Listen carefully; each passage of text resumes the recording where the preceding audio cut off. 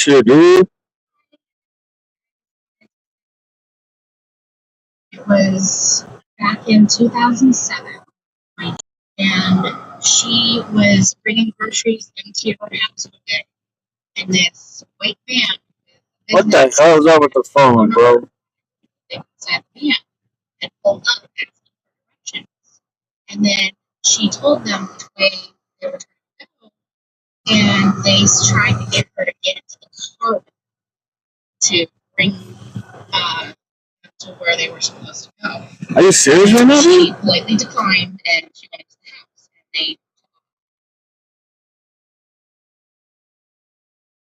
and she tried to Google the Damn, that shit was not even good $3, bro. And that story leads into one. And that?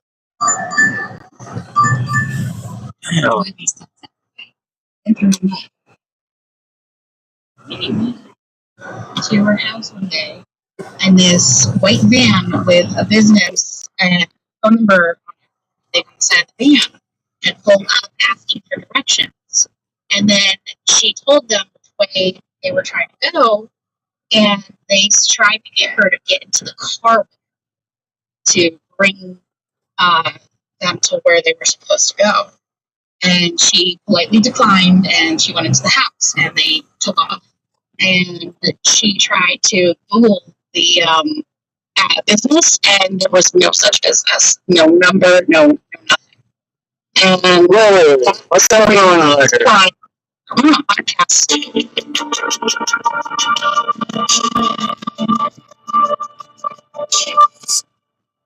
Hi, everybody. I just wanted to say thank you for all that you guys do, and I love listening to the podcast. I do have a couple of short stories real quick. It was back in 2007, my junior year of high school. My best friend had told me about something that had happened to her mom. And she was bringing groceries into her house one day, and this white van with a business and phone number on it on the side of the van had pulled up asking for directions. And then she told them which way they were trying to go, and they tried to get her to get into the car with her to bring them to where they were supposed to go. And she politely declined, and she went into the house, and they took off. And she tried to Google the business, and there was no such business. No number, no nothing. And that story leads into one that happened to my best friend and I, again, at her house. We were having a sleepover the next year, my senior year, 2008, and she had wanted a cigarette. She was 18. She was able to. So she went outside to have a cigarette, and for whatever reason, I was having a bowl in the middle of the night of cereal. So we go outside, and we're sitting on her front porch, and this white van goes by, and we're like, okay, whatever. You know, kind of strange for the middle of the night, that kind of van driving by. And then next thing we know, 30 seconds later, they're driving by again, going the opposite way. And then they pull along the side of the house, going down the side road that's right next to the house, and they turn around in her driveway and then pull back up. And so from the front of the house, we can see them coming out from that side road again. And then they pull along up in front of the house, but on the other side of the street. And my friend says, this reminds me of what happened to my mom. So I'm going to put out my cigarette, and you just leave the bowl of cereal out here. We'll just get it in the morning. We're going to book it inside. And as soon as we got inside and locked the door and we peeked out the window, they sped off. So we think that they were trying to abduct people, or God only knows what they were trying to do. And it just spooked the heck out of us.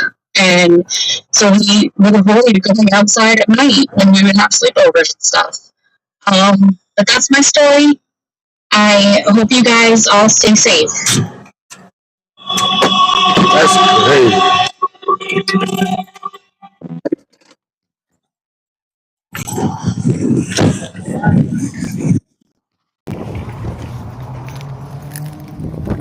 Are you staying?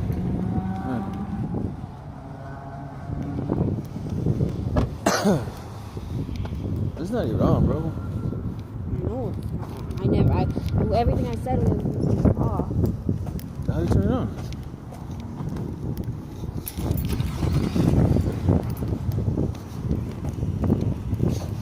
Hey, get on. Nah, Get on. nah, I gotta go to the bathroom. Oh yeah, definitely don't. No, I was-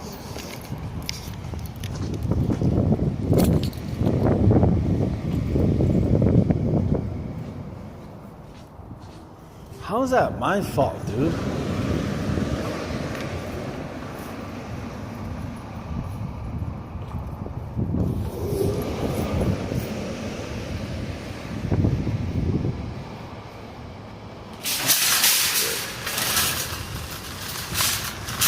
Second order.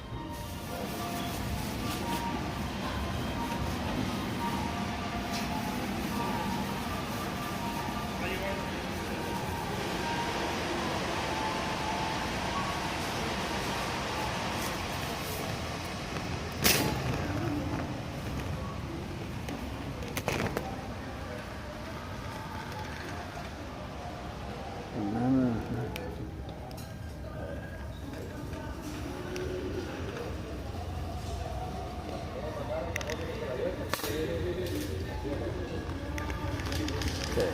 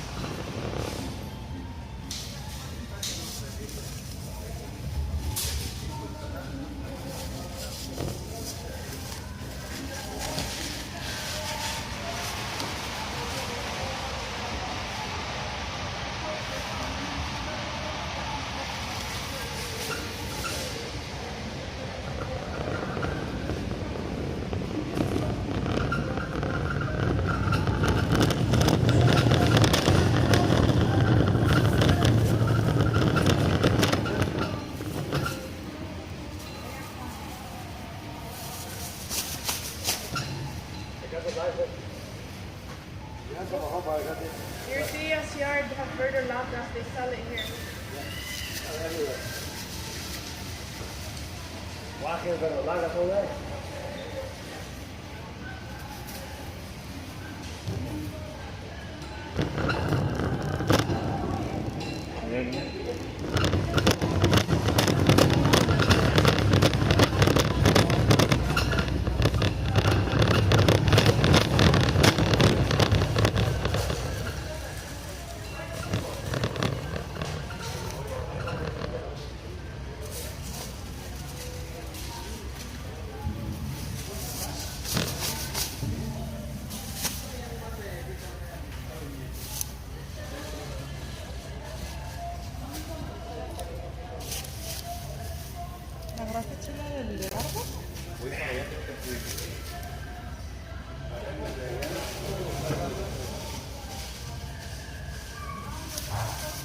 gotta make sure we ain't real good.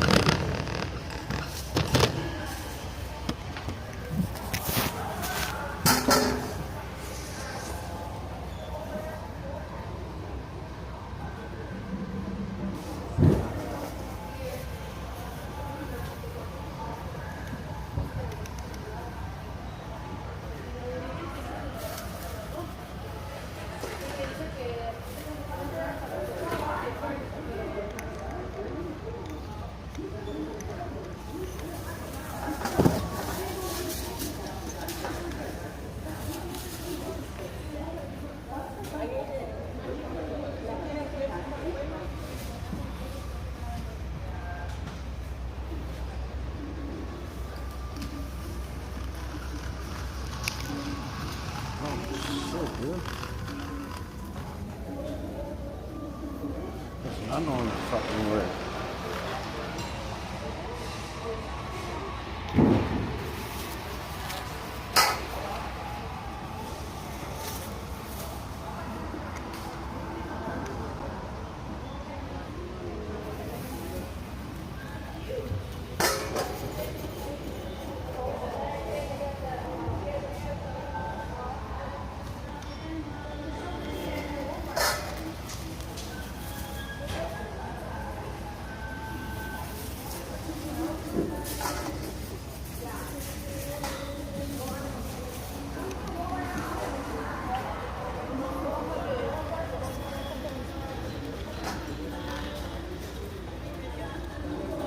Tiene one cilantro.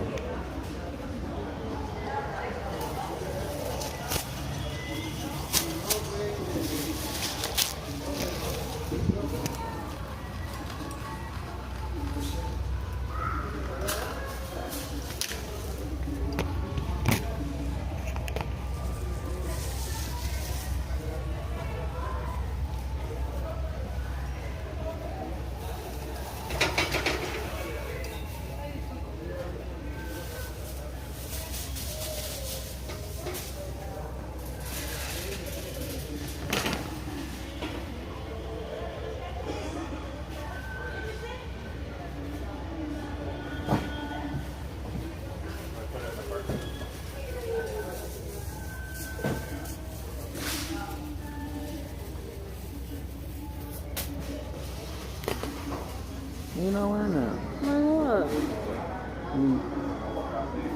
Because I was waiting in line and people kept staring at me. For what? For the bathroom. You gotta use the bathroom? Huh? You gotta use the bathroom? I went to use the restroom. There's a line of people were staring at me because I was on the mic.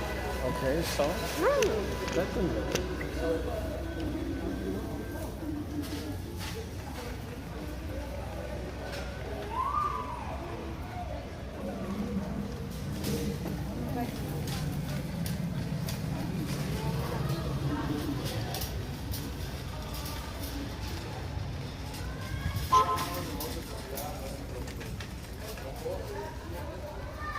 That was perfect. Okay, it says we need chicken thighs,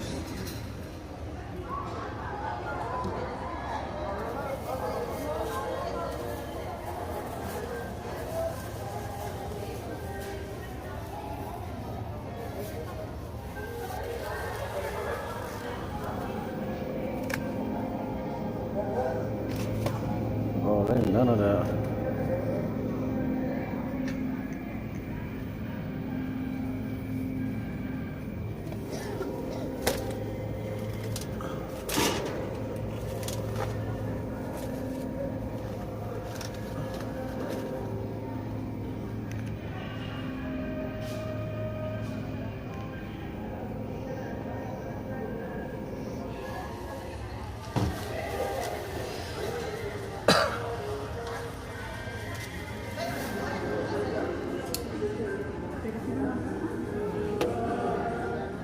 What the fuck are those? What are these?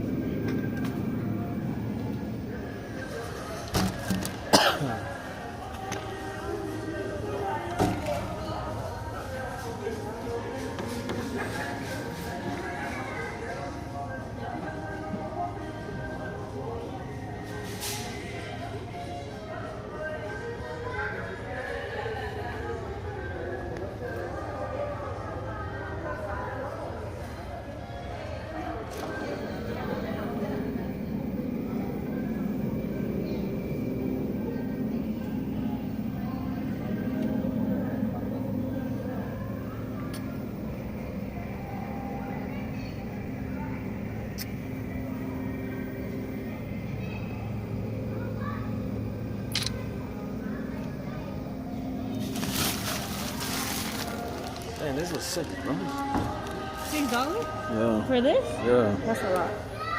That is a lot. That's 10 pound chicken. You should come back and get some. No. Bruh.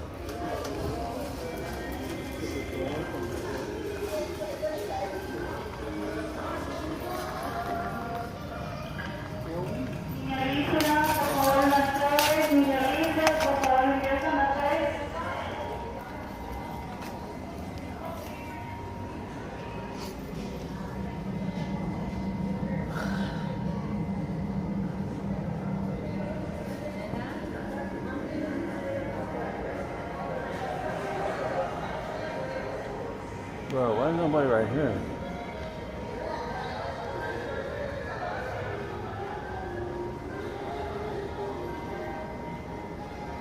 Man, I gotta blow my nose, bro. I got a booger on shit. What the hell? Yeah, I picked my nose in public, so what? I wanna sneeze. Bro, nobody's right here, dude. We should come back. Look for the other things.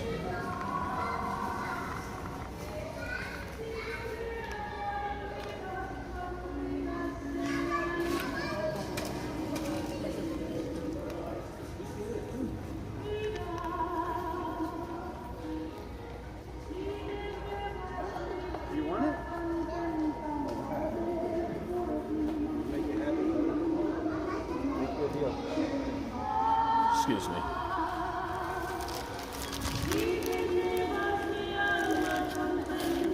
Oh, they wanted two?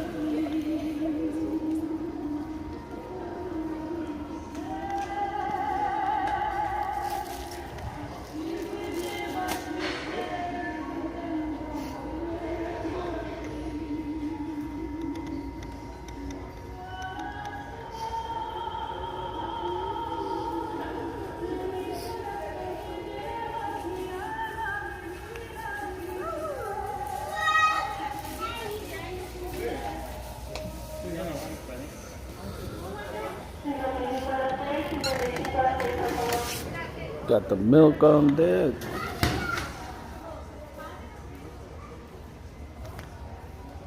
Yogurt.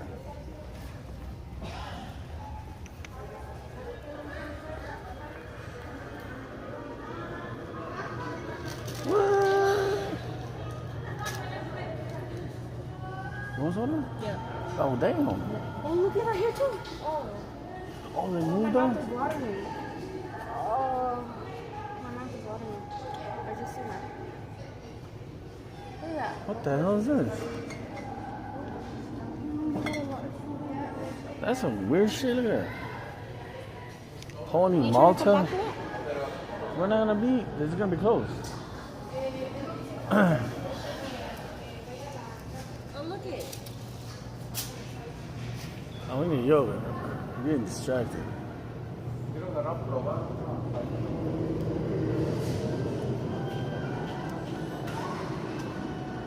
Okay.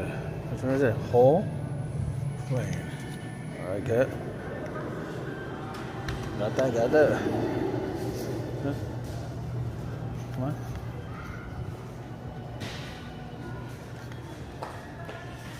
Frozen.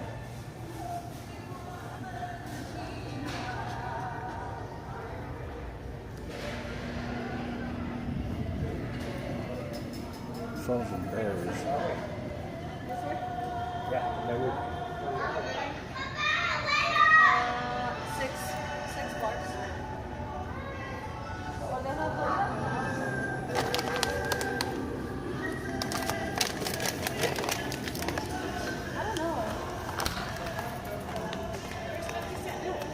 Huh? Alright, 50 cents.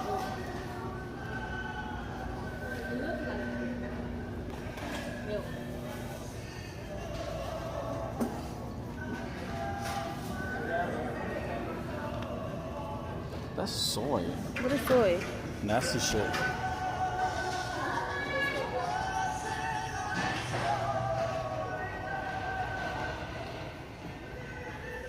Toilet paper. Is it here? I think it's here. Yeah.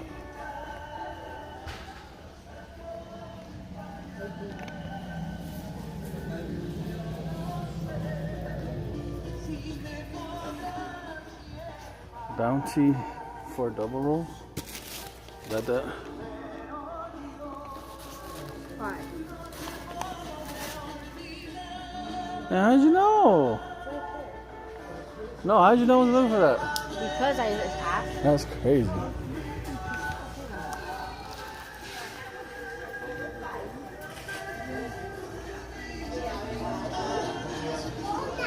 Oh, que quiere donuts. Now we gotta go back to that damn shit. Oh, there he is.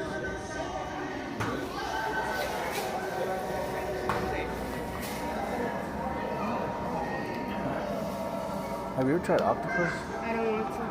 Why? It's nasty. That's not nasty. You're nasty. It's not. It's good. No. Yeah.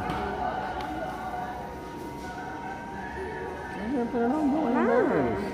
Where? Everybody's already staring at you. Okay, yeah? Okay. You shouldn't be scared or ashamed. People already look at you. Might as well make it something to look for. They look at me for a reason, though, because they like me.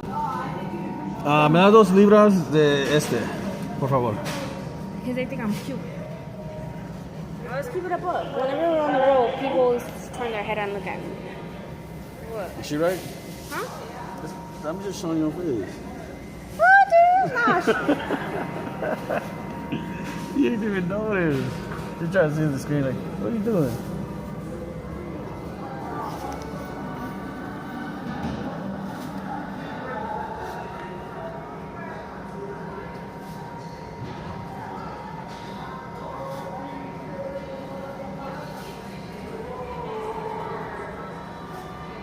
These are fire.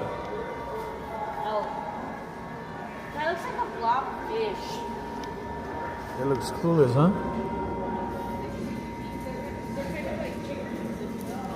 That is fire though. This is from China? Crazy. Brazil.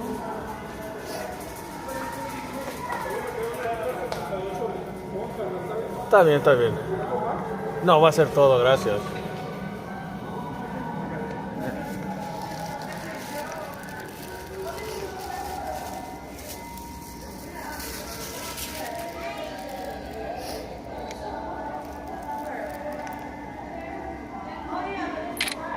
That might have fingers all dirty. Why are you shaking?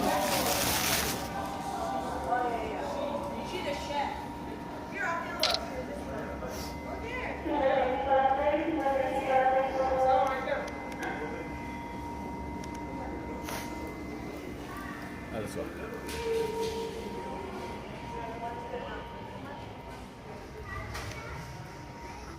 Alright, we're we're done. So I can go to checkout. I want some candy. I'm craving candy. Me too.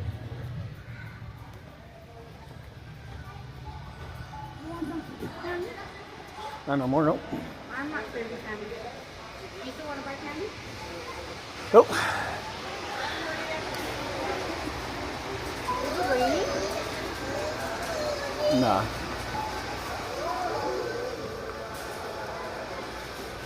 Deliciousness.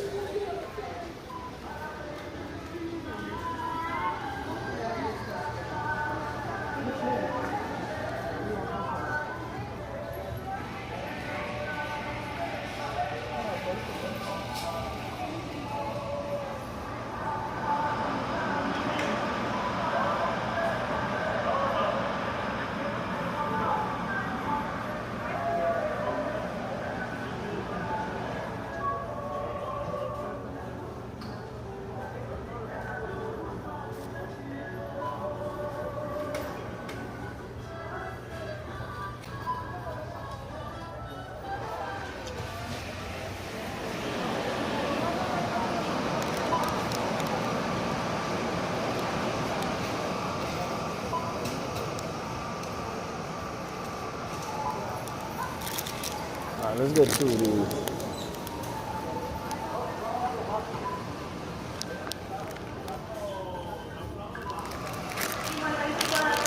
Get some vitamins in. Some more. Nah, that's enough. Nah, you wildin'. Nah. You know you want the worm. Huh? You know you want worm. I don't want one. I want worm. Of course you do. What does that tattoo mean? What does that tattoo mean?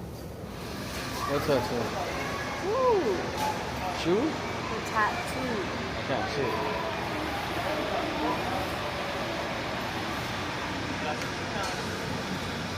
What's that?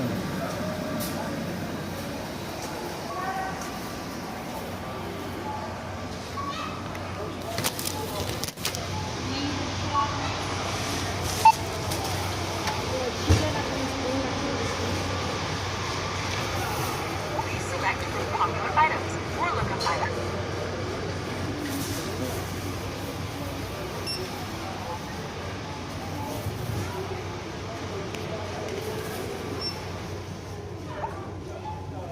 Please select from popular items. Place item.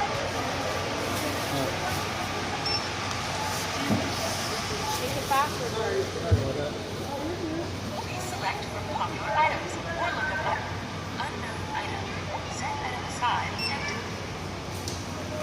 Bro, it's not letting me do this while you do that. please select from popular items or look up item. Place item.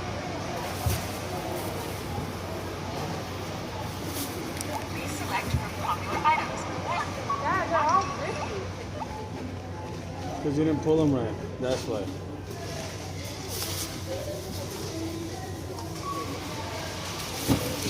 please select from popular items or look up place.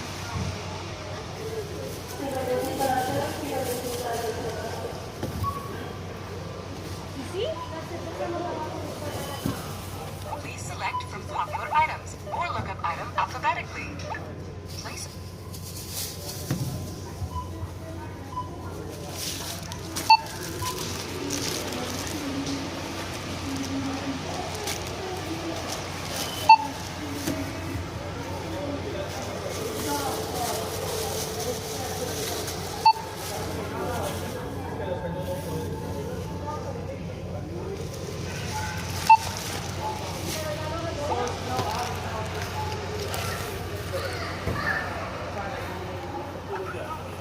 Alright.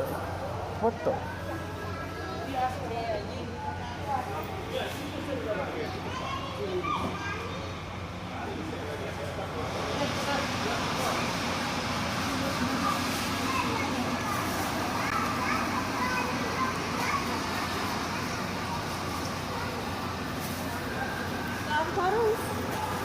They're not ours.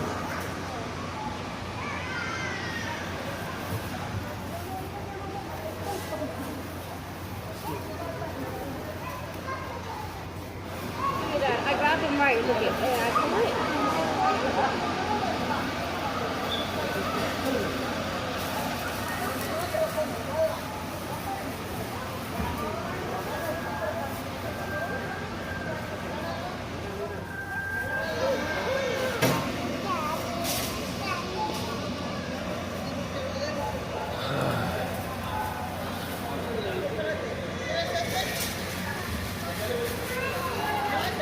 Look at that lady.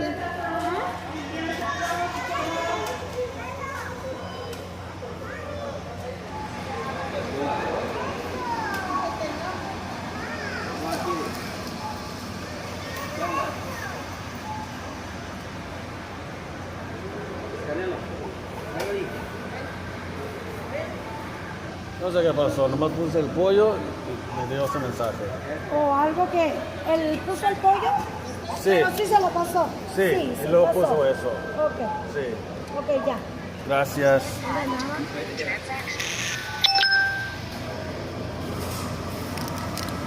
Alright, so this is what I'm getting. Man. I don't care if it's there. Let's go to the home. Go, stand.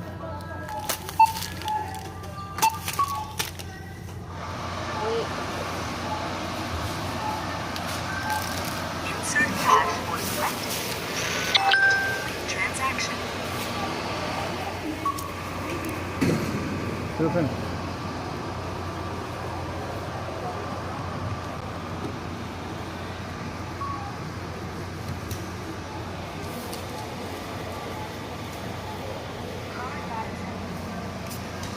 Oh, I forgot. Insert cash or select.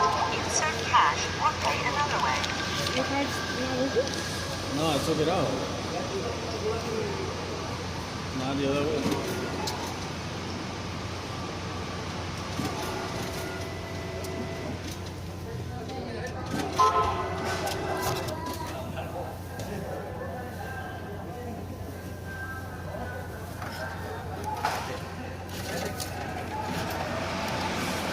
All right.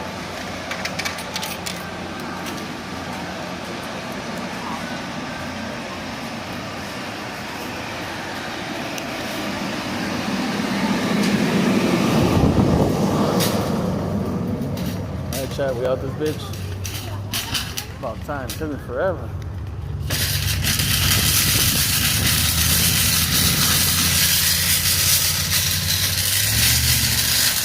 I got so fun so quick.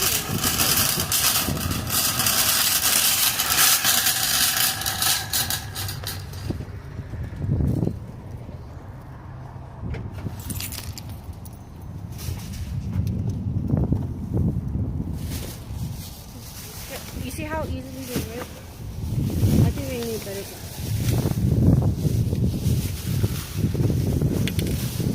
Oh shit, it's an apartment.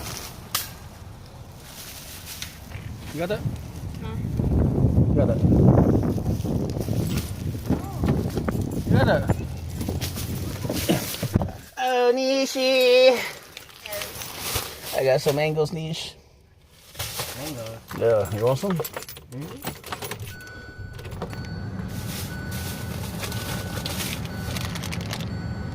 Spicy mango, bro. Let's go.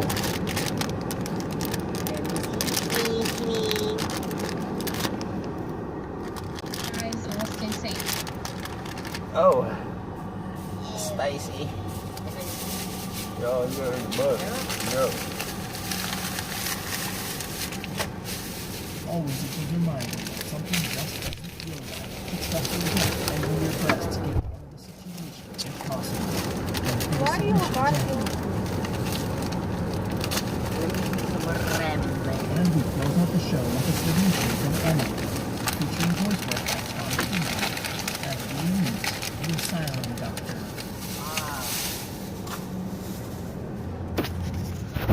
Let's get the fuck out of here. Go.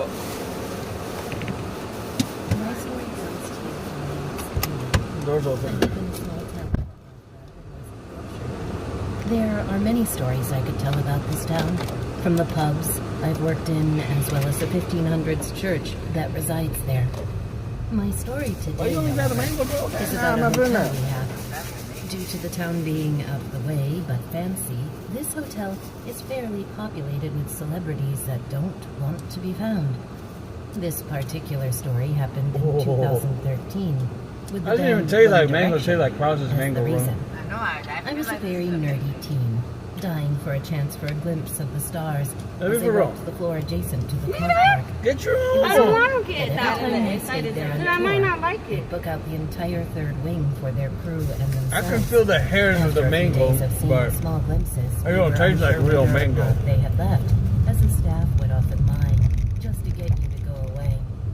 This particular day, They like to one of put my friends was staying at the hotel with her mother, gelatin and her mother with the pushed mango. the idea that we should get a lift up to the floor and see if anything is actually still there, or if we were wasting our time. They could always say they got the wrong floor got with some them nuts. actually having a room. Yeah, So off we went, anticipating seeing them in the flesh. Okay, these are fire. However, that's not what we got.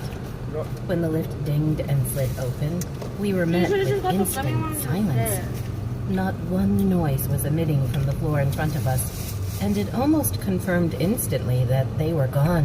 Why, because you wanted Just them? as we were about to click the lift to go back down, we heard a scuffle. It would have been easy to miss if we weren't desperate to hear something. All three of us, my that friend, mango? her mother, and myself, Yeah. pushed our heads out of the door and looked directly down the corridor. At the end of the corridor, overlooking the car park from a fire exit door, was a man in a full white coat. He had white hair, a scuffle on his chin, and a stethoscope around his neck. He looked old, but not by age, by timeline. This man looked to be plucked know. straight out No, of an not episode that of rubber. American Horror Story, with a stance so intimidating, it made us Is that gasp. peas? The moment we made that noise, Now you his gotta head drink flew that. towards us, Huh? and Yeah, he eat began that. charging his way up the corridor What? with fury in his peas. eyes. As if we had been caught immediately, we jumped backwards and The peas began are violently making it pressing dry. the lift, trying to get the doors to close That's before like he the reached us. protein. The footsteps got louder and the doors never closed. Alright. Then, all of a sudden, they stopped. Like Oh, yeah, he you put reached two us, meat but to your kids. nobody Yeah. was there. Nah, it was Again, two. all three of us popped our heads out of the lift, and not one person occupied that corridor.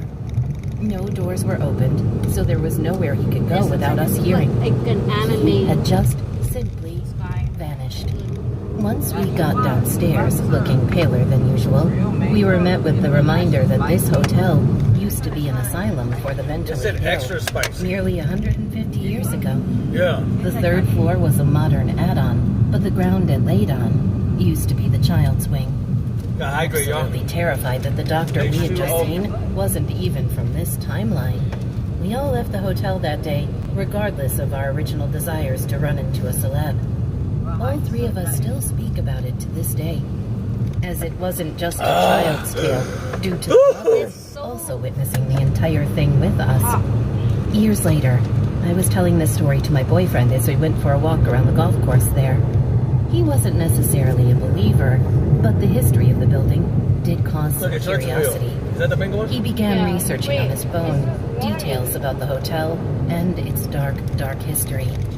It was closed specifically due to Where the did it say abuse that? that happened there. Right here. When Continuous walking, product can he asked me, expose you to "What did he look like?" chemicals. The man. Bro.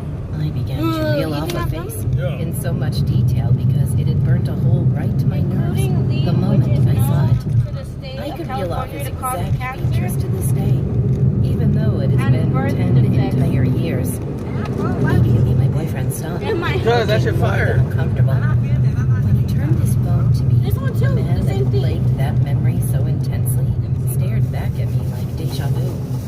It was him, exactly down to the stethoscope round his neck.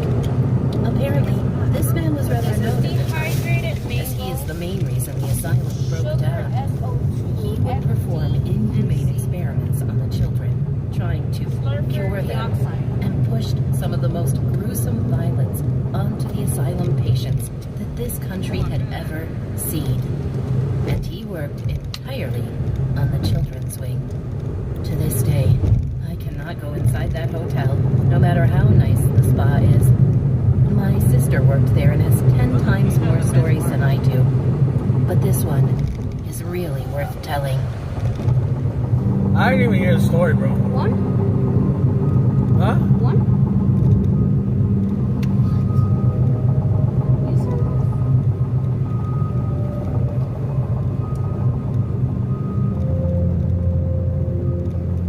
Follow our social channels on Facebook and Instagram at Disturbed Podcast and on Twitter at Disturbed_pod.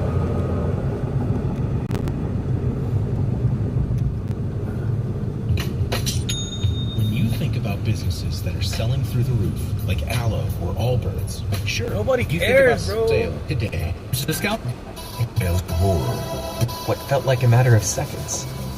That's when the thought crossed my mind. Holy shit. I'm going to die. From Disturbed Media, join your host Chad for true tales of horror, bizarre happenings, and unexplainable events. Down. This No wonder. is Disturbed. They're different. Well, you don't like this fool? I want Doug Bailey back. Man, that's crazy.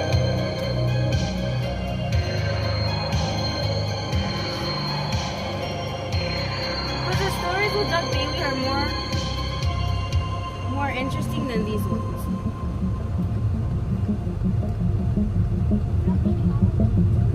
Welcome Get back out. in, everyone, and thanks for joining me. Hey, give me some mango. This week, You like I'm bringing you two true tales that Yeah. will terrify and horrify. You got me? So sit back and listen close Yeah. as we dive into the horror. Dehydrated mango tastes like shit. But I'm just eating it because it has a little spice to it. We open the show hearing from supposedly Reddit causes user cancer, but I don't Therapy care. Chick 7, featuring voice work by Sarah Thomas. And we experience a I just haunted nasty as school. fuck. But I got spice to it. Trigger warning. Talks of suicide, murder, and teen death. Yep. A few years ago, I was starting at a new school, I'll get canceled working with real kids quick. with behavioral special needs. If I start to blow This up, I'm was gonna a get canceled. very like old school in 20 a small seconds, town. dude. The school itself is haunted, I don't care. and across the street is the Cancel me. haunted library. According to town legend, the school had a janitor hang himself in the third-floor closet. What the fuck? 3 young girls jumped to their death from the third floor, and a What nun, the it was formerly a Catholic school, murdered somewhere on campus. No wonder. The library was where town hangings used to take place. Besides the library being the old hanging gallows, none of the other The what? legends have proof. Though no proof, I have first-hand witnessed things that corroborate these legends. If you're in school. I grew up in this town, hearing these tales for as long as I can remember. I had my first direct line to the school through my best friend's mom who worked 5 there. o'clock. She would tell us how they would make sure to shut off all the lights at the end of the day before leaving. But every morning when they came in, the third-floor janitor's closet light was on. This was supposedly where the janitor had hung himself. She told me she would walk the grounds in the evening for exercise before going home, usually without issues. One day, though, she had just clocked out and was making a small loop around the school when she saw a figure in the tree line ahead of her. She describes it as a woman in what looked like a habit. She said she couldn't see her face, but she could make out the markings one would see on a knife. She quickly walked to her car and never saw the woman I again. thought that was mango. Now on to my personal experience. I had just finished a full day of working with some very challenging teens and was wrapping up my paperwork. Being new to the behavioral school world, I tended to take longer than most others with paperwork and was often the last to leave. Many annoyed would be myself and my boss closing up the school. You gotta eat it. This particular evening, Do we get myself, chiles? another teacher 2 doors Wow! down, With the nuts. and my boss were working late. I don't think We were all on the third floor, as this is where the I don't behavioral think- team classes. Over the course of the day, I had accumulated some questions I needed to ask my boss. And I don't think we're supposed to eat this. Just as I'm trying to Nah, I'm not I stupid. see a woman walk by my classroom. Nah. You eat half, I eat half. I figured it was my boss going to see my coworker who was out. I thought this was perfect. Not half of it. I get to talk to her, and It's in my nose. happened to be my work bestie. I grabbed my stuff, shut off my Stop lights, lying, and get in the walked out water. the classroom. I was Oh, surprised to she's hear too silence spicy. when I reached the hallway. The walls were thin and my coworker's door was open, so I figured I'd hear them chatting. I get to my coworker's classroom and she meets my gaze with a look of terror. I ask her what's wrong. She asks me if I How am I supposed to get in there? Saw who? I asked. You passed the entrance. At this point, I had scanned her classroom and didn't see any strange person or my boss. She gets up and ushers me into the hallway, facing the end where the window is. She points at the window and asks once again, "Did you see her?" Finally, that tastes after a moment, disgusting. I put together what she was asking. I prefer jalapeno. You mean flavor. Mary, our boss? Yes, I saw her walk. Yeah, I don't want to but suffer I like never saw her leave. It's chile de Mary árbol. never came to my room. That wasn't her, my coworker says. My face must have looked perplexed as she decided to continue her explanation. It was a young girl, a teen. She walked past my room, and as I ran out to see if it was a lost student, she went through the window. I quickly ran over to the window and tried to crank it open. It's starting This to kick made in, bro. no sense, as being a behavioral school, all of our windows are nailed closed. There is no way someone could have gone out of that window. At this point, I'm flabbergasted, and my coworker is That's frantic. fucking spicy, dude. I go with her to get her things from her classroom, and we leave. Not bothering to say goodbye to our boss before we left. This was my scariest experience, but there were other small things, like That's not water! unlocked in the morning, or papers scattered all over the classroom. This school has since been shut down and is being demolished in the near future. I can't say I'm sad. I got diarrhea. I can feel it. Holy shit, dude. I'm not feeling this. We're not supposed to eat the chiles. And Joe, come on.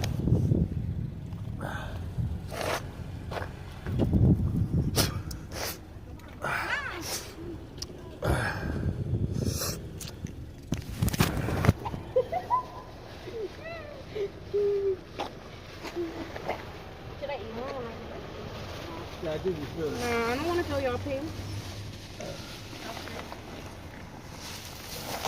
On your arm. Yeah. I came to help you out. Oh, be careful with the bag because they're ripping.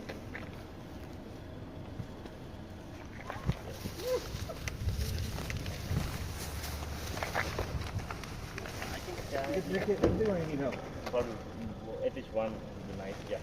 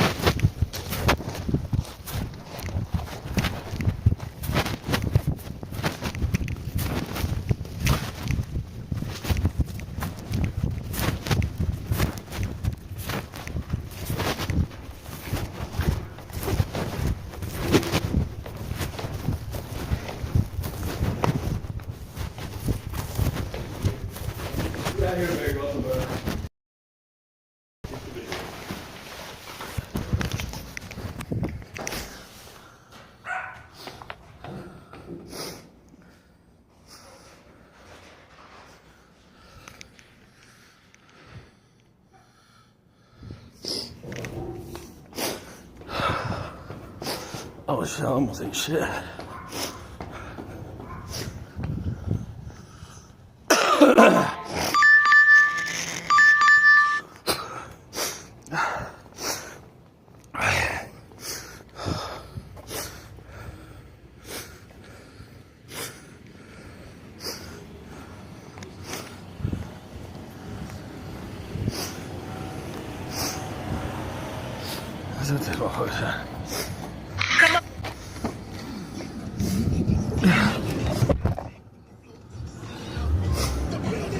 That's gonna be you. Oh, wait. I thought he was taking. What the hell?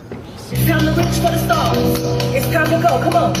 Let's go, young man. You can do it. I thought he was taking. Great job. Nishi, I need your milk. It's time to go. I need his milk. I thought I accepted it. Nishi, I need your ticket.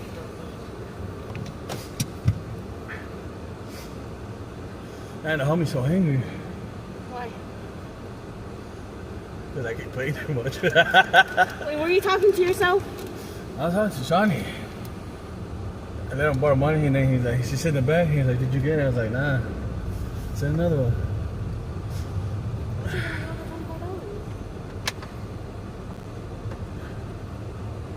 No chille, cabrón. A la verga se enoja. ¿Por qué se enoja la chiqui baby, mi nalgón gummy bear?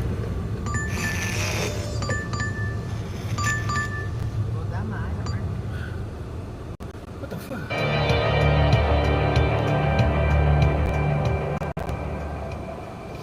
Nah, for 10 miles? What does it really mean to feel safe? You're just still caught. That false sense of security that comes from thinking, hey, I've got locks on my doors. Yeah, tell that to literally every character in every movie. The call's coming from inside the house. And if he's not yet, he's watching, waiting, lurking just past the edge of your floodlight. That's why I don't mess around when it comes to home security. Can you hear me? I use Simply Safe, because unlike those blonde check on Kay. I plan on surviving the night. What makes Simply Safe different? Proactive I'll be protection. Most systems only scream after someone's broken in. Simply Safe steps in before the mask comes off. Personally, Simply Safe helps me sleep better at night. No chainsaw-wielding wackos, no froggers in the crawl space. Just peace of mind. That's...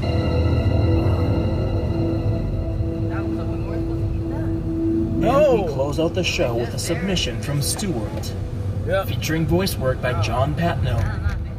And we take a walk down a terrifying road.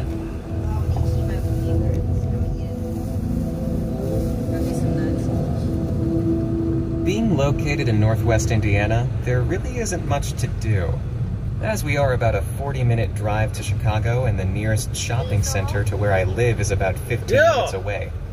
Mind you, at the time, being a late teenager, shopping wasn't really on top of my super fun things to do list. There were plenty of bars to go to, if we were of age. Alas, I was not. Super fun things to do list. There were plenty of bars to go to. What the fuck? If we were of age. Alas, I was not. Super fun things to do list. There were plenty of bars to go to. What the fuck? If we were of age.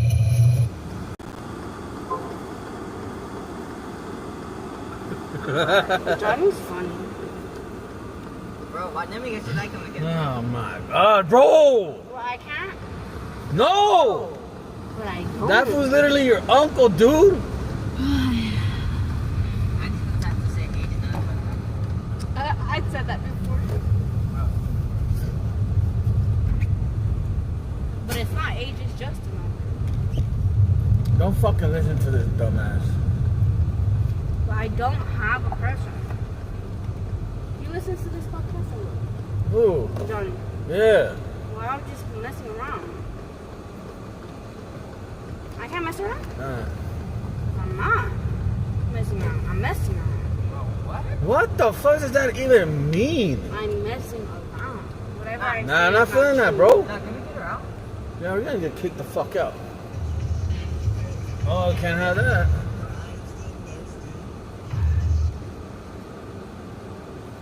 Wait, I gotta ask him something. Hold up. Let me guess. Can I get some ice? How did you know? Alright, chat. Right now, we're in Buffalo Wings, dude. I'm not even on, bro. Oh, don't mind the music in the background. It's not even me playing. Ice? Like a cup of ice? Sure thing. There's like a large or a small cup.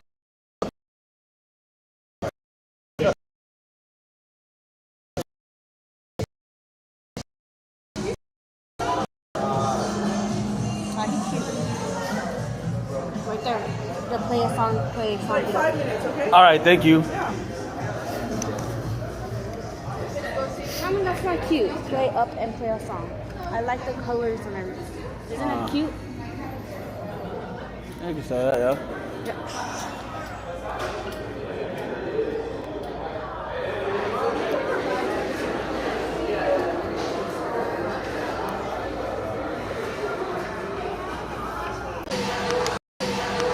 Yep.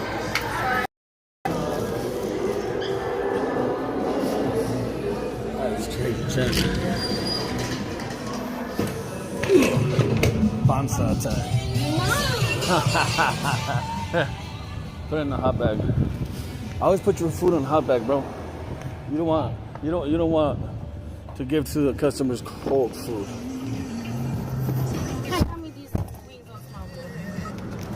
You think everything smells give me good? a pepper. Oh, now she has the balls.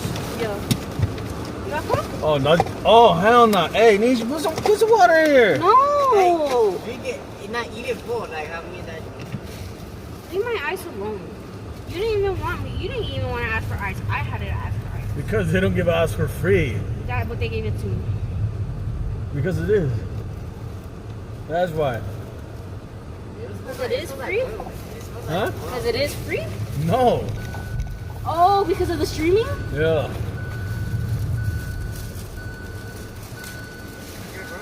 Wait, Dad told me to put it in, so I'm putting it in. Yeah, she has to, just like us, No, bro. I'm not. Yeah, you will. Then you can't eat it then, bro. That's the last chile. Leo's gonna eat it. Oh, hold on, my cigarette. You want me to try again?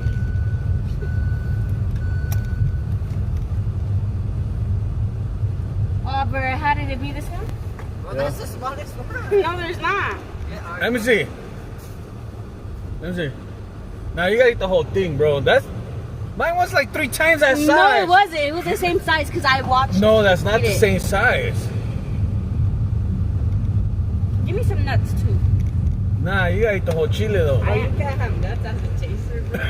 Let me see. Oh, she's being bold like that. She thinks she cool.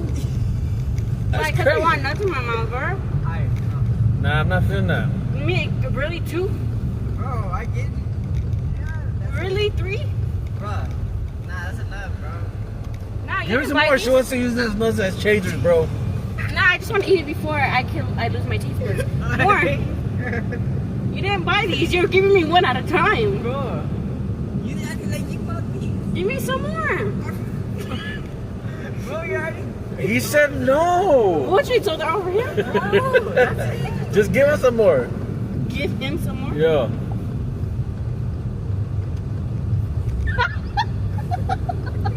I farted.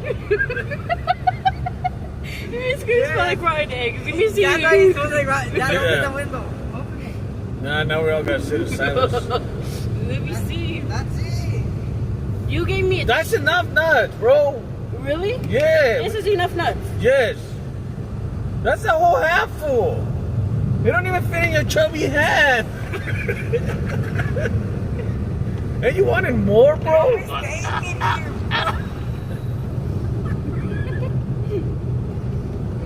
Bro, dog, get us out. That's because I just started just a bit. You started? Come on. No, fine, not finished.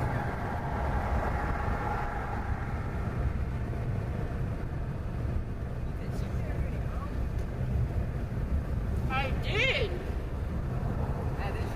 What? She eat it with the nuts, so it's not gonna be spicy. Why you eat it?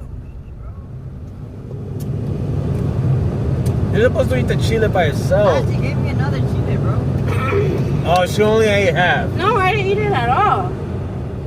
Eat it, bro. Eat it. I think you put chili in there because it's getting spicy. No, I didn't.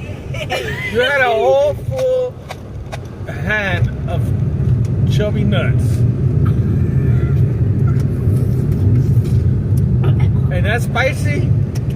Give her the chile, bro. No, you didn't. I gave her the chile, bro. I dropped it. Bro. Hell no. You're making excuses on this.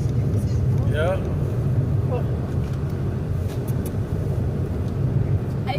I took all this down my throat. That's disgusting. Nobody wants to hear that. I think that was the last chile.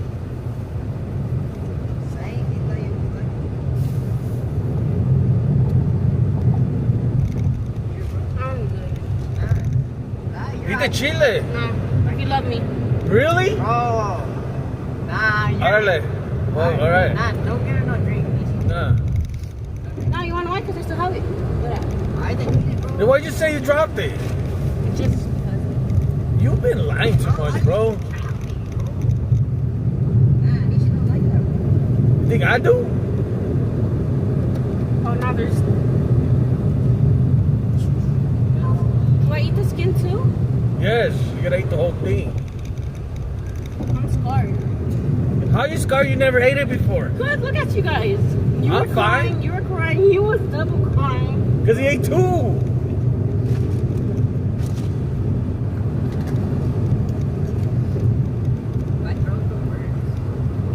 Two glasses. No. One? Bro, me and that's a bigger one. That's the smallest one. No, you guys didn't. That was the same size as this one. No, it was not. Yes, it was. Nope.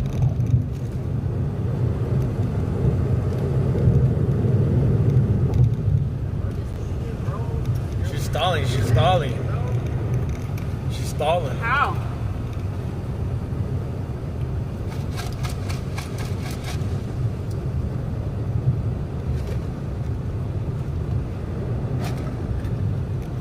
So, there really wasn't much for an older teenager to do around Northwest Indiana for fun.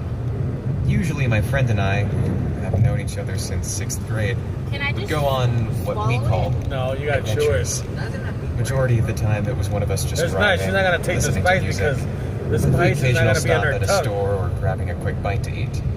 But the real story starts when we were about 14 or 15, when we used to ride our bikes everywhere, since we were both too young to drive then. Okay, just Nick, tell me out of my one and I'll friend eat who I it. I mentioned just want to know earlier, about and it. I both lived in the 5. same town, and came Leo? to find out just a street over from each other. Don't lie, you were We would crying. venture out He on ate bikes 2. and try to find places that we thought were unexplored or spooky. Neither one of us would admit it. but we Hell no, usually not in got my pretty car, freaked bro. out This with is these actually adventures. Juice's car? When we actually I don't found care, a building not when or I'm creepy present. spot to explore. But we never told each other or let the others see that we were scared, feeding off each other's air quote I'm just gonna confidence. chew it 2 times. We were just two teenage No, you gotta boys chew that it. went around just trying to You find our own didn't chew fun. it, Dad. Yes, You- I Before we did. had all the technology we do today. I chewed it like if it was We a both peanut. love the paranormal side of things. For me, having that scared feeling in real life situations gave me a thrill. Feeling that adrenaline rush when seeing something unexplained or when something really creepy is happening is what I loved about our adventures. But put me in front of a horror movie and I'll pick it apart on how irrational and dumb it I was. got this. But if it had to do with demons, Someone shove it I in my honestly wouldn't mouth. want to watch it. Yeah, I don't you're mess doing too around when much it comes right to now. demons. No, I can't do it myself. I've read and Do seen it. enough to know they can really mess your life up. So, all those movies about possessions or summoning spirits like The Exorcist, The Conjuring, etc., I do not, nor will I ever play those movies in my house. Just like playing with the Ouija board. Hard pass, bud. I've seen, read, and heard way too many stories about those things and what they have done to people and their lives. Sure, they're not all bad experiences, but that's not a risk I'm willing to take. On the other hand, those corny ghost hunting shows like Ghost Adventures we could both watch for hours. It got to a point in our 8th grade year that we got some cheap video and recording gear thinking we could be ghost hunters ourselves or something. We did our filming sessions in each other's houses and other areas that we've come across on our spooky adventures. Though the video camera we used at the time was my dad's old 90s handheld camera and was definitely not ideal for our ghost hunting. Alright. You had to use small You think I have to videotapes ice that that. reminded me No, of the I ate the whole to listen thing. to in my mom's van. I'm scarred. Even in the early 2000s, this thing had some pretty bad picture quality and sound. Are you ready? So if you were trying to hear any sort of low-pitched sound, Why are good you luck. telling me? Go! With every movement, you could hear the crack. Who are you telling me? Plastic What the hell does that even mean? And the heavy breathing of whomever was Just chew it. operating Keep the camera. licking. It's gonna be worse. Usually myself.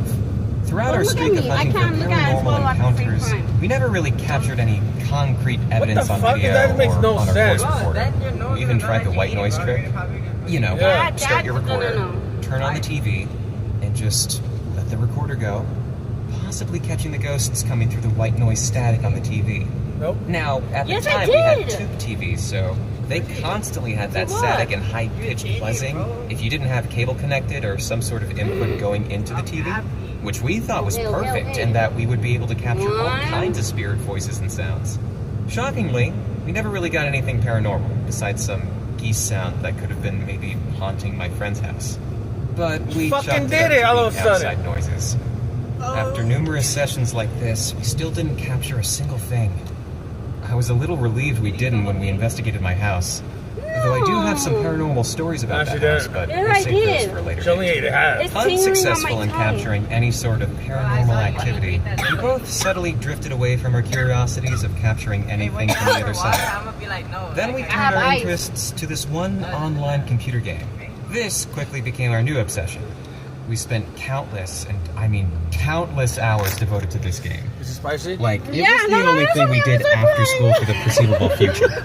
It was probably close to a year before either of us even brought up the subject of anything paranormal. So We had been so infatuated with this new virtual game, we discovered that our past interests were basically blocked out of our minds. And she says the spice is numbing our minds and pulling us out of reality each time we logged on. Now It was nice to have that game to focus on. Until this one Friday night that I was hoping would be a normal Stu and Nick hangout. Well, it sure as hell wasn't.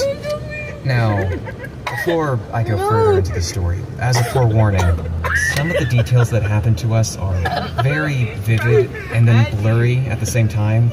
I'm not sure how to explain it, but I will do the best I can throughout the tale to paint the picture, so please bear with me. As even writing this story down, Yeah, you fucking eat a big old bag of hot Cheetos like nothing. Till this day, and this is spicy. This was the most terrifying thing that has happened to me.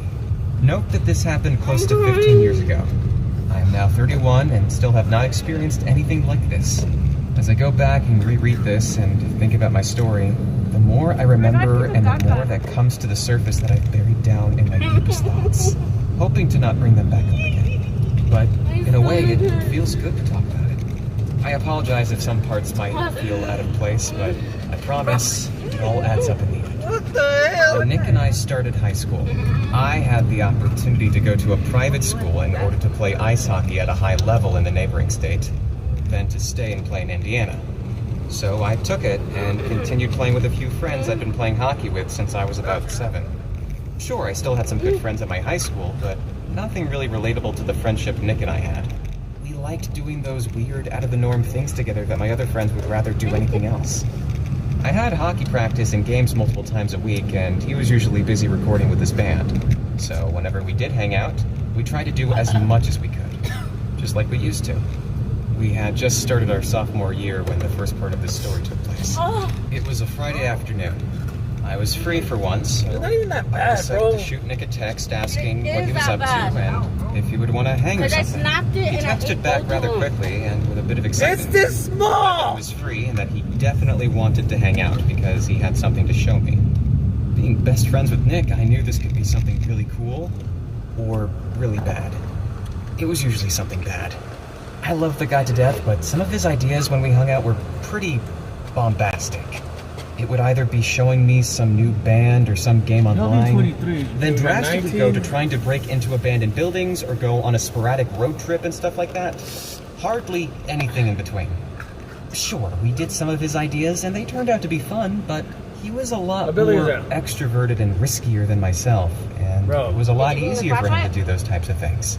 Arriving at his house, Nick opened his garage and was sitting in his cushioned metal chair with a lit cigarette.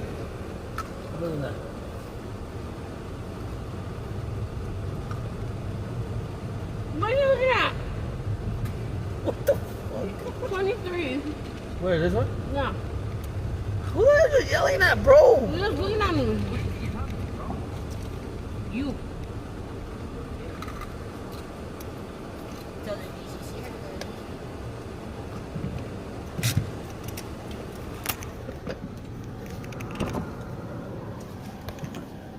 I give me the bag.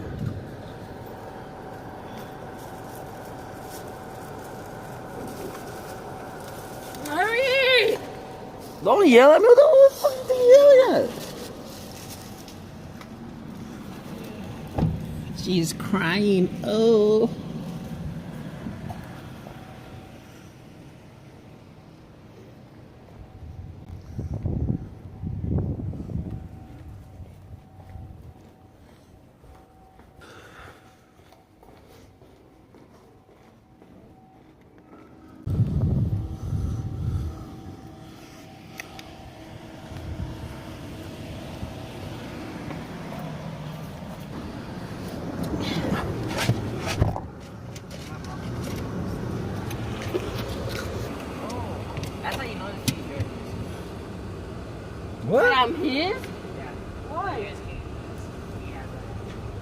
Guess what? Mine too. But it hurt. Hanging out of his lips No, but it when I walked hurt. up to the threshold. He let out a loud, "Dude, what's up, man? How's everything?"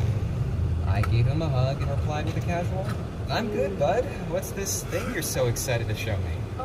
He got up from his slightly rusted and squeaky throne in the garage, walked right by me, and gave me a wave to follow him into his basement.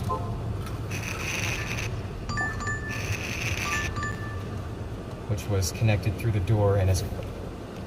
Bro, what the fuck? I followed, then sauntered over by him as he sat down on his computer. I grabbed another chair and sat to his left. As I adjusted myself to get comfortable on the cheap plastic folding chair, Nick, normally being a loud individual, spoke a quiet, "Look, dude," had a website pulled up on the screen showing the most haunted places in Indiana. And it was on a page showing Reeder Road. The same Reeder Road we had been We're going down back a to few Buffalo times, Wild Wings. their last time not ending so well. Before I get too far gone in this story, let me give you a little background on the road. The first part of it had about a half mile of houses and small businesses. Then it had a Y where the right went off to some private business property and the left to continue on Reeder Road. At least, what was left of it. To enter through the road, it looked like a typical horror movie setup. A slightly uphill road, all broken up with a drastically rusted guardrail that was all but falling off the supports and, of course, a very old metal roadblock. The kind that you had to undo the latch and push it open to get in. It had to be wrapped in a chain to keep it from collapsing onto the ground. There were dead trees and bushes guarding the entrance as if trying to hide the entrance from anyone looking for it. The rest of the road was either out of service, torn up by vandalism, and the overgrown vegetation, had various piles of debris from very old buildings scattered on each side of the road, litter thrown every which way, and, again, a lot of trees and vegetation. Previously, we had no idea why the road was haunted, just that it was, because that's what we were told. Basically, it was a story told from older kids to younger kids, keeping the story of Reeder Road alive. I guess it was like an urban legend or myth that it was haunted by an old farmer, monsters who would drive through and try to run you over, the usual cult doing rituals in the woods, hearing gunshots from supposed mob members using the road as a body dump area, the list goes on. We honestly just told these stories to our friends and younger kids to give them a little scare. Besides us, I really didn't know anyone else that actually ventured down that road, or for that matter, actually experienced any of the tales we heard. Nick was the one who found the page, so, again, he said in a very soft tone, "Just keep reading, dude. It's so fucked." His tone just made me even more anxious and worried. Nick rarely talked that low. When he did, it was usually something extremely worrying or that he was having one of his sad days. And I didn't think he was too sad a moment ago, being all excited to show me this. As I continued reading the page on this road, where we'd been to numerous times before, I came across something that instantly made my palms sweat and my heart jump up into my throat and then out my ass. It first showed a picture, something that we both hadn't seen in a long time. We talked that low. When he did, it was usually something extremely worrying or that he was having one of his sad days. And I didn't think he was too sad a moment ago, being all excited to show me this. As I continued reading the page on this road, where we'd been to numerous times before, I came across something that instantly made my palms sweat and my heart jump up into my throat and then out my ass. It first showed a picture, something that we both hadn't seen in a long time. And if I'm being honest, wish that I never laid eyes on again. Sitting in my chair, feeling my gut turn into knots, the webpage talked about a little white church not too far off Reeder Road. But what had happened there was horrific. It was documented that a priest lost his mind, became possessed or something of that nature, and on a Sunday mass, locked the churchgoers inside and burned them alive, bringing the church to the ground with the priest hanging himself on a nearby tree. Damn. Now, the disturbing part was that we had visited Reeder Road a couple years back, and we found a small beaten path that led off to the right of the road. We took it like the dumb, eager kids we were, leading maybe a quarter mile off the road into pretty dense woods. until finally coming to a small opening where we found a small abandoned building. We looked around it, found nothing of interest, and the doors were locked. Windows boarded up with no way to get inside. The building was maybe... No music. When you walk away, it's gonna go on. No, it won't.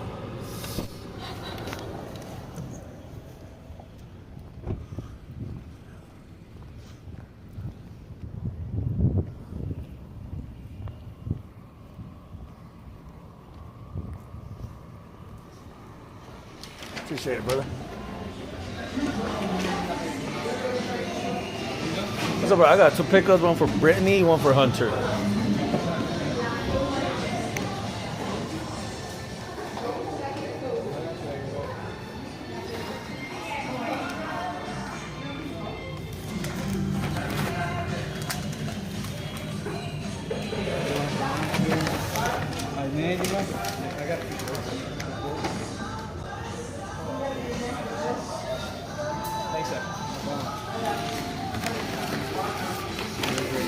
I appreciate it. Thank you.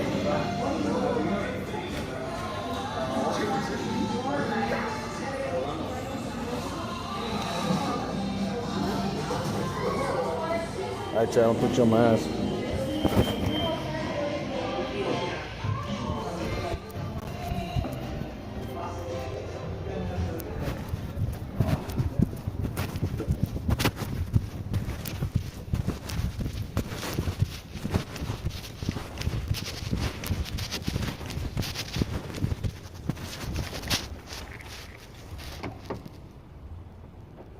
Why you lock it, It bro? doesn't.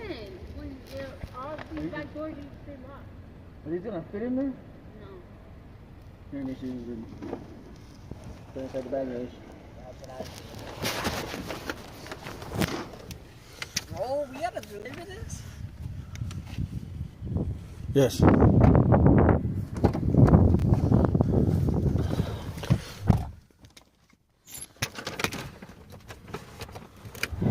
Bro, I had bumps all over my arm. It's there, not there. What? Yeah, it is. If you put them like this, not like this.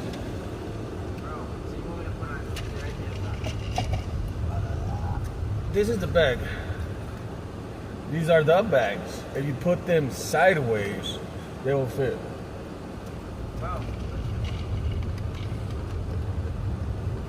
Big bag.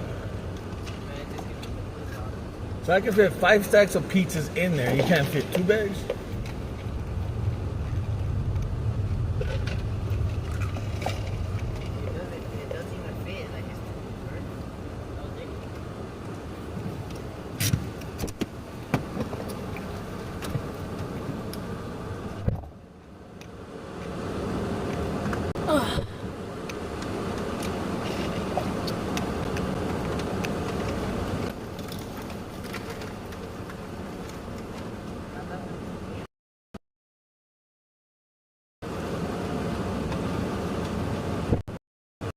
Bro, why you change the thing, bro? Out, we decided to go back and not talk about anything paranormal for a while. Another year in high school. Nick and I were hanging out at his house doing our usual online gaming, eating junk food, and watching some TV. It was mid-September, and we both loved the Halloween season. So, in the spirit of spooky season, we decided to turn on some Ghost Adventures and look up haunted places to visit. Scrolling through dozens of most haunted places in Indiana websites, we stumbled upon the same one we found the year before. Nick, without hesitation, clicked on the link. I stayed quiet the entire time he was clicking on page after page of locations and scrolling through their information. With the occasional laugh through my nose or my subtle, "Dang, that looks cool," I was praying he wouldn't navigate to the Rita Road page. Combing through what seemed to be endless pages, he found it. Nick gave me a little side glance, as if to ask with his eyes if he should click on it. I met his gaze, and after a moment or two, he clicked on It's it, still tingling on bringing my up the tongue. same blood-chilling information. You're overdoing it, bro. Bro, I'm not. I'm being serious. It's still Wouldn't it be funny to go back there one more time, just to see if that thing was still there? Nick questioned with a kind of sarcastic and unsure tone. I was hoping he was joking, so I replied, I bet the road isn't even there anymore. It probably got ripped up from that company behind the road. Don't. I stated with slight hesitation in my voice, but not trying to make it too obvious that I did not want to go back there. Come on, man. Listen, bro. You just go check it out. I said and who no. knows, maybe they just turned it into a bike trail or some shit, like you said. Then we just get some closure about knowing it's gone, you know?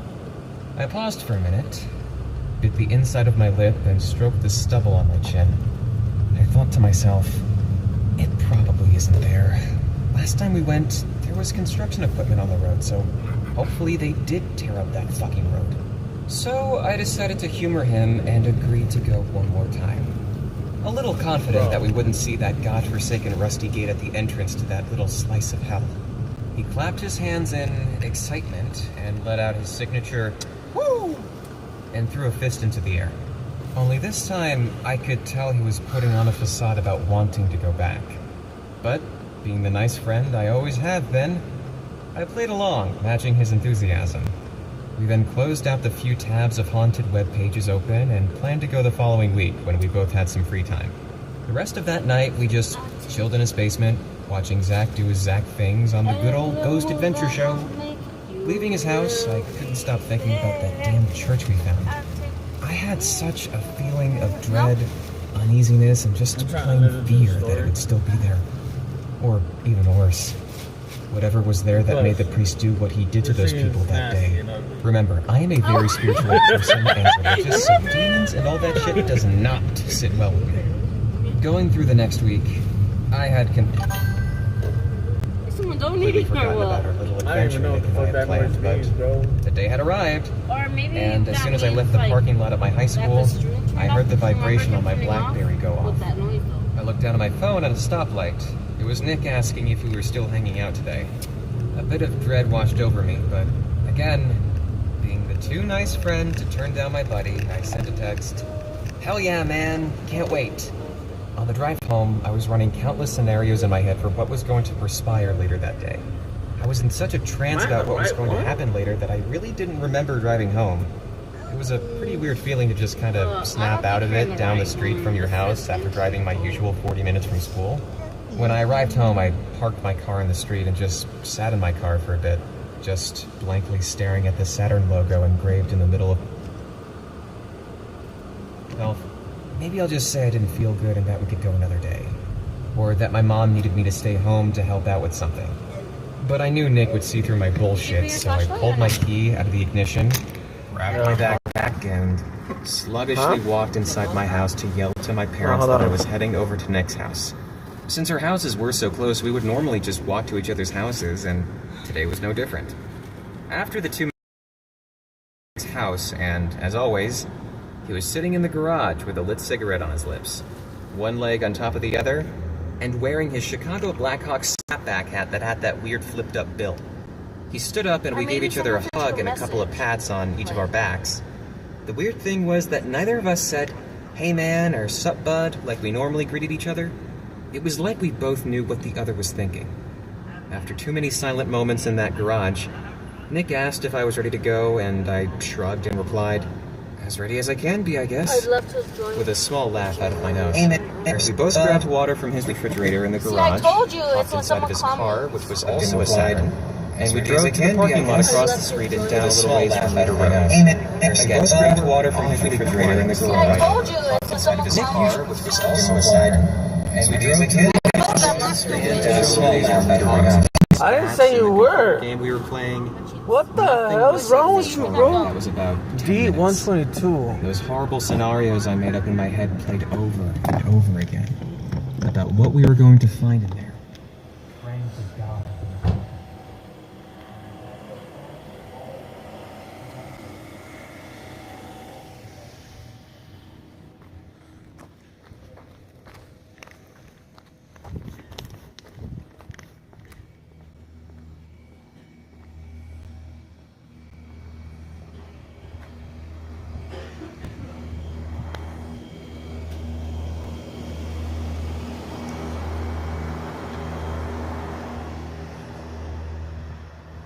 What building is this?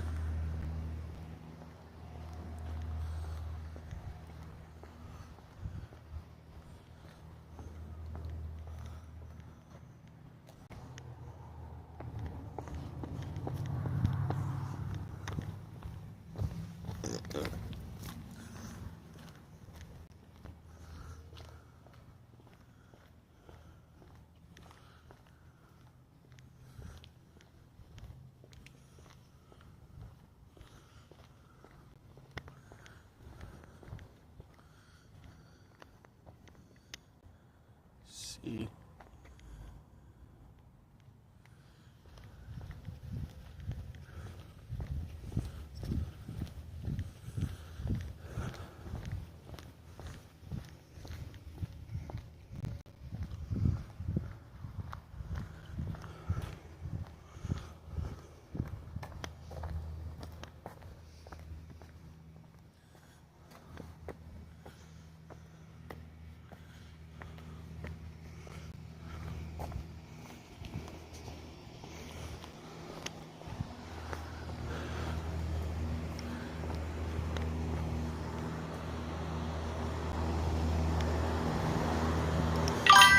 Is that building D?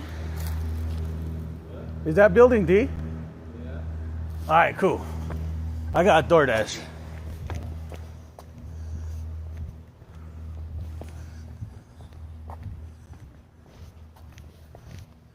Don't feel bad, man, because everybody that comes over here, they can't find it either. Yeah, that's why I walked all the way over there trying to see what kind of building this is. Well, on the side of the buildings, they have the numbers and stuff up there. Oh, I didn't see that. I'm blind. Yeah, so I don't know where it's on the buildings, but I know that they're on the buildings. So maybe that building has they're up there. Yeah, it's because the trees are blocking them, correct? Yeah, can you see it? Yeah, it's D right there. Yeah, see the sign? Yeah. So each building has a number. That might help. All right, cool. Thank you. Yep.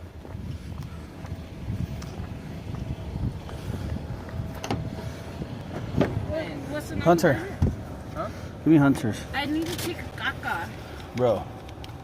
I'm being serious. I'm squeezing my cheeks right now.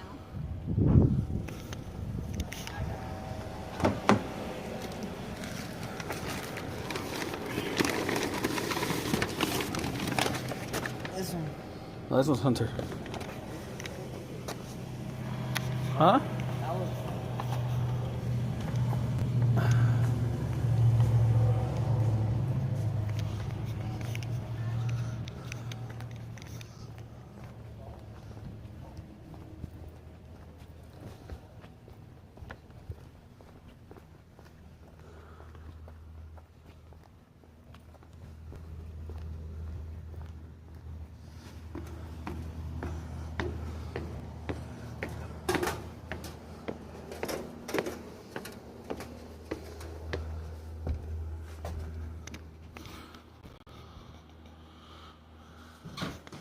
Is this 122?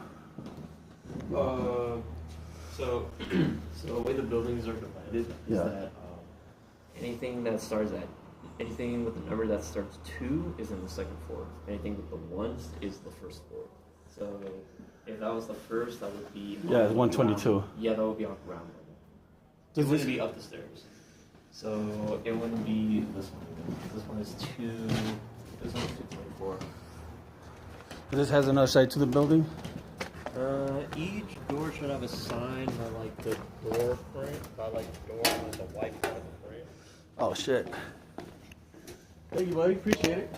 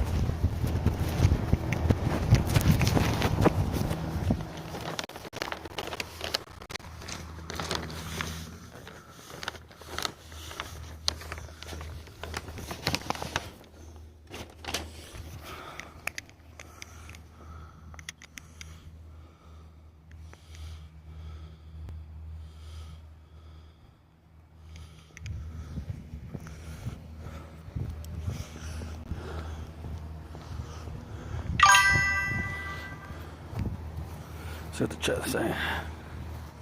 Oh, fuck me. I just walked this way. You're welcome.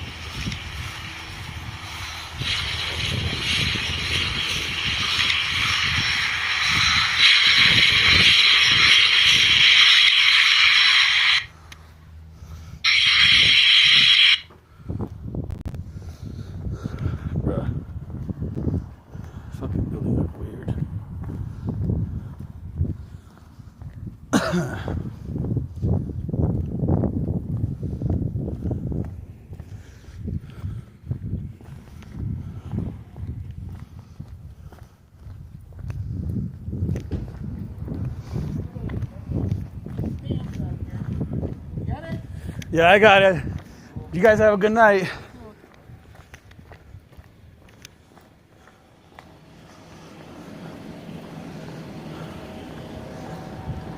Dad. Huh. Didn't you say? What is it, bro? It's getting goosebumps. Bro, Wait. the bike's right here. I can't tell you then. Grab it.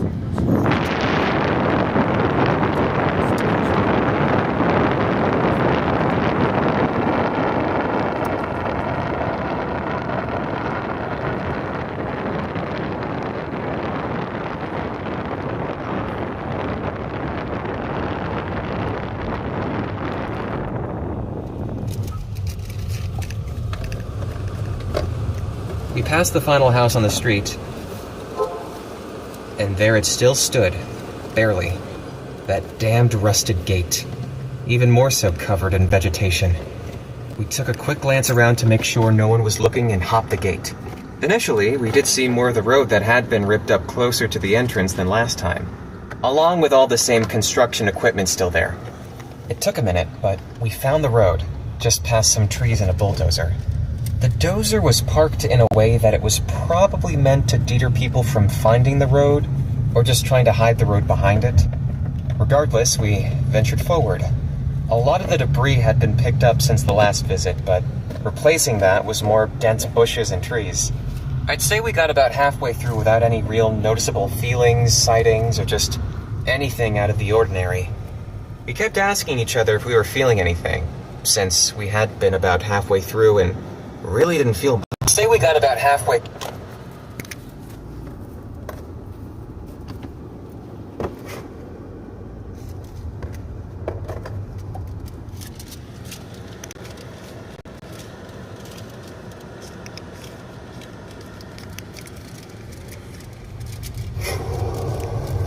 That's fucking crazy. What? On Twitch, the stream ended 15 minutes ago. Yeah. Let's see.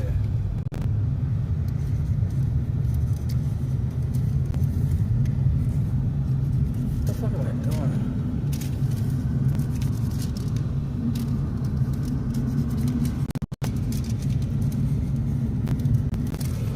Let's check right now.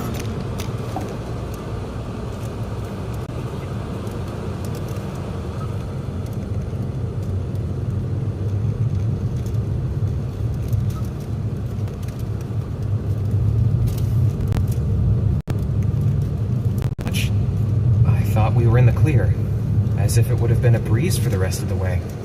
Nick would stop off and look at things he said he saw, that his mind was making it happen. Forward, then up at the sky for some reason. I'm not sure why, but I stared at the sky for what seemed like a few minutes at least. Just staring at the bright shades of blue mixed with the puffiness of the clouds, hearing the birds chirping, wind blowing through the tree canopy, and feeling the sun. It was like I was in a said, "You good, bro?" I cleared my throat and let out a crackled, "Yep," coming back to realizing where I was. I looked back forward and hit Nick on the shoulder. "Do you see that? It looks like an archway." Walking a bit further, we came across a pretty narrow opening where the trees were all entangled over the road that made what looked to be like a legit pillar-like. We continued to make our way down the road. Only this time, the tree line was very close to the edges of the road. It almost felt suffocating. No matter, we pushed on. Making it about another half mile, we could see the end of the road. It cut off into a thick wall of plants engulfing a 6-foot-high fence. There were the signs of a farmer saying private property, no trespassing, and trespassers will be prosecuted, and blah blah blah.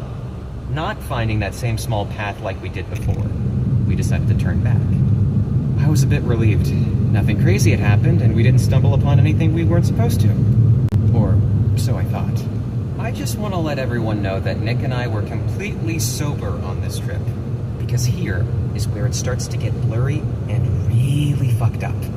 A few hundred feet from the end of the road, I just happened to glance down at something strange. I shouted to Nick, "Hey Nick, you might want to come look at this." It was about 20 feet in front of me, so he immediately stopped and jogged over. I stayed in my crouched position and just pointed to the dirt and asked, "Do you see it?" He stared at it a bit, threw his hands on top of his head, pulling back at his backwards hat, and yelled out these words to me. And I kid you not that this was word for word. Just because I could see how terrified Nick was, I could feel his shift in energy, and his eyes widened. This will be the last truly coherent thing I remember Nick saying. "Fuck! Dude, fuck me! Fuck this dude! We need to get the fuck out now!" These words are seared into my brain. It makes me sick to my stomach to think about it and his expression. He was so calm and collected, and in those mere seconds, it's like he snapped and completely lost it. What I found in the dirt, maybe 6 inches off the ground of the road, was 2 pairs of claw marks, 3 lines on each side. And if you know your ghost and demon info, seeing or hearing things in threes meant the mocking of the Holy Trinity, which usually meant something really bad was near. You might be thinking it could have been from a raccoon, squirrel, or other wildlife animal since we were in the woods. But these marks were not from an animal. They were thin lines, freshly carved out of dirt. It looked as if you would have drug a drywall nail about 2 inches into the dirt, and then pulled it about 5 to 6 inches. That's how each one of these claw marks looked. And it was fresh. We hadn't gotten a lot of rain the past week, so the ground was relatively dry, but the dirt that had been brought up by whatever did this was darker and looked moist. I stood up and just stared at Nick. I noticed there was no noise or any type of sounds. No birds chirping, branches moving, or even the wind blowing through the tops of the trees making the leaves shake. There was absolutely no sound whatsoever. That's when I knew we needed to get the hell out of there. Without saying a word to each other, we just started to walk back. Maybe 30 seconds go by, and again, not saying anything to each other, we started to run almost simultaneously. My heart was beginning to pound in my chest faster and faster. I could feel it all the way in my ears. A sweat broke out on my forehead. Nick shouted something, but I could not for the life of me understand what he said, even though he was running right next to me. After this, I remember looking up to the sky. It was non-existent. Even though the entire time we walked down the road, we could see it. We kept running back towards the way we came, which felt like an eternity. We were physically running, but looked like and felt like we were not getting anywhere. Almost like running on a treadmill. My vision started to blur. A ringing started in my ears, and again, Nick shouted something. I could not for the life of me understand what he was saying. Then the heaviness started, trying to just focus on running as fast as I could, but the further we got down the road, the heavier I felt.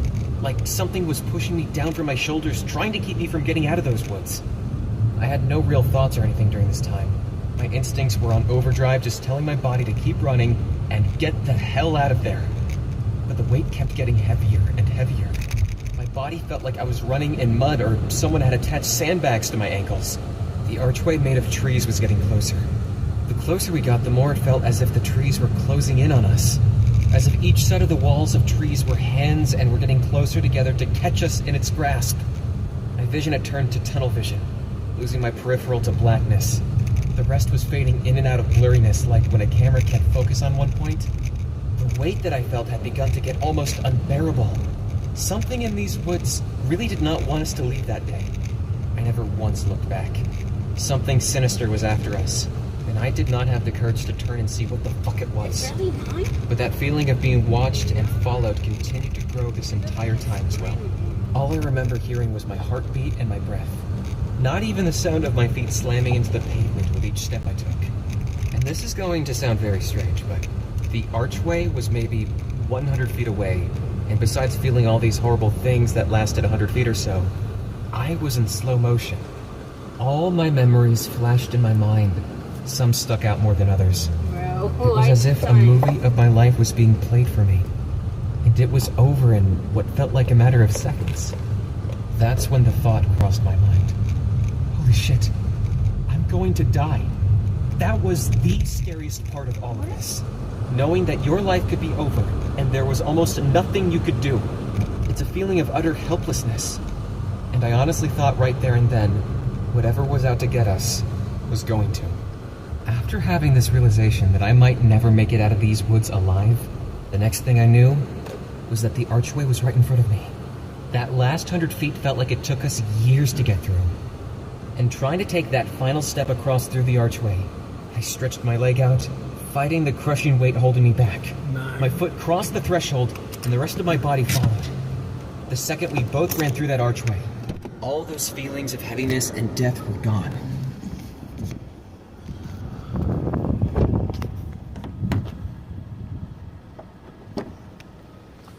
Nobody gonna steal you, Nishi? Get the bag.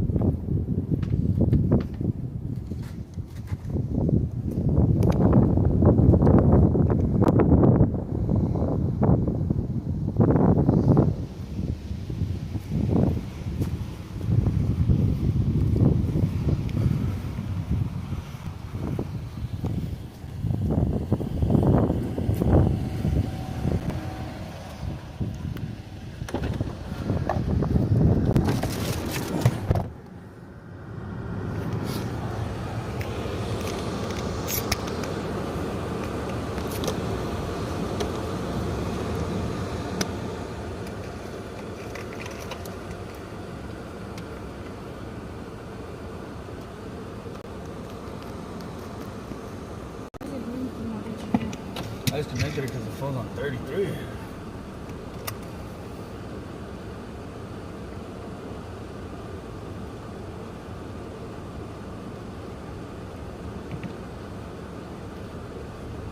What the hell? Oh, so you're not live on there or what? Yeah. You're still live? Yep. I can't play music, Nishi.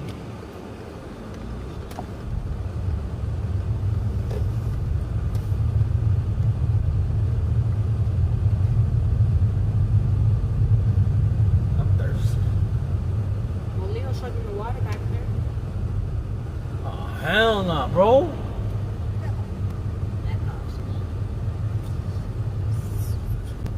What the note say? Where is it? What do it say? Yeah. Or should Leo wanted to know something? She wanted to see if I was fine.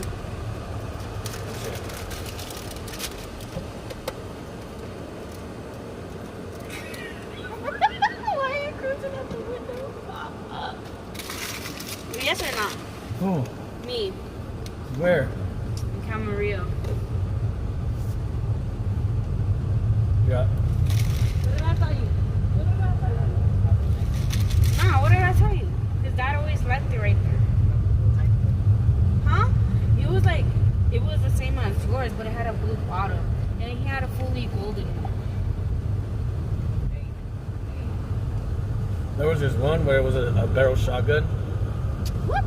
There was 2 vapes and a container. And you hit it and you hit both pens at the same time. That's the girl I watched where she has that. It wasn't fake. I got it from the dispensary. It wasn't a vape. I was smoking weed.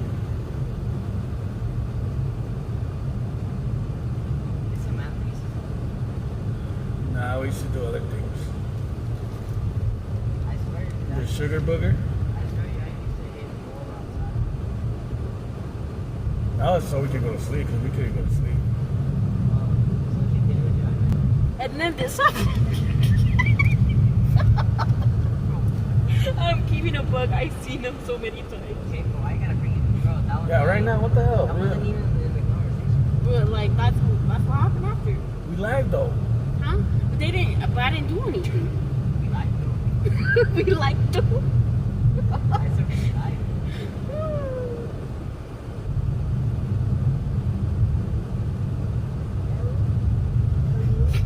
That forever will be stuck in my head. Trauma. That's crazy. Immigrant storage. That's for you. Bro, it is. Keep for it up. you. Keep it up, bro. it. Nah, Keep it up, bro. don't get her nothing. I remember that. Don't get her nothing. I remember that. Who are you? He's keeping it a buck. Keep it in the book. Nah, don't use my name either, bro. Yeah. Yeah, I'm feeling that. I'm feeling that. Let's give it a buck. He's gonna keep it a buck to you.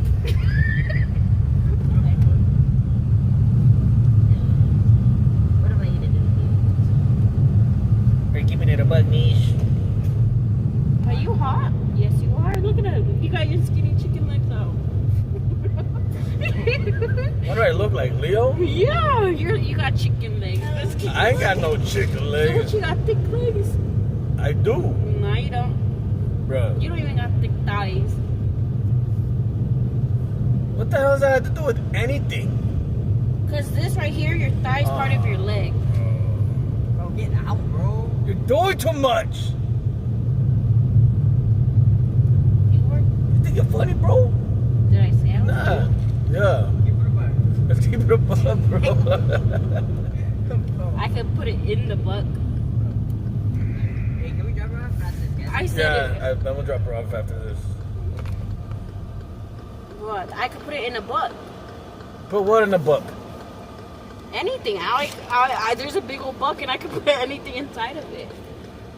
Yeah, let's drop her off right now. Yeah, I don't think you should be able to go with them no more. So where am I supposed to go? Home. Where's home? Where is it, bruh? Do you think I know this place? Keep it up. Yeah, keep it up. Keep it up. Keep it Where? up too. I'll just remember when we get off work. I'll remember that. He's only gonna get gold.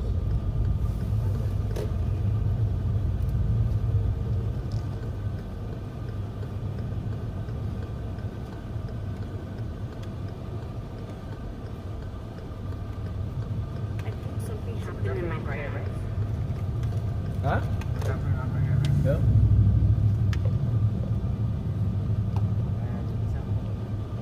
Alright, bye.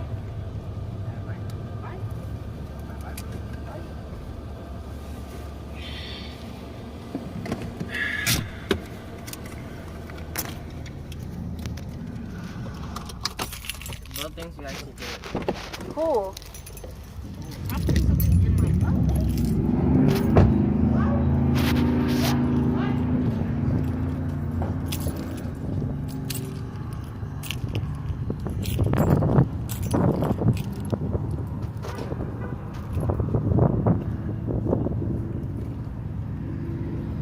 Oh, there's fireworks.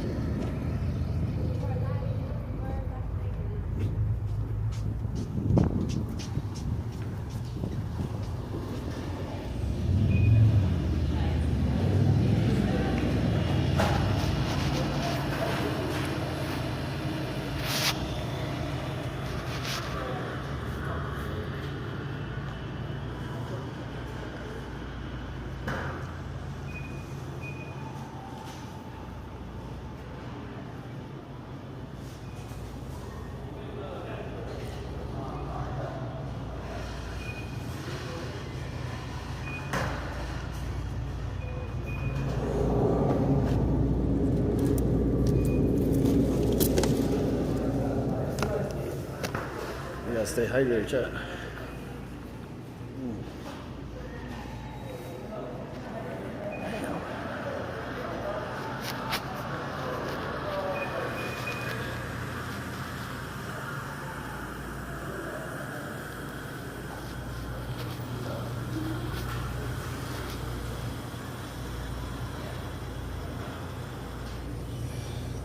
Damn, the glizzies are $3.50, bro.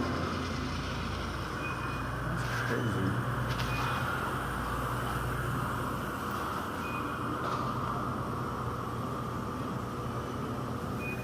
How much are these?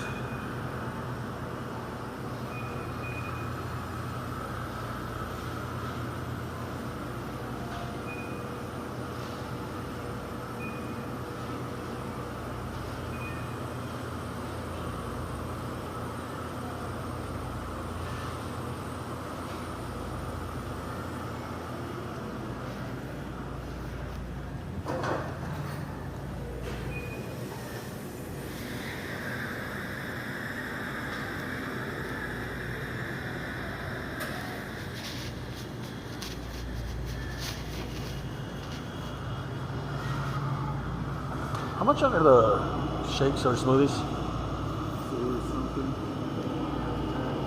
Alright.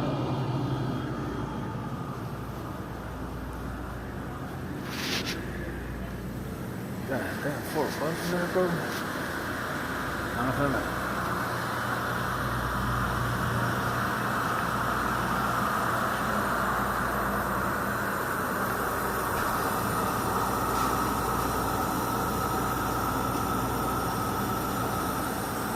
Look at ice it, bro.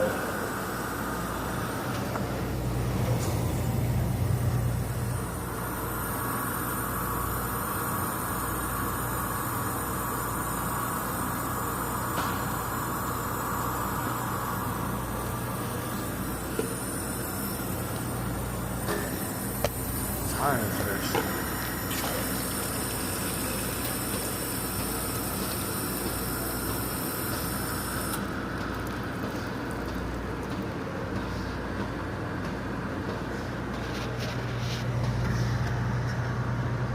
Bro, still enough.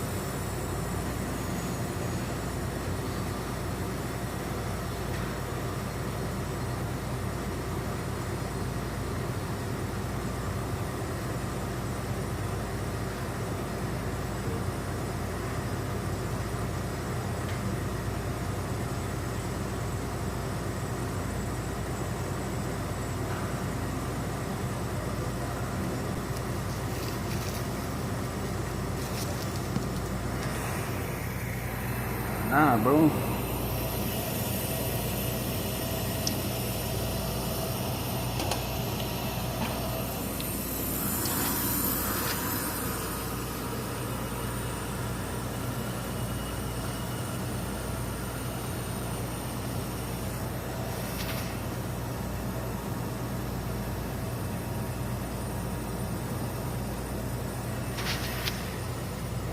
That was stupid, bro.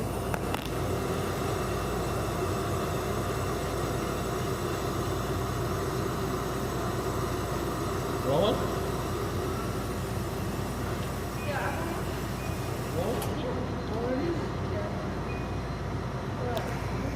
Okay, gorda. Why? What the hell, bro? Nobody's asking for that. Here. Lava? Huh? Lava? No, I'm not my cookie, bro. No, I didn't even go to that. I didn't even do that. Yeah. That's exactly whatever you do.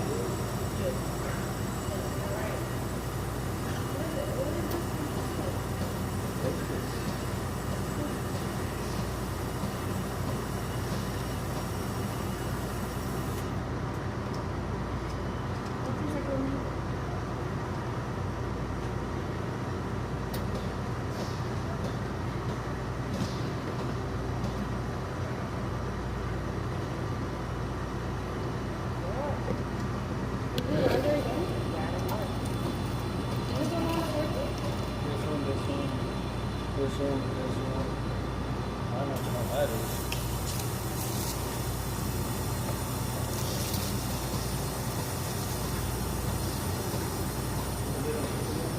I know what to do. It makes it more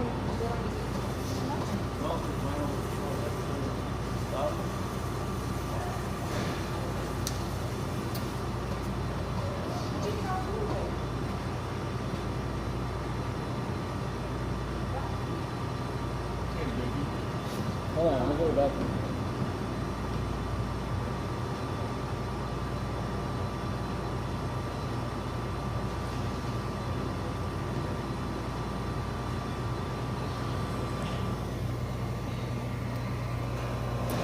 Huh. Look at this, right?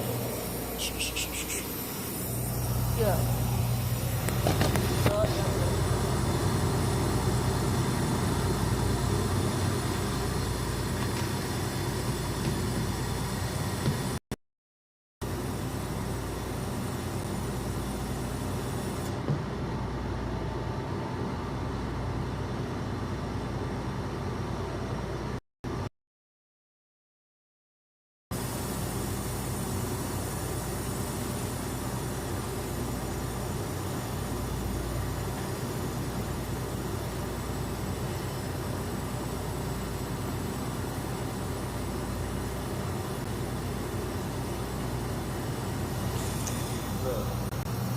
Why you want me to change it? Nah. Don't look at me. No, no, no. Too famous for this. Let's go. Get that one. You almost forgot about that, didn't you? Hydrate. No.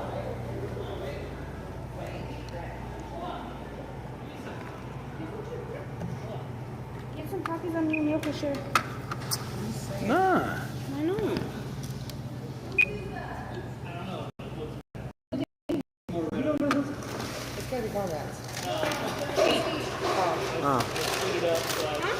Whose bag is this?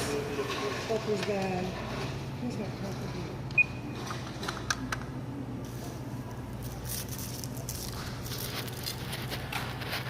Alright, who's got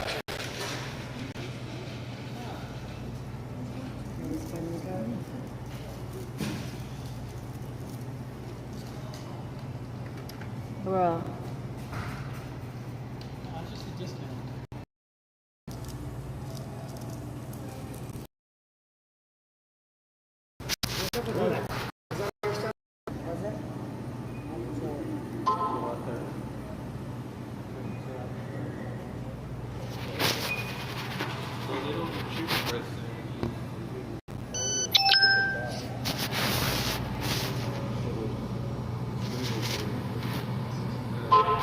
No chips? Nah. Why? Come on.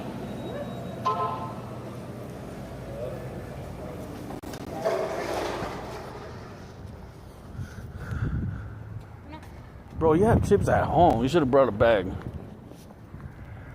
I was thinking about bringing the whole bag to Brussels. I didn't lose on that. Mixed it with some lemon. But you didn't, did you? Because you told me no. I asked you. When? When you were making the quesadillas.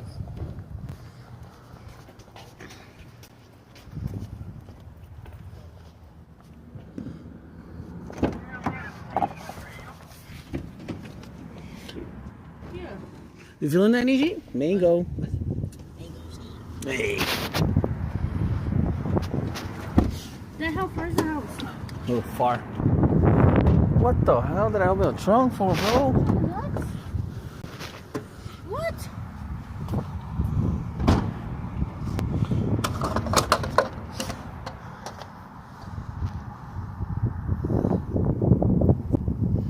Let's try this again.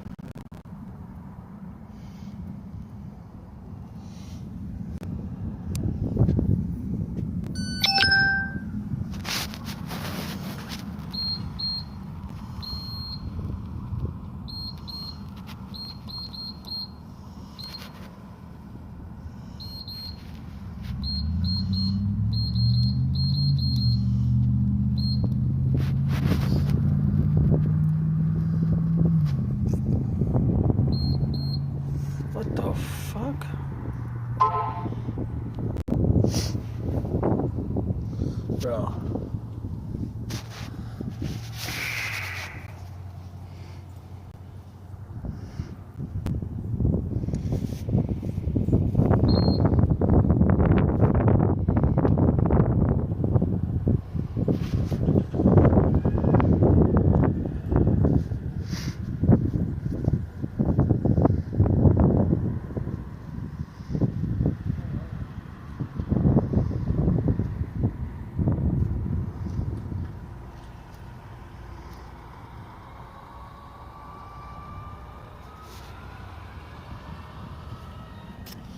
Bro, that's not.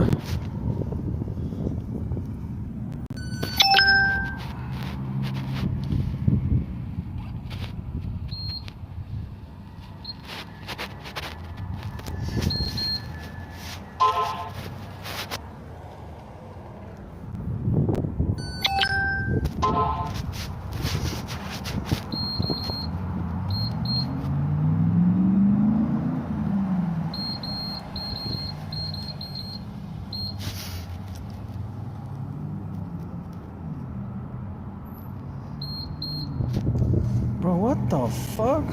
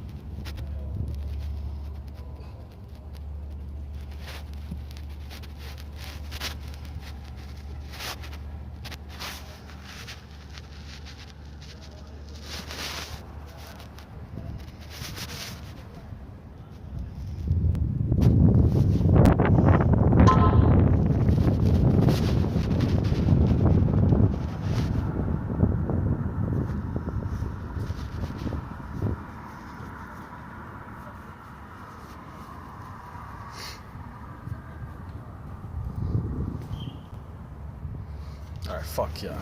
Let's try this again. Try to put gas in this motherfucker.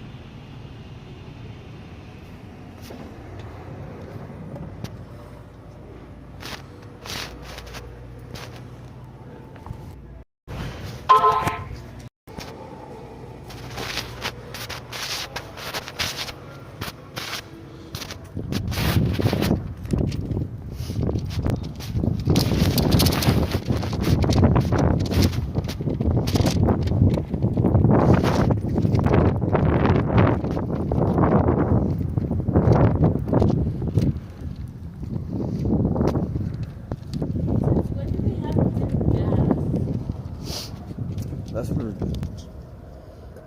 What is it for?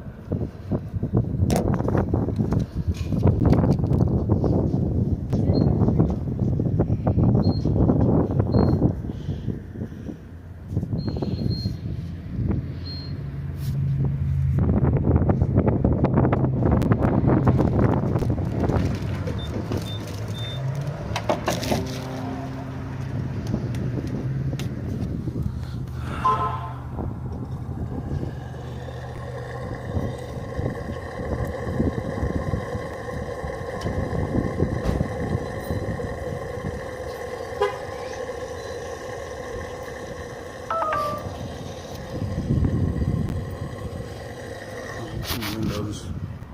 That is crazy.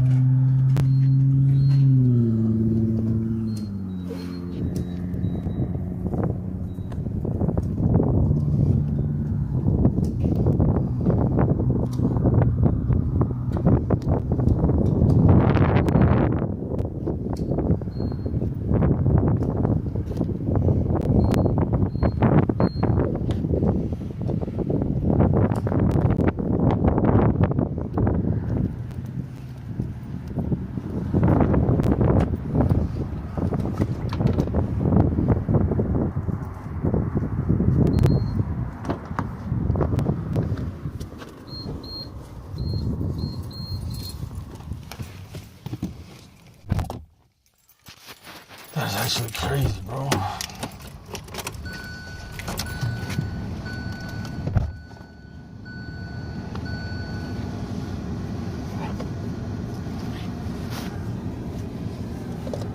Let's go away.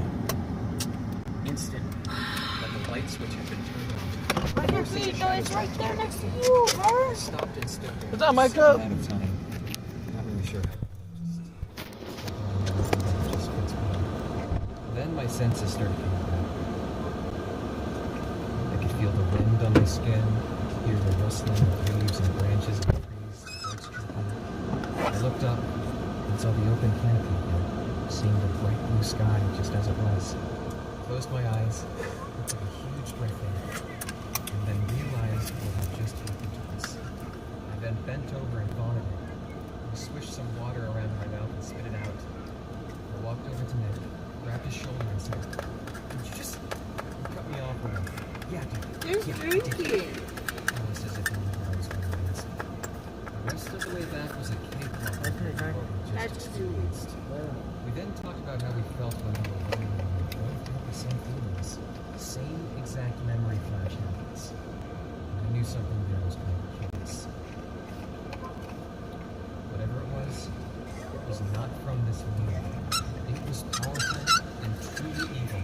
It could have been the same entity that drove the priest to do what it did way back when.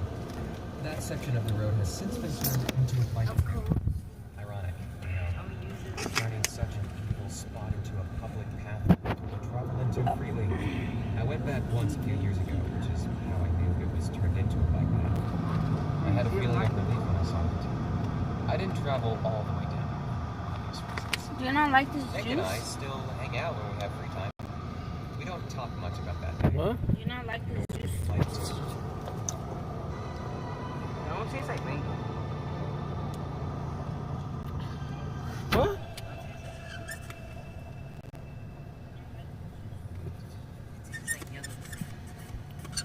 There, the- I got you. This was mine. No, this one's yours. No. I just put this one down. Since I didn't have none. You did. Now look at that. Exactly. Why is this taking forever, dude?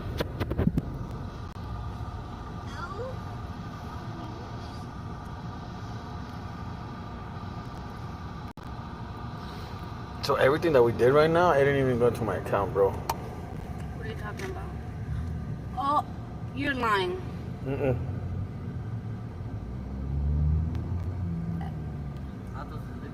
Yeah. What? Why didn't they count?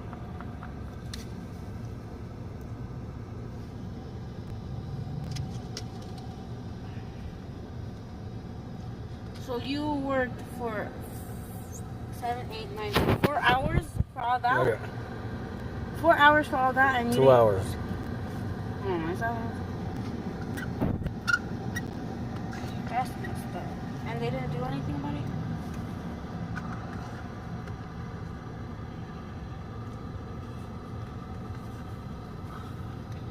Let's go to the house while we wait. For what? So I can get the chips.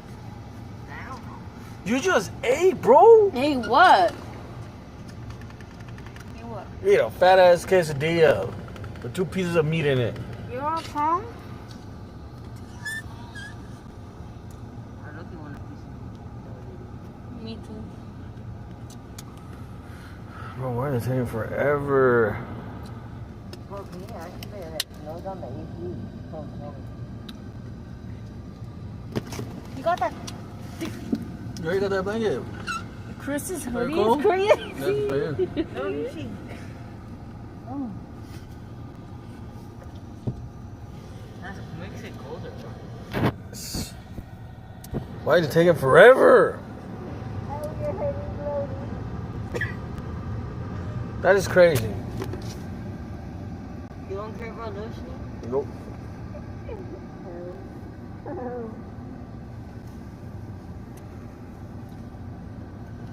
Bro, actually.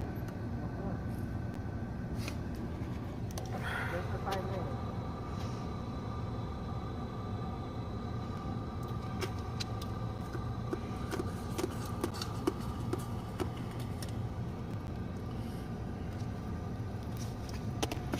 That is crazy.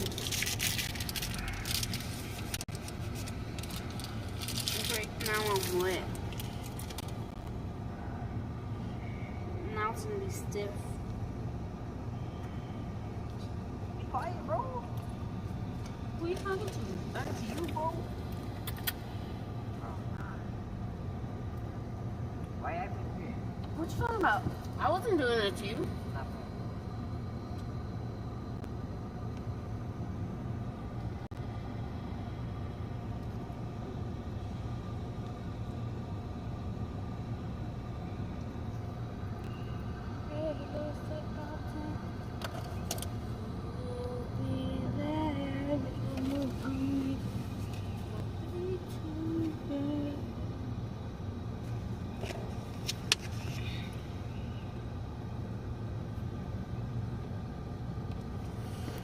This is crazy. Every time I fucking do that, it fucking freezes, bro.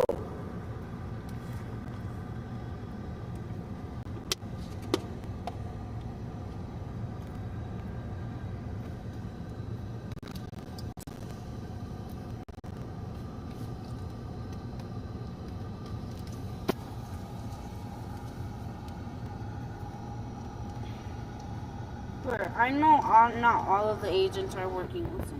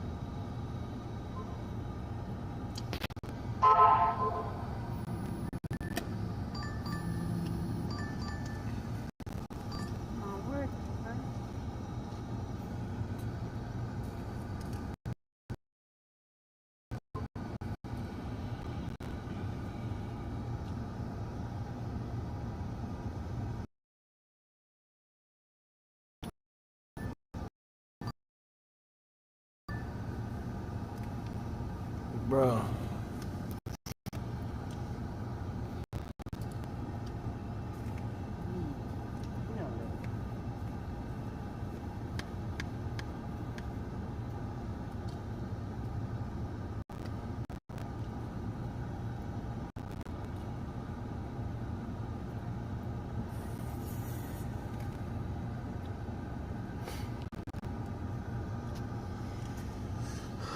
Brian doing all that? That's all far.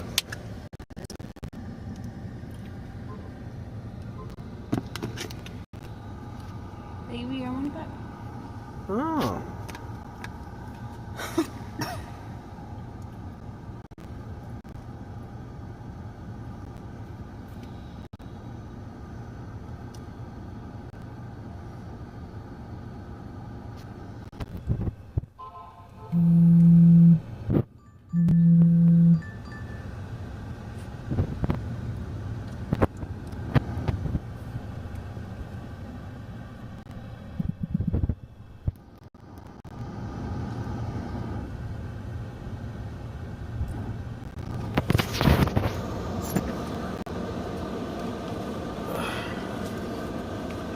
$40 fucking going in the trash, bro.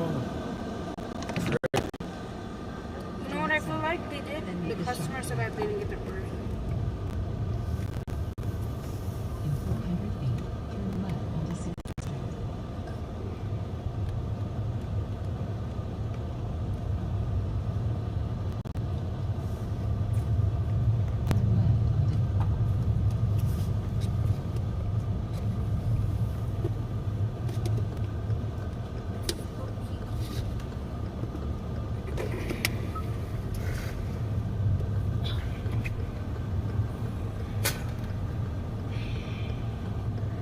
But air still comes out.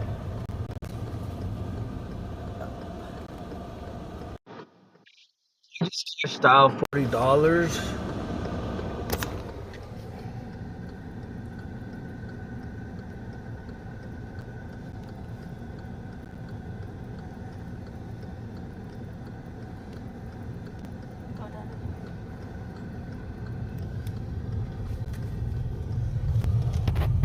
It's not showing up on my account. That's it.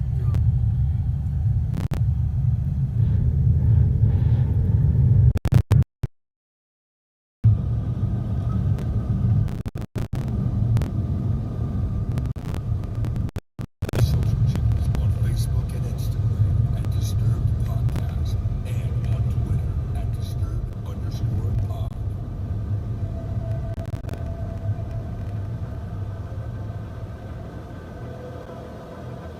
Special thanks to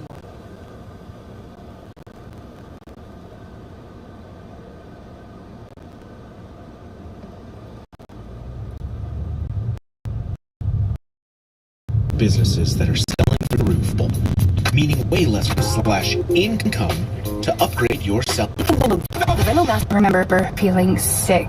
They texted and followed. I was fearing the worst about these guys, and my boyfriend was taking too long. From Killer Podcasts, true tales of horror, bizarre happenings, unexplainable events. This is Disturbed.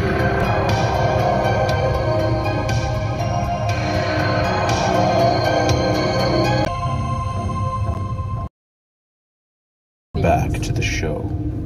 This week, we're bringing you 5 haunting stories ripped from real encounters. So sit back.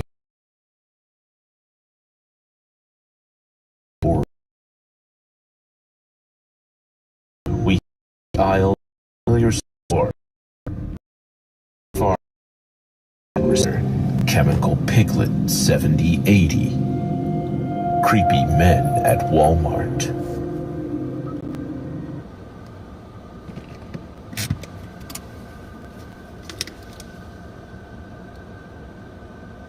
You want me to drink the juice?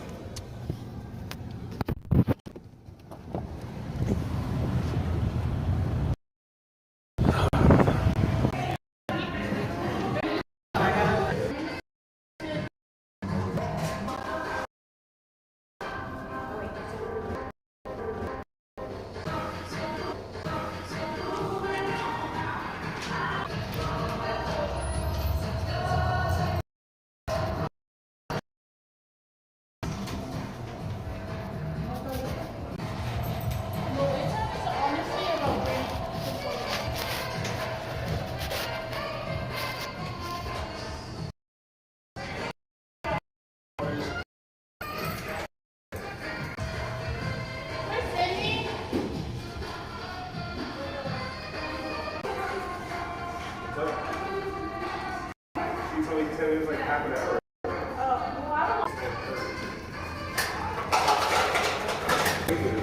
know how I feel for Uber drivers.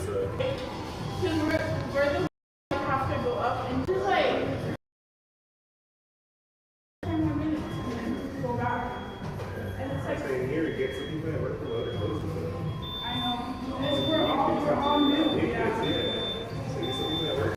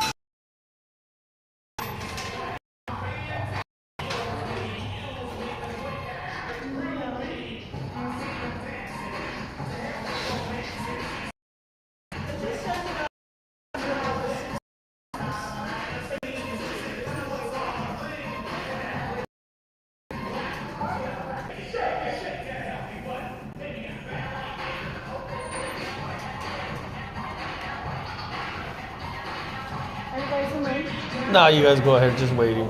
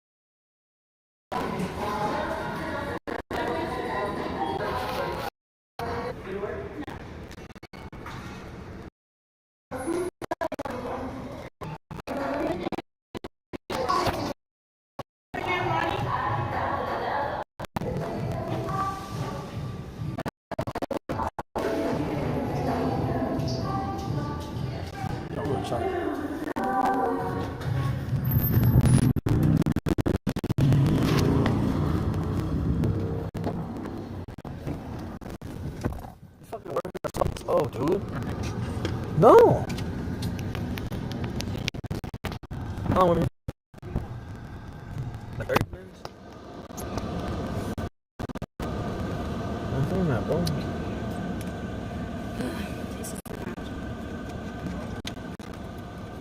Look at some seals. All you need, G.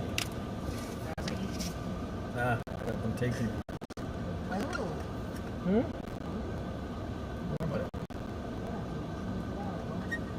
Oh, yeah. Her name is Cerveza. She loves me. She loves me. I don't think it's hot, bro. Nah, put it back on.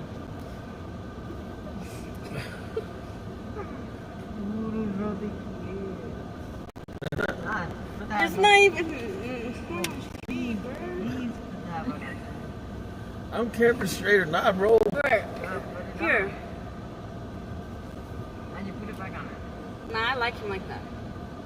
Nah, bro, he looks like Lord Farquaad. He looks like you. Who the fuck are you talking about for Lord Farquaad, bro? You know. Let's keep it book. He looks more sexy without that. Yo, Why you gotta say it like that, bro? Nah, not What? like that, but like your he looks more handsome. Like. You're Is it white? Yes. Oh.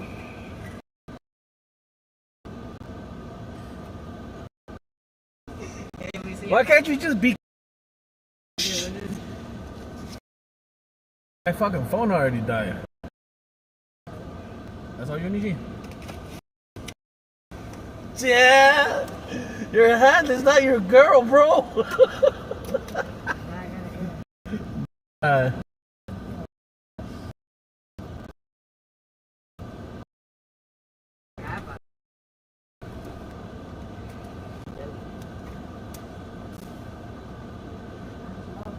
don't need that.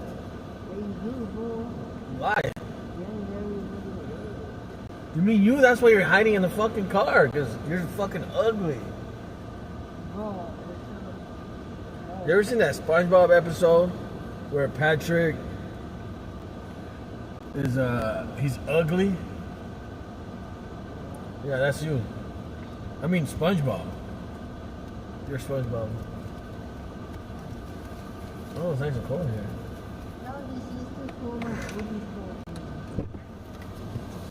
Yo, what? Oh, hell no. Does it hurt? See, when you look at me like that, you're just making it. Cause you say dumb shit, You're bro. just making it weird. Nah, I'm not feeling that, alright? Nah. Nope. Nope. Nah. Nah. Imagine they call her name right. I have 2 pickups. For Brittany who? For Brittany and some other fool. And you didn't tell her the other guy? Nah, I can't cancel any shit. How much was the order? I don't feel that. But if it was your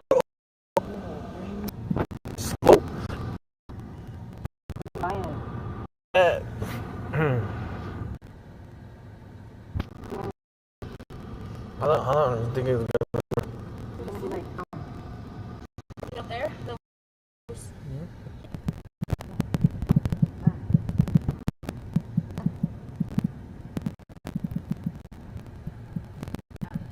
What?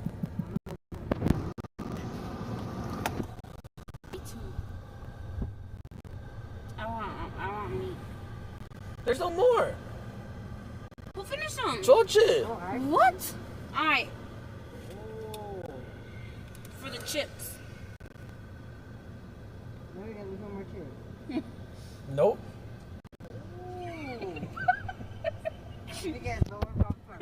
No. Oh shit. Whose fault is that? I didn't even get any, bro. Yeah, you did. You got some yesterday. Yeah, that was it.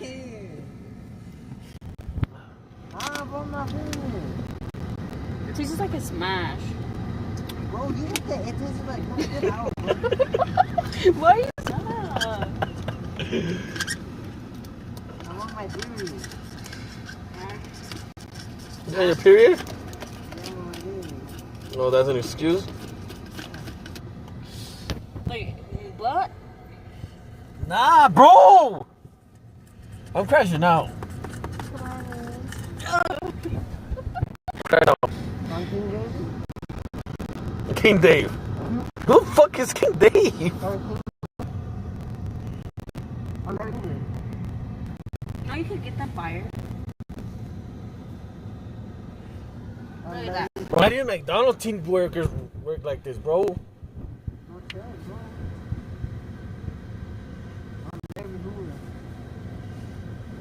The Hoover Dam? But they said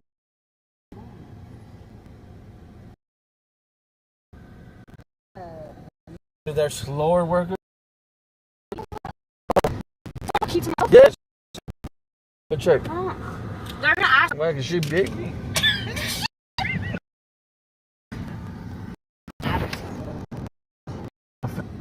Damn, 30. When did I get here? Bro, you got here like.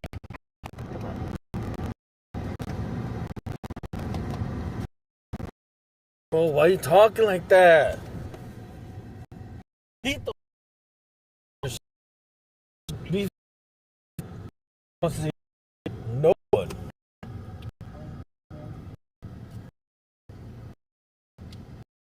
They like My but bro. then actually.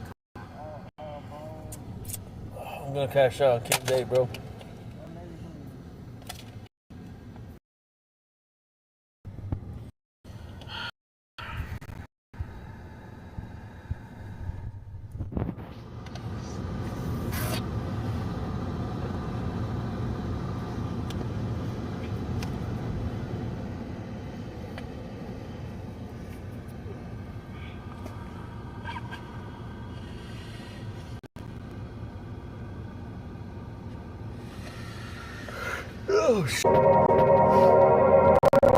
Who likes to do all of our errands together. So it's been a few years since I felt unsafe when I'm out on the town. Being with him, even though I'm a smaller college girl, lets me know that creeps won't really try anything. Scary dog privilege or something like that. Bro! We recently took a trip to Walmart so that he could buy some batteries for his new Xbox controllers. I'd say it was around 8 p.m. It wasn't dark out, Never seen much better. but it certainly wasn't daytime 6? anymore. We had just come from stuffing ourselves at Olive Garden, and as we were walking around the store, my boyfriend told me that his stomach wasn't feeling good. Going to quickly head to the restroom and asked where I should meet him. I told him the candle aisle, and we parted ways.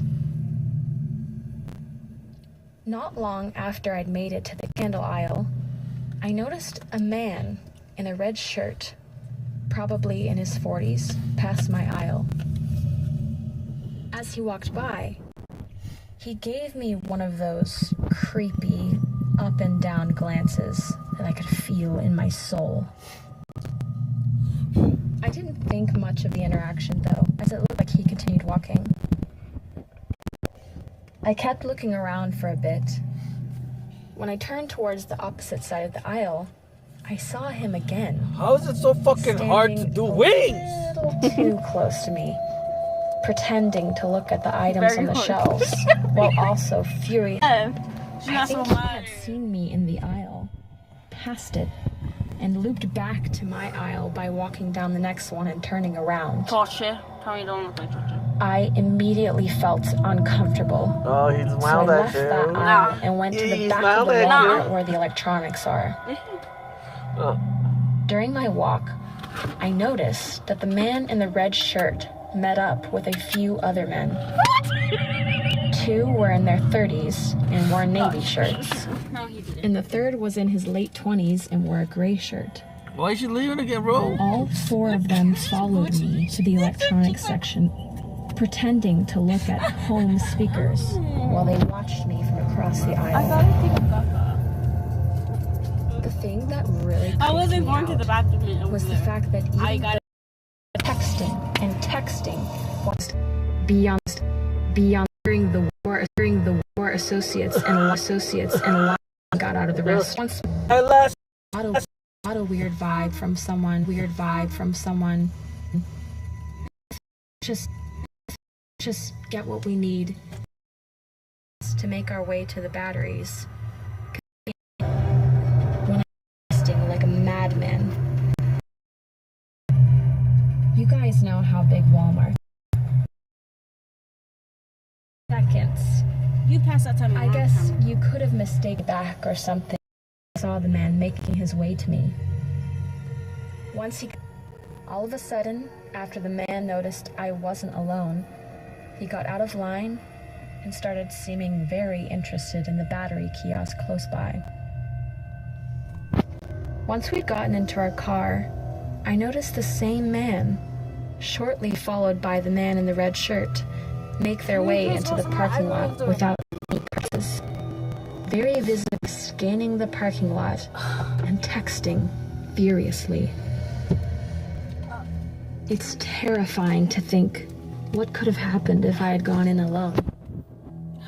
Should I go check? Go, please. I have to go back.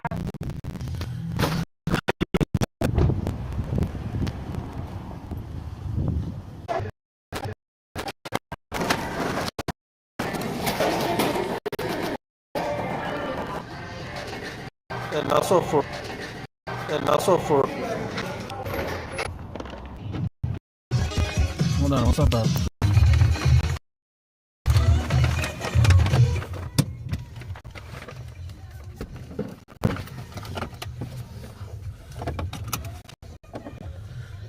Fucking minutes. It's crazy.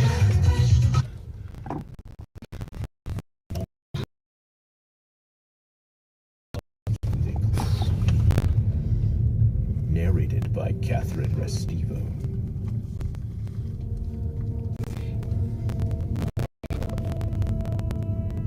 I had a really shitty childhood. I don't remember much from when I was 13. Everything I know about what happened through those years was from a mixture of sparse memories, things my family has told me about myself, and police reports.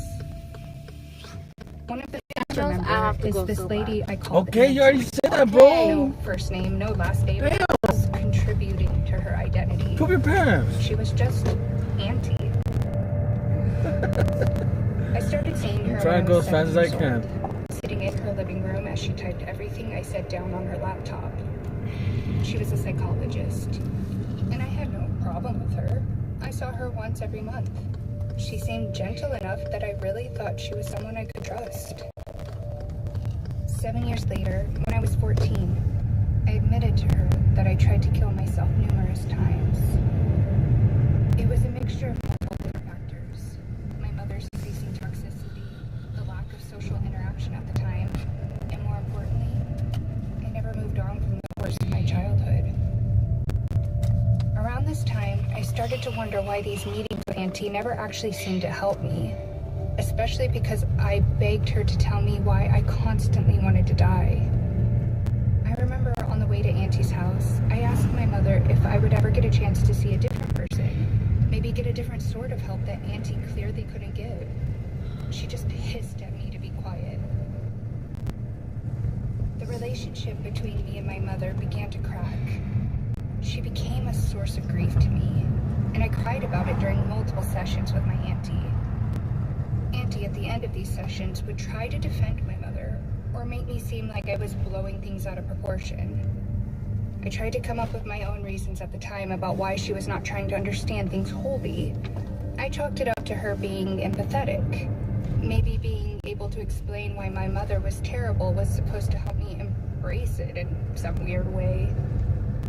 Now, I admit that when I was 16, I was a terrible kid. I went to parties, drank whatever was served, and definitely did not tell anyone what I was doing. The relationship between me and my mother had almost been completely severed. Auntie started to ask very specific questions, especially surrounding those kind of activities. I was in shock. Again, I gave her the benefit of the doubt and thought that her sudden pinpointing of these things must be from the fact that at this point, she's known me for almost a decade. Even up to a year after these parties happened, she'd bring them up without me ever having told her. And she didn't even hide behind her questions. She just kind of acted like it was a fact. The worst part of all, which still affects me to this day, is that at the end of each session, Auntie had started to invite my mom into the room and tell her every single thing I said. It was terrible hearing my own words against my mother, explaining the increasing abuse that she had begun to put me through, said straight to her face as she sat next to me. My grades in school began to drop. My mother forbade me from going out, and I was completely isolated. So I tried to kill myself on my 17th birthday. I ran into my mother's room looking for something that I could overdose with, or just something that could push me to the edge. I remember rummaging through everything until I went into her walk-in closet. I had barely gone into her room. In fact, I completely forgot that she even had a walk-in. In my crazed state, I just remember running into her closet and looking through every crevice. I stumbled upon a suitcase leaning against the wall under the hung-up clothes. If I close my eyes, I can still imagine it. It didn't look old, which is probably what made me decide to open it up. And when I did, all I saw was a shit ton of papers. 2090, 2080. The surprise of seeing so much snapped me out of the state I was in. And I recall sitting cross-legged on the floor and wondering what the fuck these papers were. After a while of reading, I realized that these were transcripts of Auntie and I's sessions. Literally.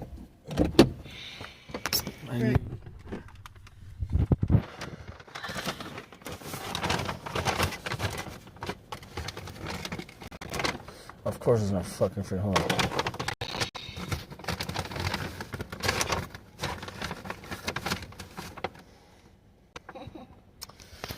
That's her right there.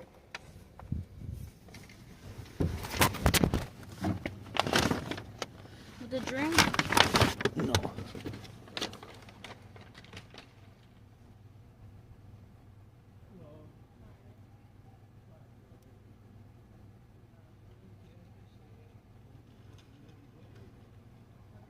Thank you, you too.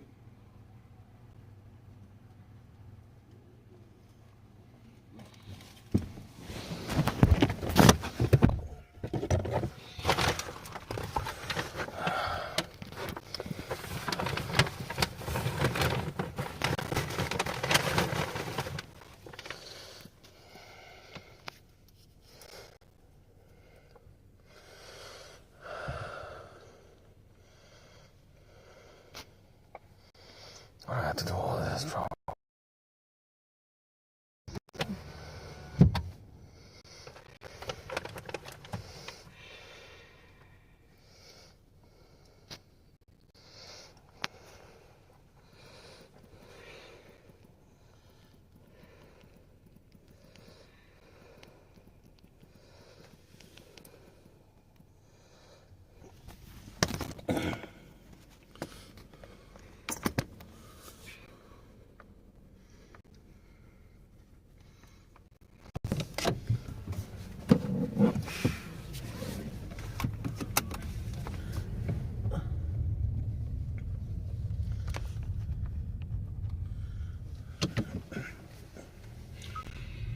Dating all the way back to some of the first sessions that I did. I remember feeling sick. Feeling so sick.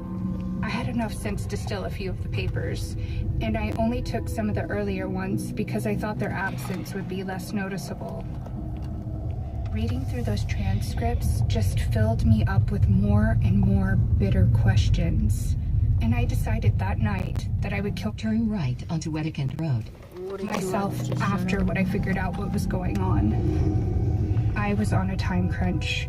feeling stressed because I really only had a year left to figure out what the hell was going on before I was faced with the looming threat of being kicked out as soon as I turned 18. I started to pay way more attention in our sessions, looking around her house whenever I got the chance to, looking for some indicators that could tell me who this psychologist really was.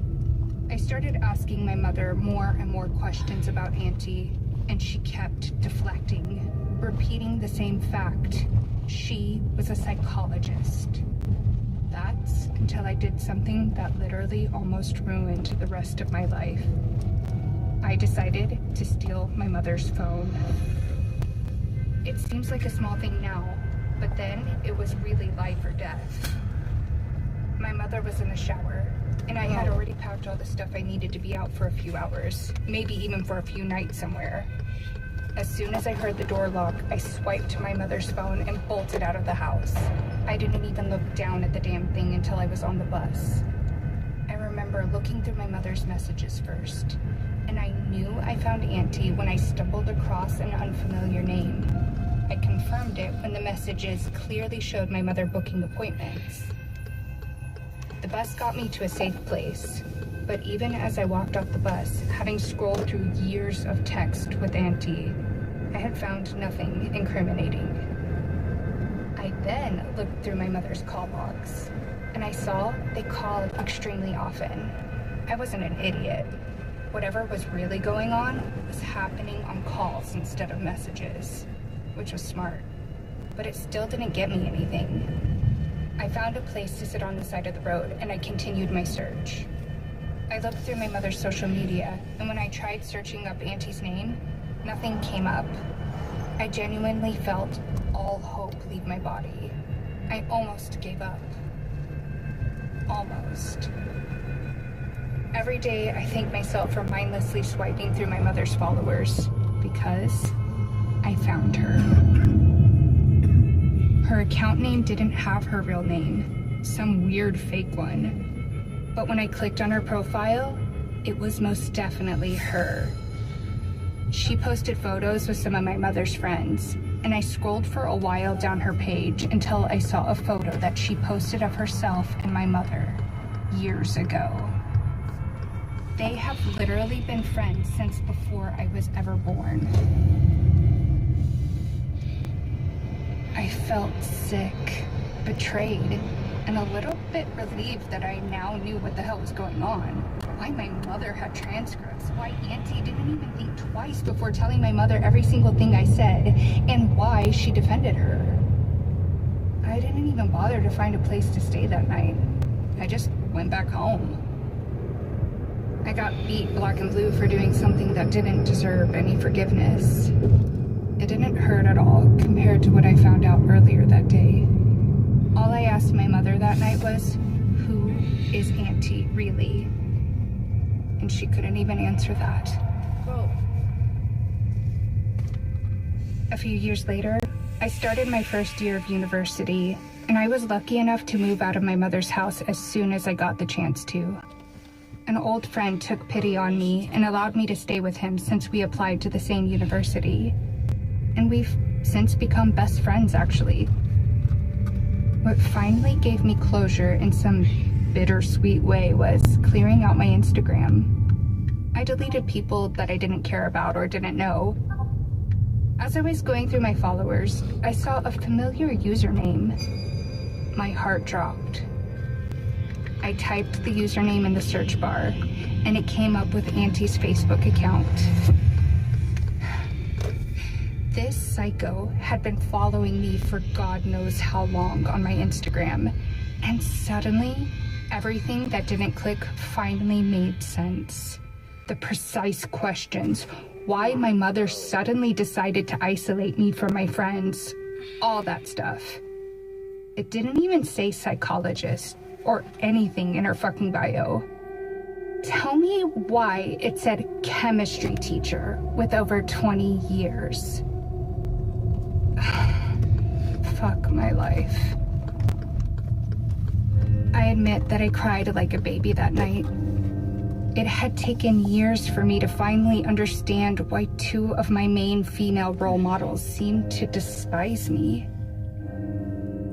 Still, to this day, I mourn the fact that most of my early adult years are being spent healing from everything in my childhood, instead of going out with newly made friends and giving my all in school.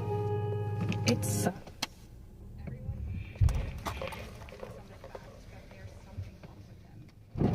Oh, shit. 2 days ago, I had my first session with a real psychologist. Trust me, I did my research. I felt almost ashamed when I blurted out the reason why I'm sitting in this guy's chair. He just smiled and told me we had a lot of work to do.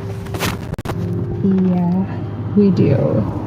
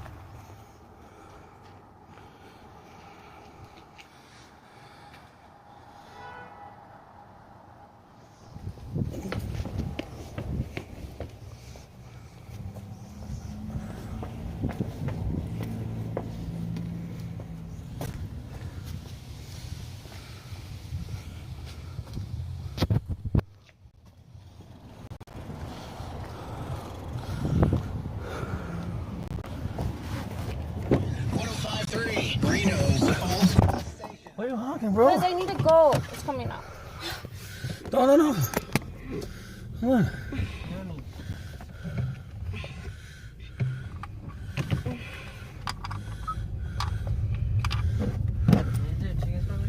Yeah.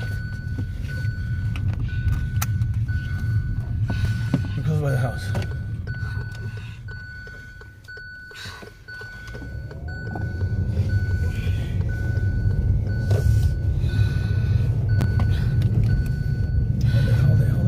I can't. Yes, you can.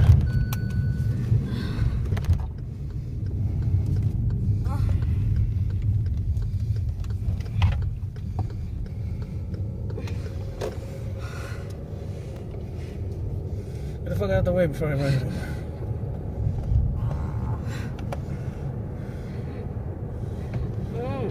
Hold on.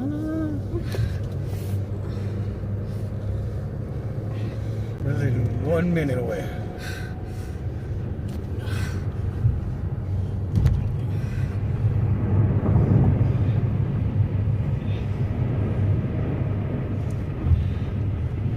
Oh, you want to go on Denny's? Whichever one's closer, I just have to go so bad.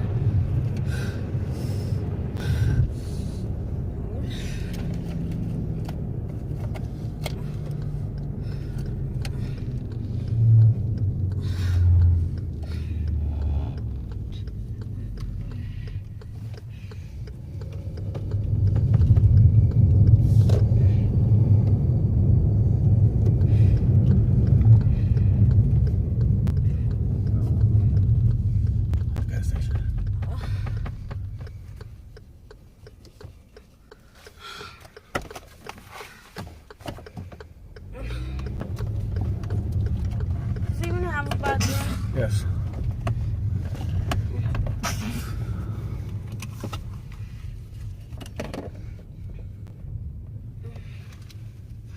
Oh, it's close, bro. Bro, why are you still here then?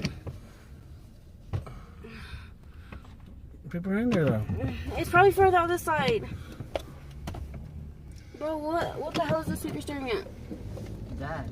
What? I sneezed so hard my weenie started to hurt. Go. Bro.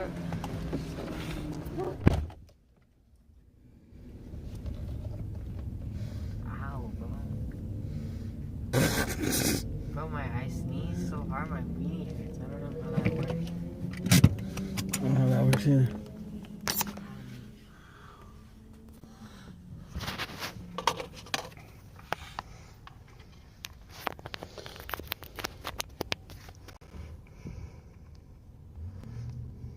should go in.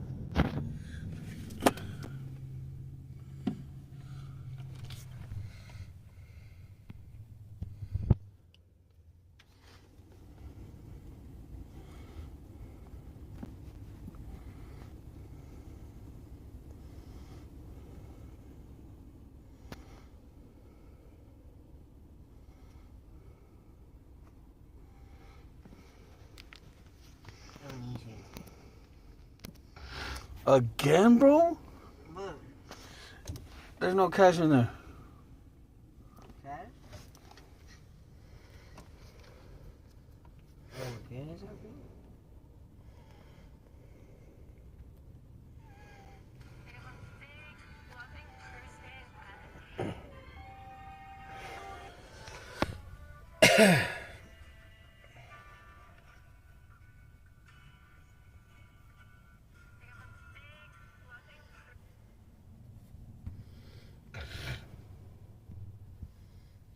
Nishi, can I touch your butt, Nish?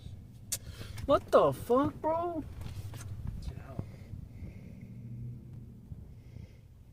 Just squeeze it one time.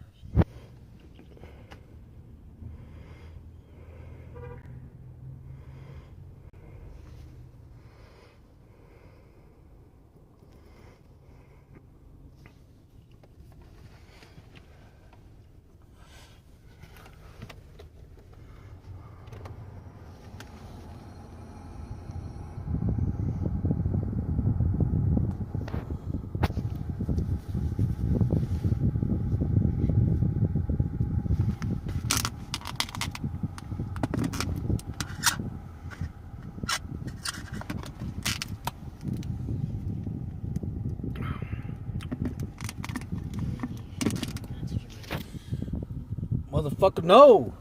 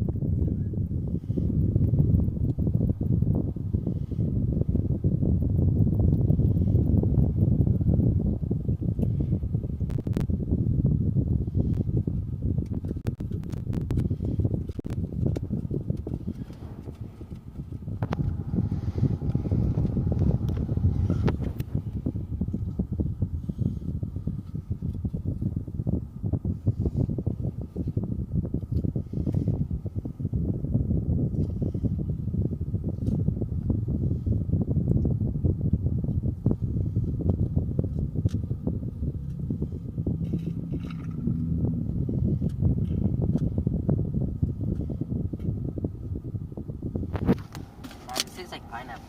That I'm actually tasting.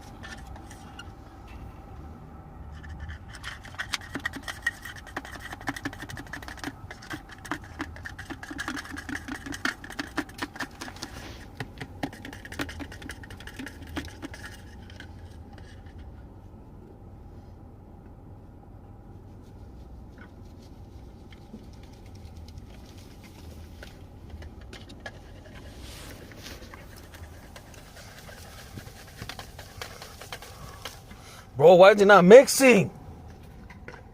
I'm gonna crash out.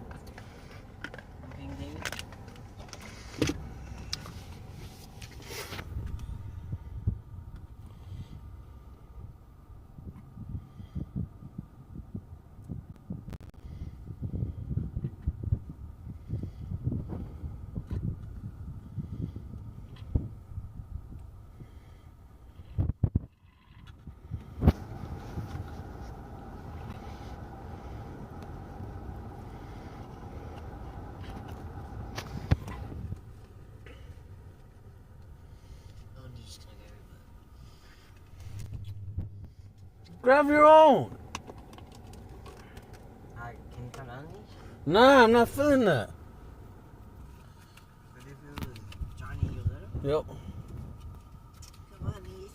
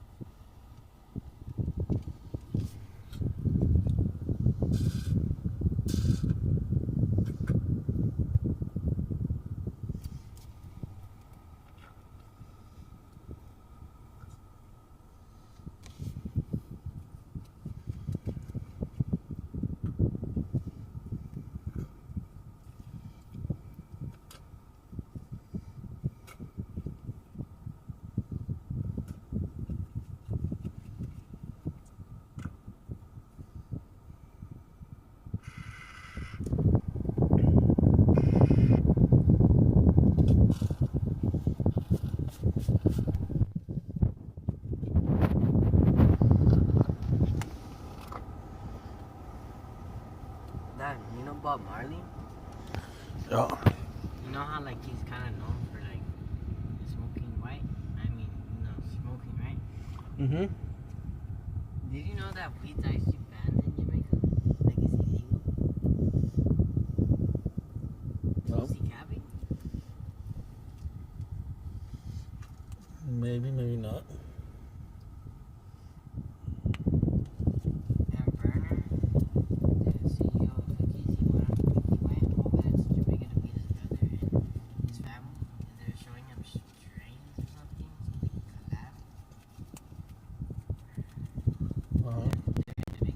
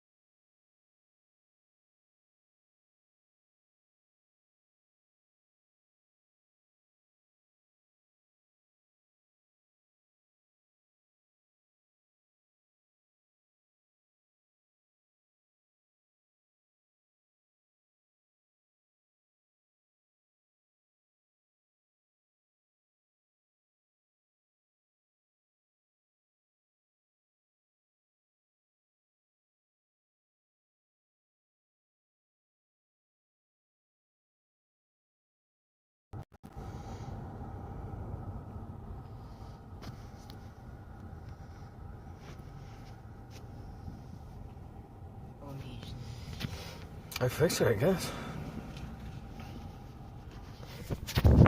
So fuck that. Cause I seen somebody come out and he goes,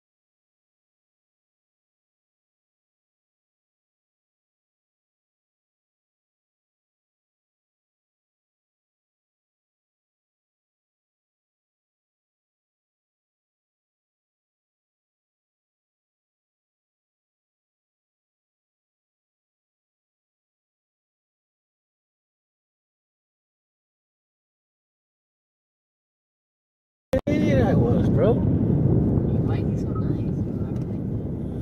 Living in a hole their entire life. I promise you guys. Hey, you know how it gets better. So much? With a little luck and surrounding yourself with the right people at least. Hell no. What did the guy look like? Was he wearing a blue shirt? I don't know, he was dark skinned.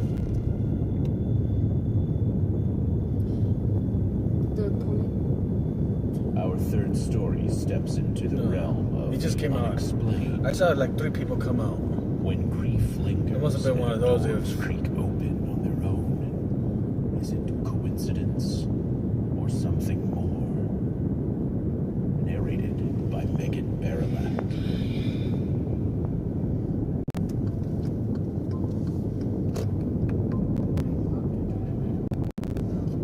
What? Yeah, that's why the other guy that wanted to use it, I said sorry. I'm a medical examiner at a coroner's office. I've had many paranormal experiences at this job, so I'm not usually. But he was high. His eyes were all red. Nah, Wingstop, bro. I just respect that we are in their space, especially with how it. I didn't even look at the name before I accepted it. Nah, bro. No. Nah. My finger went through the Nah. paper. That is disgusting. 5 years into the job, I was performing an autopsy. Yes, I washed my and had just hands. finished up. I call that cat. I said my regular prayers, I did wash which my I hands. do out of respect. Nah, nothing. But it wasn't. It was pretty weird. Nah. Bro, you're not even part of this conversation. Listen to the story now. I'm a medical examiner What do you think at you're a coroner's office.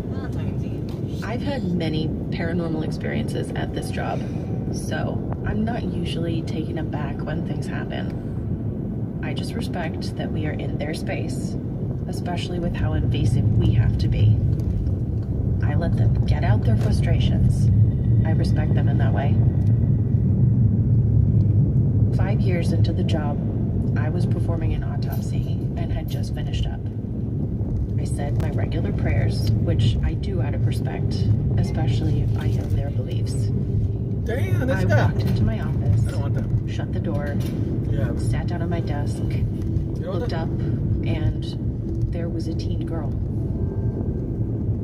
She just looked at me. She wasn't a patient of mine, nor had she been in the past. I had no idea who she was. I blinked and she disappeared. Weeks pass. You want it? And I cannot get her face out of my Why head. is she? I can't place where I would know her from. Nothing. I had absolutely no idea who she was.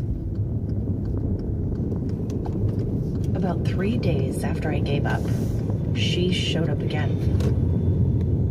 She walked up to me and hugged me, breathed, Hey, if we went to the house, I was able to get the chips. and disappeared. But Yes, they did. instead That of was feeling messing her around. embrace, she went through me. Oh, these baddies. It shook me to my core. Ruffles? Plain ruffles. Wavy About a month later, Yeah, but we I came across an old photo. It was Just my for me and sister, Dad. with a girl I didn't But it makes it recognize. spicy. I brought it to my mother. She sat me down But you don't get none and of that. told me some disturbing truths. Oh, it's dead. Before I was born, my oldest sister passed away due to a drunk driving accident. They were going the wrong way and hit her. Yeah. After I was born, Oh, bro, it's my the same father, girl. who doesn't deserve that title, admitted that the reason he wanted me was to replace the daughter he lost. I believe the girl I saw was my sister. Was she wearing glasses the whole time? She was younger in the photo, No. but Yeah. they looked super similar. 40 P's? 50 I P's? don't know if You're I lying. had Let me see this. just seen the photo and had a hallucination, or my Might as sister well is wait still here, bro. roaming this earth. No point of going in. cancel that one. That I hope that I was hallucinating instead of her being trapped on this imagine earth it's as a actually done? spirit.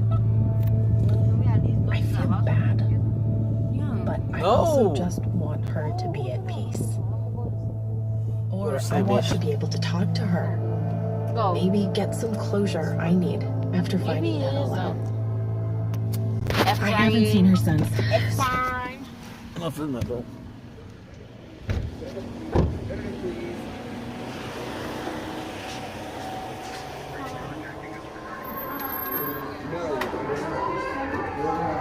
You guys are what?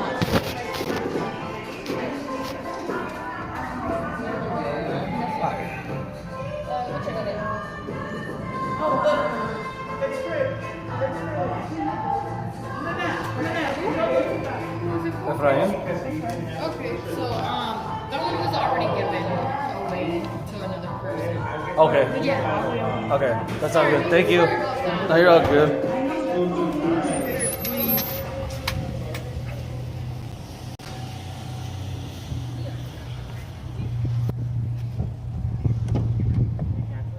They already got it. Somebody already got it.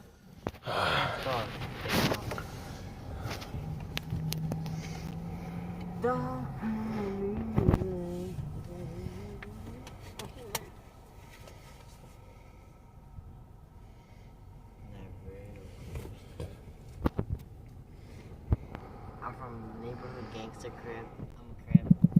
I'm a blood. Just tell them that you drove at least 10 miles just to come over here. So get the money. You just call my niece, dude. No. I said to get some money. No, I did. Dad, did I say that? Bro. Bro, Dad calls me that. What? So hopefully she has found her peace. Why are you lying? Nisha, how can you do this to me? Can I listen to the fucking story, dude? Bro, chill out, bro. Oh, damn. Yo, where's it? A parakeet. What's that? Calling hard seltzer lovers. Searching for the tasty seltzer? Yes, it's a bird. What kind of bird? Is it like a parrot? Yeah.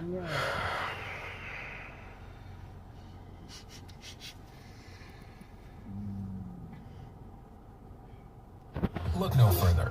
Neutral vodka.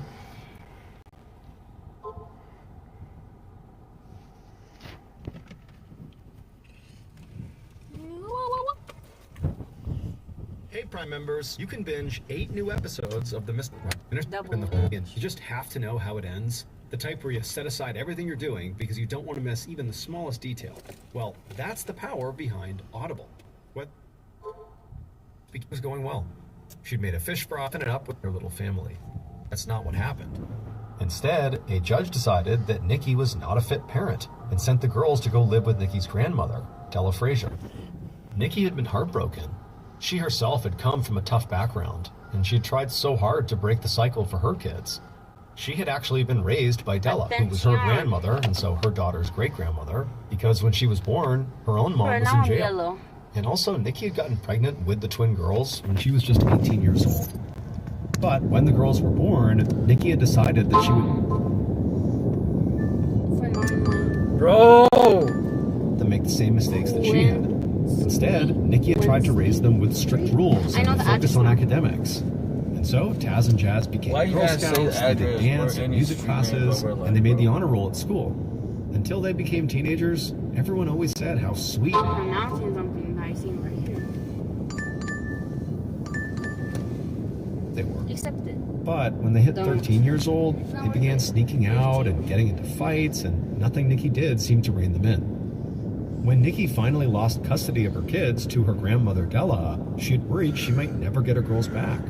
But she had done a lot of hard work, including enrolling in college classes, and finally she had regained custody and her girls were home, living with her and her boyfriend, Robert Head. Now, everything was not perfect at this point. The girls were very clingy to each other, and they openly said they missed Della, their great-grandmother. But for tonight, Nikki felt like on the whole, things were pretty good. Except that one of the girls, Jazz, seemed to have disappeared from the party already. Nikki went and found her best friend and asked her to go look for Jazz. Her friend nodded and then slipped away. And Nikki waited nervously by the food for her friend to come. Bruh. What the fuck is up with these And only a few orders, minutes bro? later, the friend returned with some good news. She said that Jazz was in her bedroom and was a bit overwhelmed by everything, but they had had a nice conversation about how excited everybody was to have them home. Nikki's friend said that both the girls seemed to be in good spirits, so Nikki should just relax and eat and enjoy the party. At this, Nikki felt a wave of relief wash over her. Then she went back to setting up the fish fry. 3 nights later, on January 12th at about 10:30 p.m., Nikki walked out of her evening class at the local college where she was studying to be a fashion designer and got into her car. It had been a bad day. All the happiness she had felt at the girls' welcome home party was now gone. But this time, it was not because of a fight she had had with the girls. Instead, it was because she and her boyfriend, Robert, had had a nasty argument that afternoon. Nikki and Robert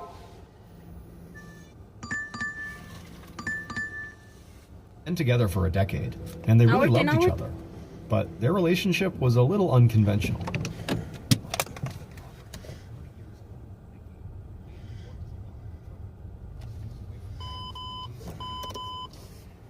But none of that is what made their relationship truly unusual. What made it really atypical was that their relationship was open, meaning Nikki was allowed to have other boyfriends besides Robert. And this was ultimately what their fight that day had been about. According to the rules they had set up for their relationship, when Robert was home, they were an exclusive couple. But when Robert was away working, Nikki could date anybody she wanted. But Nikki was not supposed to talk to Robert about her other boyfriends. But this morning, she had taken a call from a man named Joe Carter, who she was dating, right in front of Robert. Robert had been furious and insulted, and Nikki had left to come to class without resolving that fight. Now, all she really wanted to do was go home and relax and just be by herself. And she knew Robert had left on a trucking trip, and the girls were very likely asleep right now. But she couldn't just go home and do that. because the reason her other boyfriend, Joe Carter, had called her that morning was to ask her to come over to his house after her class.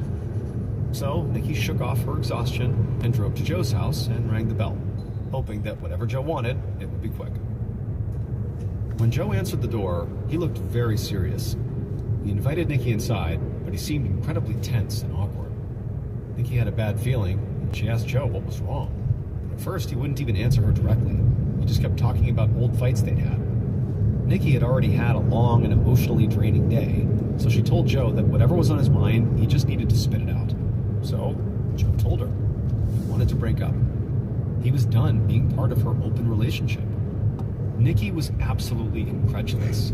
Joe had made her come all the way out here late at night after class, after all this, just to break up with her? Yeah, good. And also, just weeks after her daughters had finally come home? Like, this is supposed to be a good time in her life, and he's just crushing her? Nikki just stormed out of Joe's apartment and slammed the door behind her.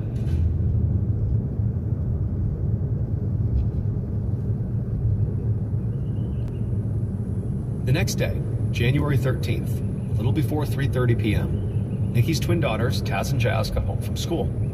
They walked down Appaloosa Way and turned into the walkway of their home. When they got to the door, Jazz took out her keys and unlocked it. She pushed the door open and stepped in ahead of Taz. And as Jazz did this, she began to scream. Because the entire entryway was covered with blood. There was a trail of it leading into the house. They screamed out for their mother, but they got no answer. And so perhaps against their better judgment, they decided to go in and check on her. And so they followed the trail of blood that brought them all the way to the master bedroom. And when they looked into the master bathroom, they just stood there in silence before turning and bolting out of the house.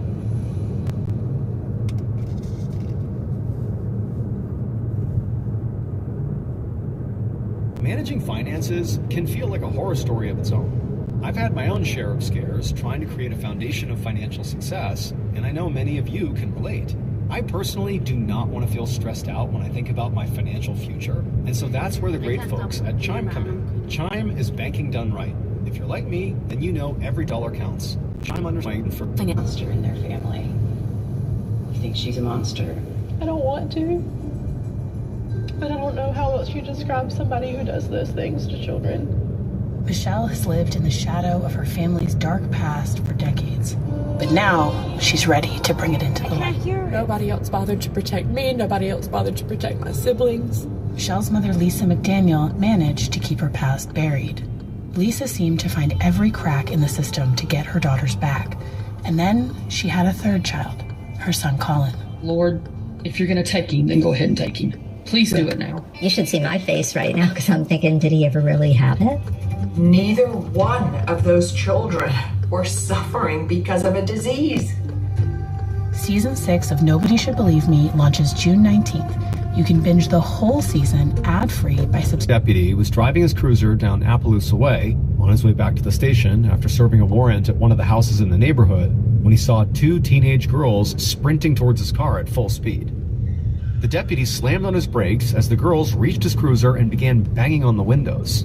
They were completely hysterical and screaming incoherently, and when the deputy got out of his cruiser, it took him a second to get them to calm down enough to tell him what was going on. But when they finally did, he radioed back to the station to request backup. About 30 minutes later, around 4 p.m., Detective Ken Swift of the Conyers Police Department stood inside the master bathroom of Nikki Whitehead's home on Appaloosa Way, looking down at Nikki's dead body, partially submerged under the water in the jacuzzi-style tub. This was the bloodiest crime scene that Swift had ever been to. The whole house had a stifling metallic smell from the sheer amount of blood that was soaked into the carpets and smeared all over the walls. Whatever had happened here, Swift could tell it had been long and very violent. The house was trashed. Chairs were tipped over, there were all these jagged pieces of something red and ceramic scattered in the living room, and the floor was littered with magazines that had been knocked off a coffee table. Now, Swift tried to count the number of stab wounds on his victim's body, but it was impossible. This level of brutality suggested pure rage, which meant that Nikki had very likely known her killer. The fact that there was no sign of forced entry or anything stolen also supported this theory. Swift put on a pair of gloves and then bent down to gently touch Nikki's head. He could see lots of stab wounds in the back and front of her neck, and there was a strand of hair between her teeth. Swift asked a crime scene tech to take the hair for analysis. Then he stood up and followed the bloody drag marks back out of the bathroom and down the hallway. He found a bloody handprint on a door frame of the master bedroom and also on the doorknob of the front door. There were some bloody footprints of bare feet that officers had discovered outside that suggested that someone, very likely Nikki, had actually run out of the house during the attack, but had either turned around or, if it was Nikki, been dragged back inside. Swift stood at the front doorway, looking out at those bloody footprints and also the sea of police vehicles with their flashing blue lights on. He was hopeful that a neighborhood canvass would turn up witnesses. This was, after all, a very safe and very quiet area. Someone running outside covered in blood was sure to attract attention. As he surveyed the scene, his eyes settled on two teenage girls standing on the front lawn with blankets draped over their backs. They were both visibly shaking with sobs and standing close together, and one of them had her arms up over her face. But as Swift watched, he realized that the girl with her arms up wasn't just crying. She was actually also biting her arm, with a look of pure anguish on her face. Now, Swift knew these girls were the victim's daughters, and he also knew they were the ones who found the body. And so, based on what he was seeing, it seemed like they had to be in shock. He was about to walk over to them and offer some words of comfort when a police captain actually intercepted him and just let him know that he had already arranged for the girls to be transported to the station. And so Swift decided he would talk to the girls there.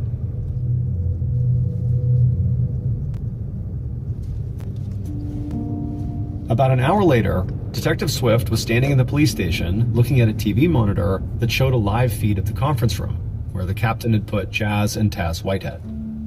The girls had calmed down a little bit, but they were still rocking back and forth and obviously crying.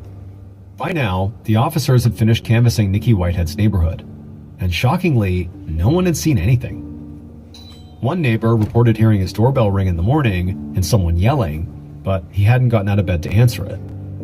The only potentially useful information the police had gotten from neighbors was that they had seen a black car they didn't recognize parked on the street near Nikki's house around the time of the murder.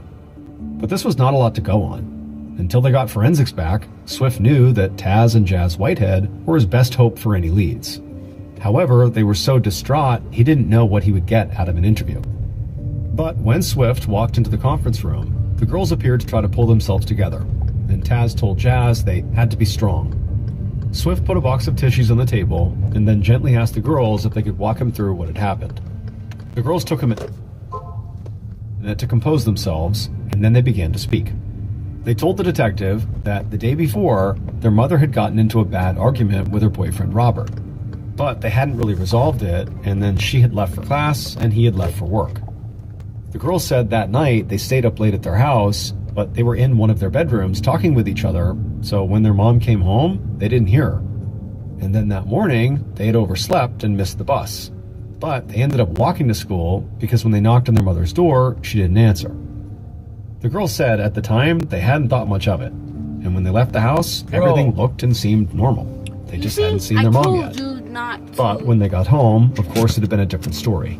The house was ransacked, there was blood everywhere, and when they tried to call out for their mother and she didn't call back, they wound up searching the house, and they would ultimately find her dead inside the tub. At this point, the girls began to break down and start crying again, like they were reliving the moment they found their mother. And to Swift, this made sense. But really what he was thinking about was the part of the story where the girls referenced a fight between Nikki and her boyfriend Robert. The police had been trying to reach Robert ever since they found Nikki's body, but he was on the road in his semi-truck, and they hadn't yet been able to track him down. And in the murder investigation, the victim's romantic partner was always the first suspect, especially when they were not getting along, and according to the girls, that's exactly what was happening right before Nikki had died. However, when Swift asked the girls if Robert and their mom fought often, Taz and Jazz were adamant that they didn't.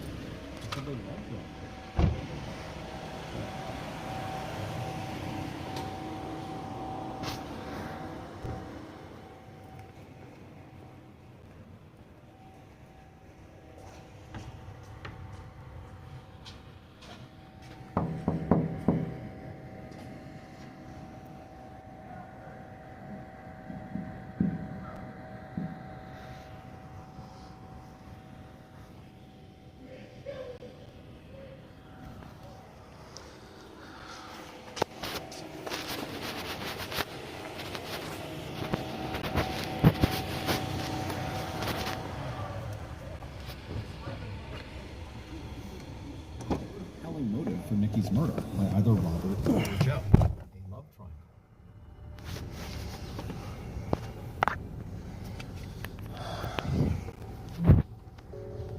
Detective Swift left the twins in the conference room and walked out of the police station to his cruiser. Fucking crazy, wasting my time, oh my Nikki's gosh. primary boyfriend, Robert, until he could find him. But the twins had told him that Nikki's secondary boyfriend, Joe Carter, worked at a barbershop right next to Nikki's salon. And that was only about a 20-minute drive away from the station. Swift figured that if he hurried, he could catch Joe before his shop closed up for the day. He drove over, and when he stepped into the barbershop, a little bell on the door jingled. Everyone inside the shop reflexively glanced to see who had come in, and Swift cleared his throat and asked if a Joe Carter was around. When one of the barbers gestured that was him, Swift asked him to step outside. Swift studied Joe's face carefully as he made this request, looking for any sign of nervousness, but Joe just looked confused. He told the customer whose hair he was cutting that he'd be right back, and then followed Swift out onto the sidewalk. Once they were outside, Joe immediately took out a pack of cigarettes and offered one to Swift, but Swift shook his head and said no. Joe seemed relaxed and friendly, and like he had genuinely no idea why Swift might be there. So, based on that, Swift decided to just be direct. He told Joe that he had some terrible news. His girlfriend, Nikki Whitehead, had been murdered that morning, and so he needed to know where Joe had been last night. Immediately, Joe began to weep so hard he couldn't even answer the question. And then when he caught his breath, he just tried to light a cigarette, but his hands were shaking too hard to make the lighter even work. And then eventually, he told Swift that he just couldn't believe it. He said he had actually seen Nikki the night before, and she was fine. He admitted they had been having some problems. In fact, he had broken up with her the night before because Nikki had another relationship with another man, Robert. And this caught Swift totally off guard. Joe's reaction definitely seemed sincere. But what he was saying, that he had broken up with the victim less than 12 hours before her murder, essentially because he was jealous of another man, was incredibly incriminating. So, Swift told Joe to show him his arms. The detective knew that a knife attack often caused injuries to the attacker as well as the victim, and wanted to see if Joe had any wounds on his hands or arms. Swift felt a surge of adrenaline as Joe began to roll up his sleeves. But when Joe held out his arms and turned his hands up and then down again to show both sides, his skin was completely uninjured. Now, this was not proof that he was innocent, but it certainly did not make him a stronger suspect either. Joe told Swift he did have an alibi, at least for today. He said he'd been right here at work, which was 15 miles away from Nikki's house. All day long, this is where he was, and his coworkers and clients would all confirm it. With this, Swift was getting a sinking feeling that Joe might not be his guy. But to be thorough, he told him he was going to check on the video and also speak to his coworkers to confirm his alibi, and that Joe would have to come to the station to take a polygraph test. And Joe agreed. Then, right before Swift turned to leave, he remembered a detail from the canvas of Nikki's neighborhood. The unfamiliar black car one neighbor had seen right outside of Nikki's house. And so Swift paused for a second, and then he asked Joe what kind of car he drove. And Joe said he drove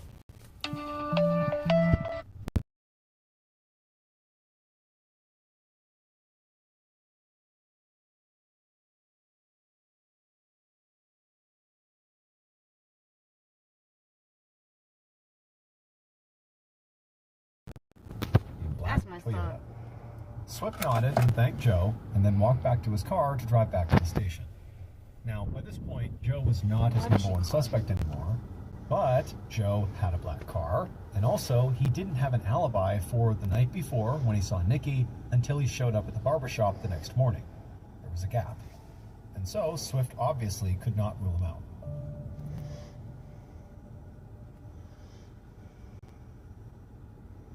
The following day was Thursday, January 14th, and Swift began the day at his desk, drinking a lukewarm cup of coffee and reading through a stack of papers.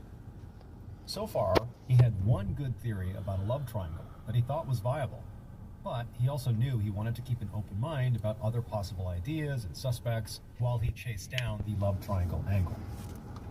The first packet of papers he was looking at were court documents from the ongoing custody case of Taz and Jazz over the last few years. From looking them over, Swift was quite interested to learn that the twins' great-grandmother, Della Fraser, who at one point had looked after the girls, had been very upset when Nikki had regained custody, at least in part because it meant Della would no longer receive money from the state for their care. custody disputes and money were both reasons people killed each other.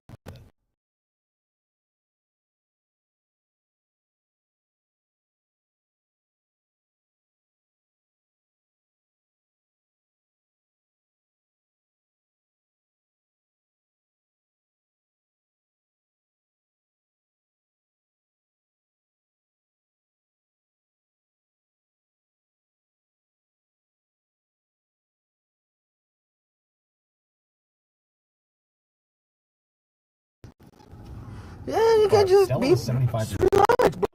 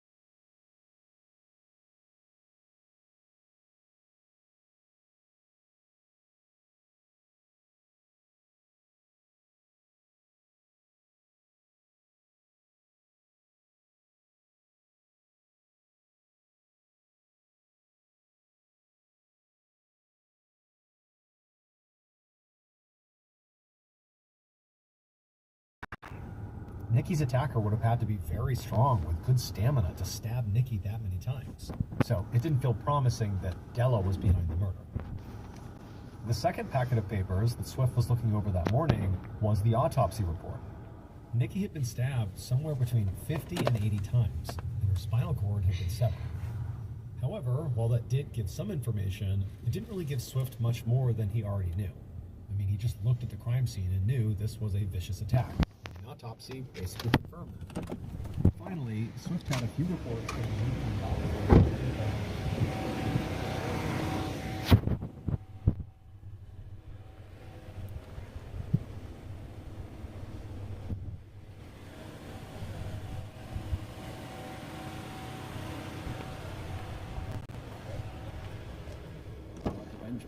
that white hood and missing hubcaps.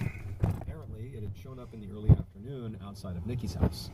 No one saw the driver, and it only stayed for a few minutes. As Swift mulled over all this information he was taking in, the phone on his desk rang.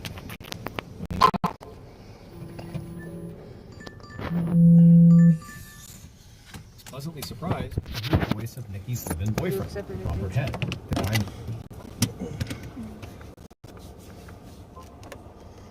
Robert apologized profusely for being so hard to reach and then asked, what's going on? When Swift told him that his girlfriend had been murdered, Robert let out this awful, anguished scream, and then he said he would head home right away. Swift told him no, just so happy I'm not blind. Before Robert hung up, he said he had one more question. How were Taz and Jazz?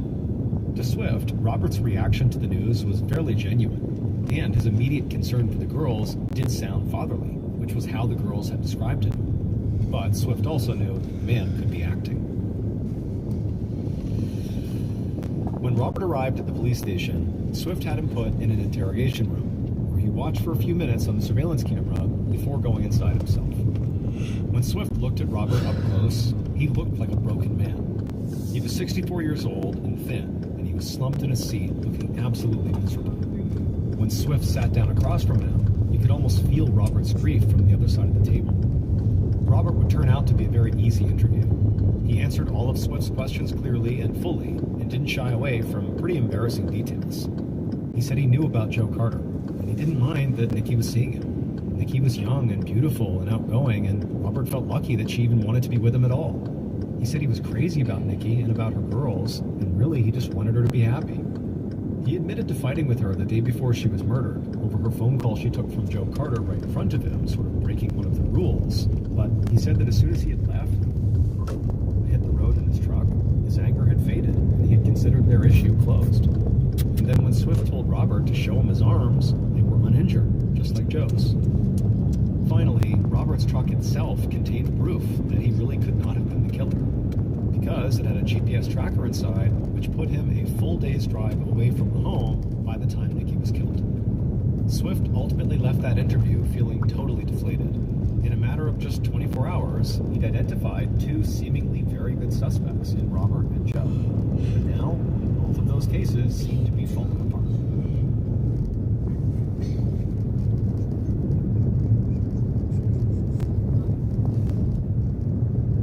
Prepare to transform your beauty sleep with Blissy's revolutionary silk pillowcases. These aren't just luxurious, they're to get an additional 30% off. Your skin and hair will thank you. In 1980, that day at the barbershop confirmed that he had been there all day. Joe Carter, who was Nikki's second boyfriend, passed his lie detector test, which included discussions around his whereabouts the night before the murder after he had broken up with Nikki at his house. Also, his coworkers the next day at the barbershop confirmed that he had been there all day that day. And on top of that, given the strength of his alibi now, the black car that was seen outside of Nikki's basically couldn't have been his. So Joe was ruled out. Swift interviewed the twins' great-grandmother, Della Frazier, who had been very upset about giving the girls back to Nikki, but even though he didn't think that she literally committed the murder,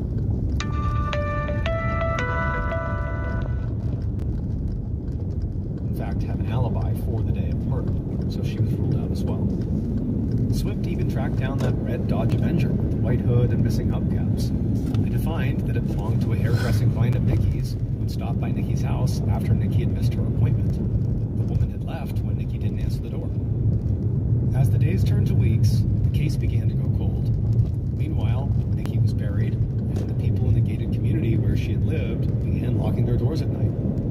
The twins, Taz and Jazz, were living with Della again, and Nikki's whole family was pressing the police to come up with an answer. What happened to Nikki? But Swift, despite his best efforts, was running out of ideas.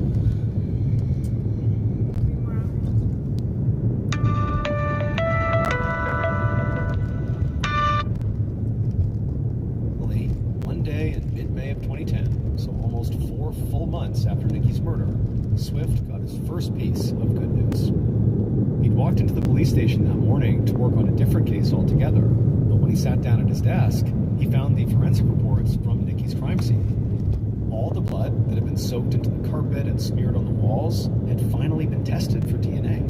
So had the hair that Swift had found inside of Nikki's mouth. And the results were shocking. When Swift finished reading them, he stood up, walked out of the station, and drove his cruiser to a gas station that was right up the street from Nikki's house. He knew police had not pulled surveillance video from the station because it was too far from the crime scene to be useful, or so they thought. But now, based on the DNA evidence Swift had, he knew that this gas station might be his very best hope to solve the case. When he pulled into the gas station parking lot, he went inside and asked the attendant to speak to the manager. The teenager behind the counter ducked into a back room and then motioned Swift to follow him. Once inside, Swift could barely contain his eagerness as he introduced himself to the manager and then quickly asked if he still had the surveillance footage from the morning of January 13th. This was critical.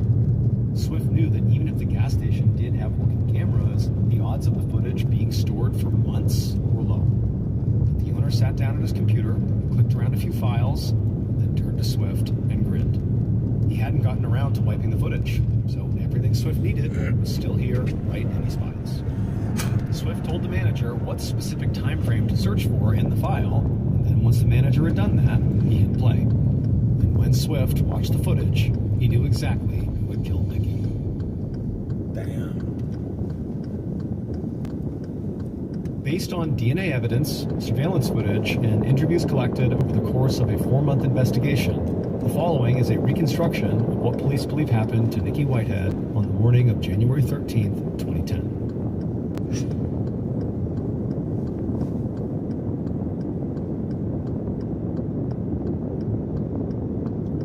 Nikki's killer was waiting for her in her own kitchen. Nikki heard the killer moving around from inside her bedroom and walked down the hallway to come see who it was. When she first saw the killer, who was there with an accomplice, Nikki actually was not afraid.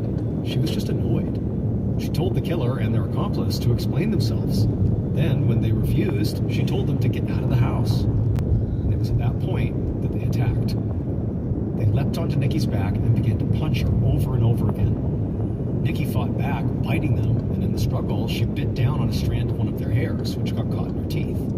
The fight moved from the kitchen to the living room, where Nikki briefly broke free. The killer picked up a red ceramic vase and threw it at Nikki's head. The vase shattered and Nikki staggered, and that's when the killer grabbed a steak knife from a block on the kitchen counter, and they lunged.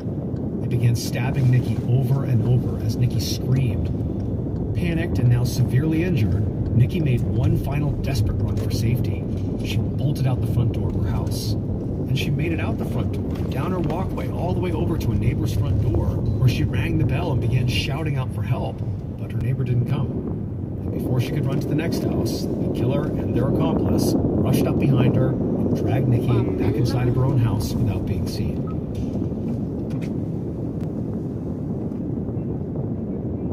I gotta pick up for Pamela. Thank you. Take it.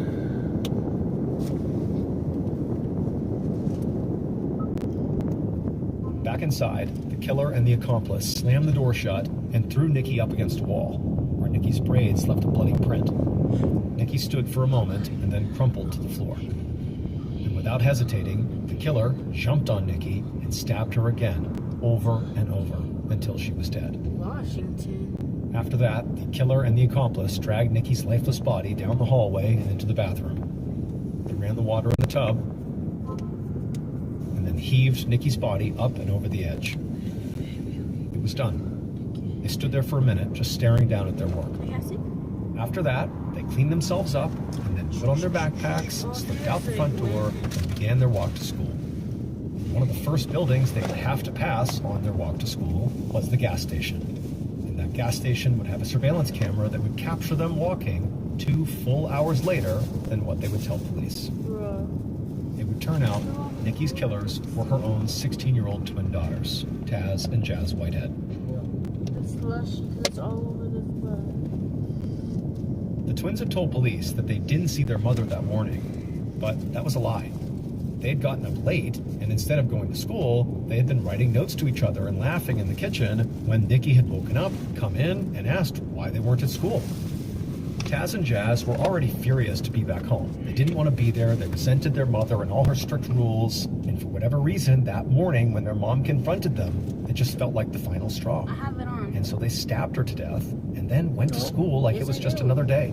Bro, yes, When they got home, they put on this big act of being distraught and horrified by the violent scene they themselves had created, and then ran outside to go tell police. But what the twins didn't realize was that during the vicious attack, one of them got a strand of their hair caught in Nikki's teeth, and then also their own blood mingled with Nikki's. Because Taz and Jazz were identical twins, the police were never actually able to pinpoint which of them did what, but it was very clear they were directly involved in the killing. Also, after this DNA report came back and Swift read it, it prompted him to go to that gas station, which he knew would have been along the walk to the girls' school. And he quickly discovered they had lied to him about what time they had actually walked to school. Also, it was later determined that some of those bite marks on the girls' bodies that police had originally assumed the girls had made themselves out of grief were actually made by their mother during the attack. But the final and perhaps most cold-blooded piece of evidence were the notes the girls had written to each other in their notebook on the morning of the murder. Literally, they wrote these right before they killed their mom. One twin wrote on the last page of the notebook, quote, "She don't care. She's selfish. She needs to go." And the other twin I don't wrote want the one. response, which was, quote, "That's what I think also. She gotta go ASAP." On May 21st, 2010, Taz and Jazz Whitehead were arrested for the murder of their mother, Nikki. I can't give you a hug. They ultimately pleaded guilty to voluntary manslaughter and were sentenced to 30 years in prison. Both twins blamed Nikki for starting the fight and said that she actually attacked them. However, officials do not believe this account. Nope. I can't dump out Wait the till we juice. get to the trash bin. I was just gonna dump out the juice. A quick note about our stories. They are all based on true events. But we sometimes use pseudonyms to protect the people involved, and some details are fictionalized for dramatic purposes. Thank you for listening to the Mr. Ballin podcast. If you enjoyed today's story and you're looking for more bone-chilling content, be sure to check out all of our studio's podcasts. Well, this is number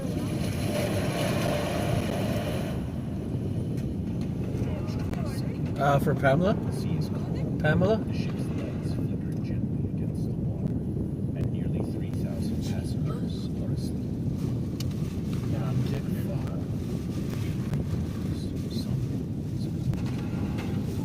Thank you.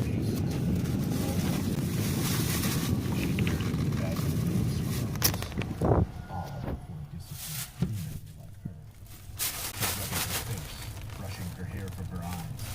She looks distressed. She speaks in right there. What? You got prom?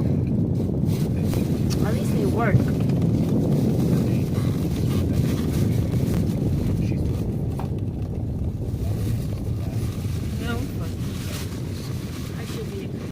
She disappears into the dark silence of the ship. No one sees her fall. No one hears her scream. No alarms, no emergency, just silence. Everyone's like a 99 each. This is Left Behind, Today is a show Wednesday. about what happens when the bodies are found, Today's not but the Tuesday. story is missing. I'm your host, Doug Bailey, and this is the story of Rebecca Corey.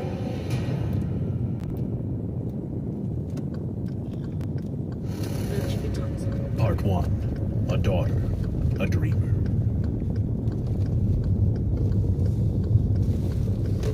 Rebecca Corium stood out. Born in Chester, England, raised in a loving, faith-filled home, she had a rare mix of strength and softness. Athletic, empathetic, driven, she listened deeply and helped others find their way. After studying youth and community work, she wanted to make a difference and see the world. Enter the Disney Wonder. As a youth counselor, she worked with kids by day and explored ports by week. Behind the fantasy life was grueling. Tiny cabins, long hours, constant smiles. But Rebecca adapted. She made friends from across the globe. She was proud of her job. She had plans, maybe more school, maybe a new contract. Life felt full of possibility. The Wonder itself was no ordinary ship. It was a floating fantasy land. 11 decks, nearly 1,000 crew members, and thousands of guests per voyage. Themed restaurants, character parades, elaborate performances. Behind the scenes, though, the magic wore thinner. Crew members lived in small, shared cabins below deck. Workdays often stretched to 10 to 12 hours, with few breaks. There were strict hierarchies and rules. Your smile was a part of the uniform. But Rebecca adapted quickly. She made friends from around the world: Spain, the Philippines, South Africa, Brazil. She sent her family photos and messages, sharing stories about life on board, her favorite kids in the playroom, and the ports she got to visit. She was proud of the job, even when it was exhausting. She told her friends she felt like she was learning who she really was. To those who knew her, it seemed like she had found her rhythm. She'd often been seen laughing with coworkers, guiding children through the treasure hunts, or watching the sunrise after a long shift. Part 2. The Final Night. March 21st, 2011. The Disney Wonder glides away from Cabo San Lucas under a cotton candy sky. The sea is smooth as glass. It's the kind of evening that makes you pause. Warm breeze, soft light, and the faint hum of thousands of passengers winding down their day. Couples couples hold hands along the railings. Children giggle their way toward one last meet and greet. Aboard the cruise, it seemed that everything was perfect. Rebecca was seen by several crew members that evening. She moved through the ship with the same easy grace people were used to. But something was different. It wasn't dramatic. Nothing would have prompted alarm. But her smiles were thinner, her pace a little quicker. A few people said, in retrospect, she seemed distracted. She made conversation with a friend in the gym. Another crew member recalled seeing her alone on the upper deck just after sunset, gazing out at the horizon. They said she looked tired, not physically, but emotionally, like someone carrying something unspoken. When asked how she was doing, she reportedly brushed it off with a casual, "I'm fine," or quickly changed the subject. She had sent a message to her parents earlier that day checking in. It was brief, polite, routine. There was no indication of anything wrong. But as night fell and the decks emptied, something was quietly unraveling. No outburst, no scene, just a series of small, easily missed signals. At 5:45 a.m. the following morning, March 22nd, Rebecca was caught on security camera in the crew corridor near the Deck 5 pool area. She was wearing oversized clothing, an ill-fitting men's t-shirt and basketball shorts. That, too, was off. She was always dressed neatly. She was organized, certainly more prepared in her life than she appeared in that morning's footage. Her behavior seemed wrong, too. Her movements were agitated. She rubbed her face, paced, looked down the hallway, and tucked her hair behind her ears. Her voice, unheard by the camera, seemed urgent as it spoke to someone on the wall-mounted phone in the hallway. Another crew member passed by. Rebecca paused the call, exchanged a few words. No one knows what was said, and then returned to her conversation.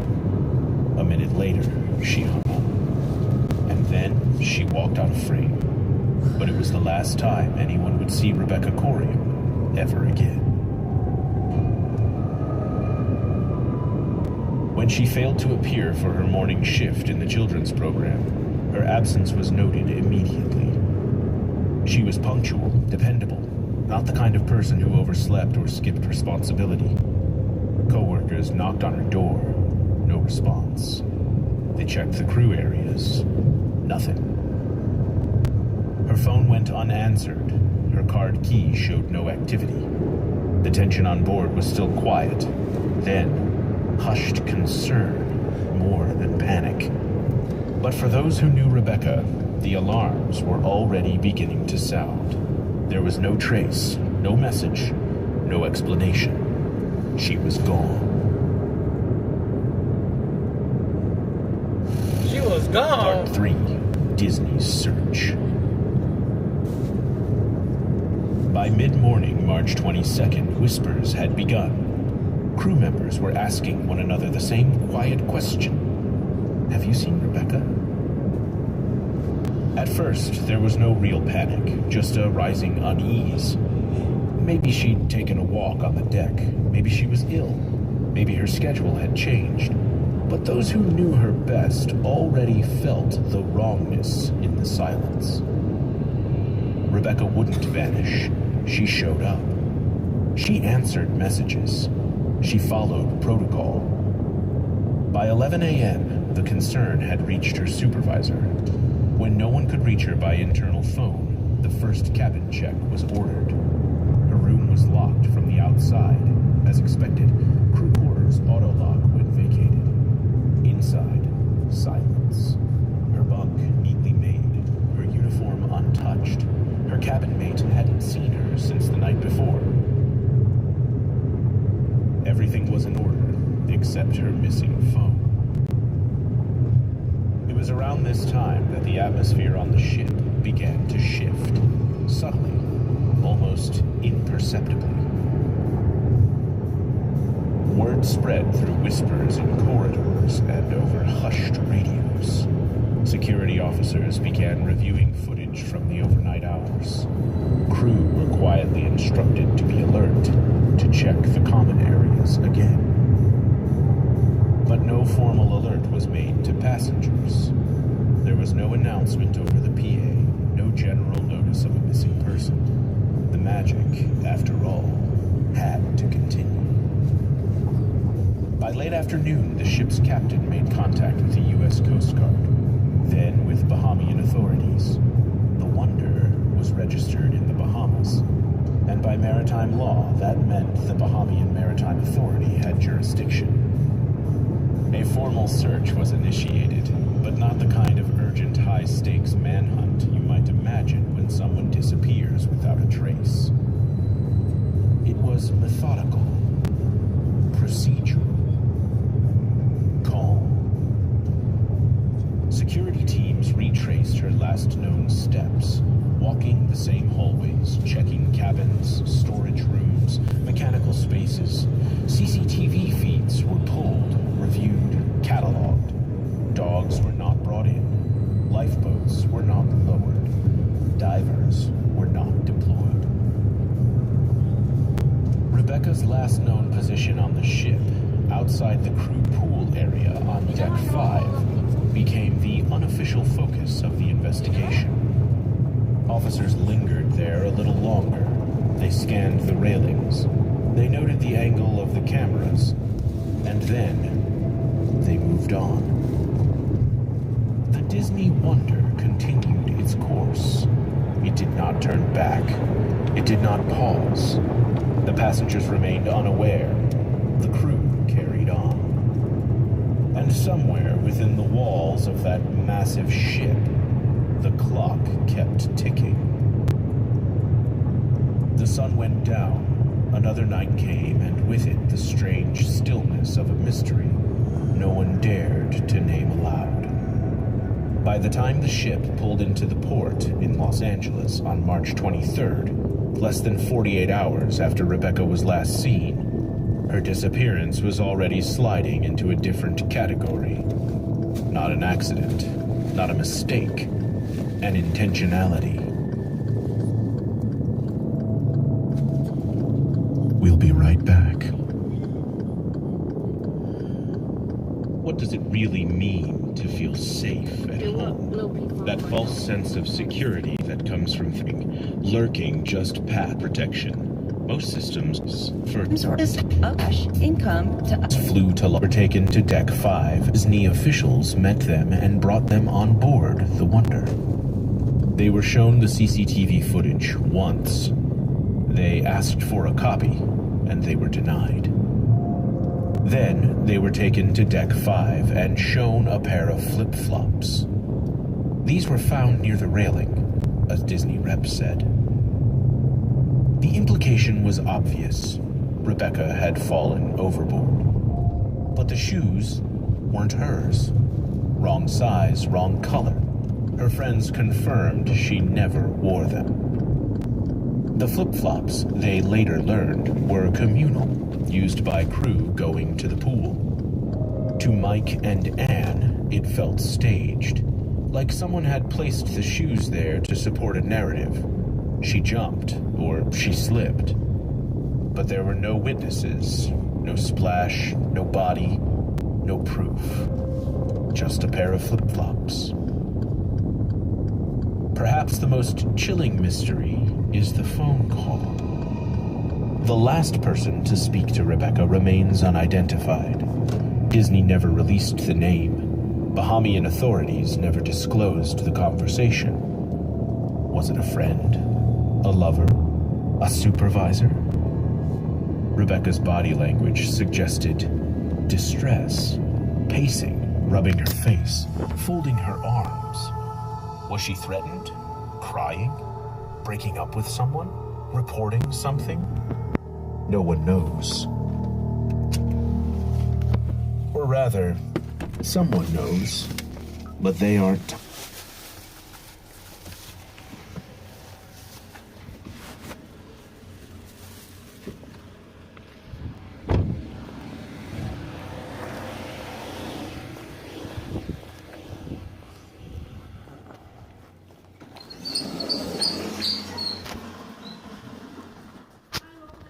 Hello.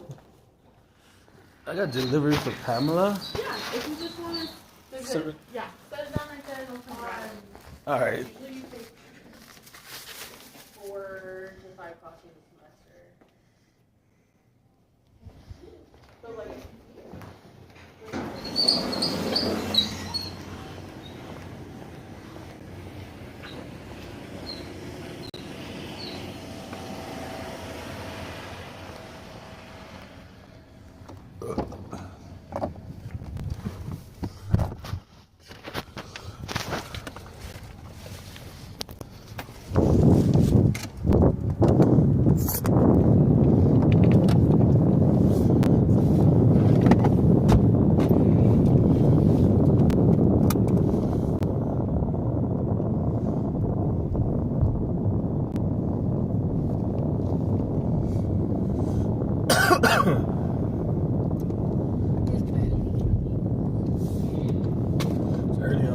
Yeah, so like it feels like it's like at least 4 or 5.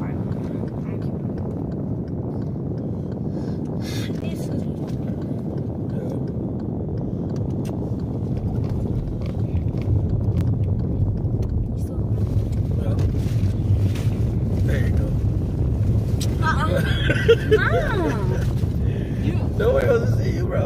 Hide that face. Obviously, You're everybody. scaring them. Because they always stare at me. You're scaring them, bro. That's why they always stare at me. Where should that come from? Straight? Nah, this way. No, you came from straight. Nah. Yeah. No, because then I made a turn right there.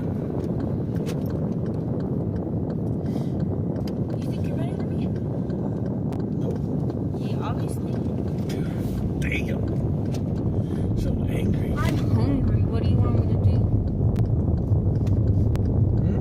I'm hungry. What do you want me to do?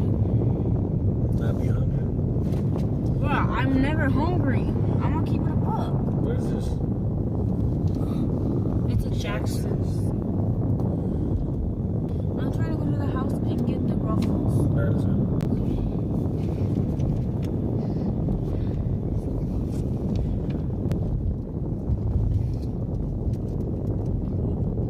Psych. Ah! I'm just kidding. How about for real though?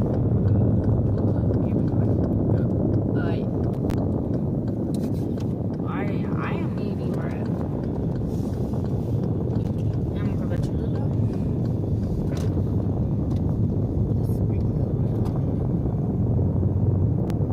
Are we close? I don't know. You don't know where you're going? Nope. Oh, we go right there. Look at that. What are we gonna get from Winko? Chips?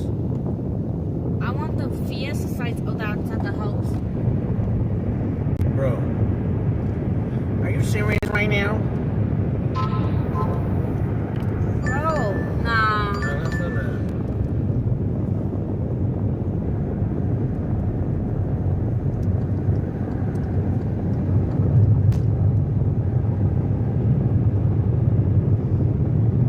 That's crazy. What?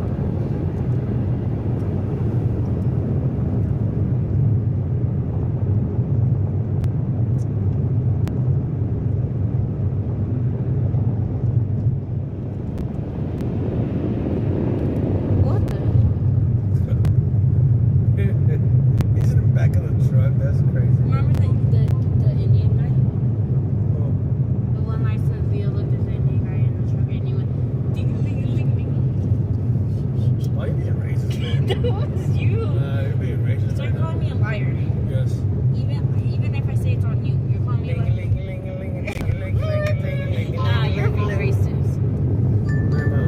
10. Oh! I'm not that down bad. Why are you so accurate on it? I heard it a lot of times.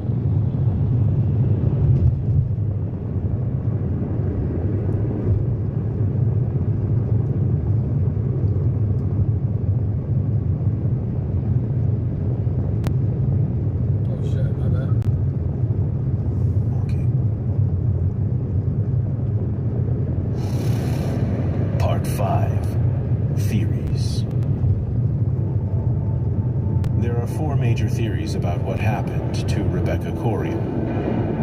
1. Suicide. This is the official theory, never declared but heavily implied. Disney's press release described her as missing at sea. The Bahamian report, never made public, suggested she may have jumped. Imagine under the But her parents reject that entirely. Rebecca had just applied for a new job. She was planning a trip. She talked about coming home. She showed no signs of suicidal ideation. And perhaps most importantly, no one jumps off a cruise ship without being seen or heard. Bro, back up, bro! Not at that hour. Not in that location. What you counting? The area near Deck 5 is sheltered. The railings are high, over 8 feet high. The camera caught her in a hallway, not near an edge. Suicide doesn't fit. 2. An accident. Could she have slipped and fallen? Possibly. But again, the logistics are off. She was last seen inside a corridor, and even if she had exited to the open deck, a fall from there is unlikely. The ship has surveillance, sensors, lifeboat cameras. Nothing caught it. And Disney's logs show no emergency. 5 or 7 miles. No splash, no impact. 3. Foul play. This is the theory that gains the most traction among independent investigators. Some believe Rebecca was in a relationship, possibly with a fellow crew member, that turned volatile. Others suggest she witnessed something on board, a fight, an assault, drug use, and that someone wanted her silenced. Her clothes weren't her own. Her mood was unusual. The call was never explained. Could someone have hurt her? Could the body have been hidden, pushed through a maintenance hatch or overboard at a later time? Cruise ships have areas passengers never see. Engineering rooms, waste systems. Is it possible her body was disposed of before dawn? It's chilling, but plausible. 4. Cover-up. Even if Rebecca's death was accidental or self-inflicted, the cover-up story remains strong. Disney had every reason to avoid scandal. The cruise industry is image-obsessed. Safety sells. Tragedy does not. If someone on the crew was responsible, or if there was a procedural failure, Disney would be motivated to manage the narrative. And that's exactly what seems to have happened. The Bahamian detective's investigation was cursory at best. One day, a few interviews, no forensic testing, no subpoenas, no follow-ups. The case was closed. The British government requested further information. Disney declined. The Bahamian government didn't respond. When Parliament in the UK debated the case, several MPs accused Disney of obstructing justice.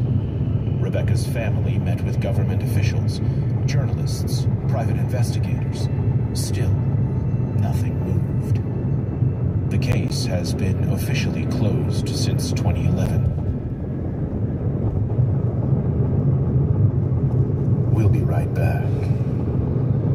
Ryan Reynolds here from Mid-London. With people start. He stood at the phone where she was last seen to count the family's fight. Experience to believe. So, and Anne Corium never gave up. They appeared in newspapers, on television, in front of Parliament. They started a movement to hold cruise lines accountable for missing persons cases.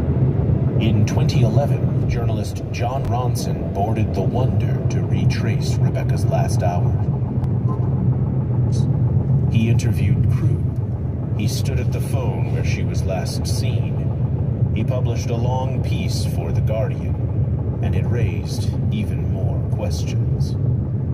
One crew member told him they were warned not to speak about Rebecca's disappearance. Another said Disney executives arrived immediately after she was reported missing and took control of the situation. And yet, a decade later, Rebecca's family still has no answers, only questions. Cruise ships operate under a patchwork of international laws. Most are registered under flags of convenience, countries like the Bahamas or Panama, specifically to avoid stricter regulations. That means crimes on board are often investigated by underfunded, uninterested governments. Victims have little recourse. Even the FBI can't intervene unless specific conditions are met, usually involving a U.S. citizen or crime in U.S. waters, not an international megacorporation like Disney, even though it's headquartered in the country. It's a system designed for profits, not justice. Part 7. Doug's Theory. I think when you look at the lack of evidence and the lack of effort, that makes it feel more like foul play. So if it's evidence by omission, you know what I mean? Yeah. I don't know how boat systems work well enough. It sounds like they have sensors and shit to like determine when anyone falls overboard. Right. So, you know, I would assume that didn't happen. That's the craziest part to me, is that, like, the system's designed to keep people from dying at sea from falling overboard. Well, you say you're completely hungry? ignored. And they didn't, like, stop. They didn't turn around. You know what I mean? Yeah, I mean, you would imagine then that they weren't tripped. Or, right. So that they're either faulty. I mean, I think what's likely is she probably fell. The ship's sensors didn't report it. And Disney's trying to cover it up. Right. By, you know, saying, well, look, there are no sensors, and you know what I mean? Right. I think, yeah, like the frustration. I think that's the foul play. I don't know that she got murdered. Right. You know, but that's the other option is, like, her body never actually did go overboard. Right.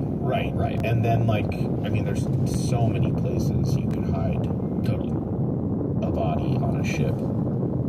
And without, like, bringing in dogs, like, that's the weird part, too. Like, why wouldn't you, even once you docked, just, like, bring a bunch of bloodhounds on and give them a bunch of her clothing? Like, totally. I think Doug's theory is that Disney and the government officials did not do enough to truly assess or learn what happened to Rebecca. And that begs the question, why? I think it's pretty clear that there's the capability to deliver a final answer as to what happened to Rebecca. Yeah. But it is in the best interest of mostly the Disney Corporation. Yeah. They know what happened, but they aren't saying. Rebecca Corium would be 38 today. She might be married, teaching, backpacking across South America, calling her parents just to say hi. Instead, she's a ghost on a manifest, a face on a missing persons board, a name whispered on internet threads.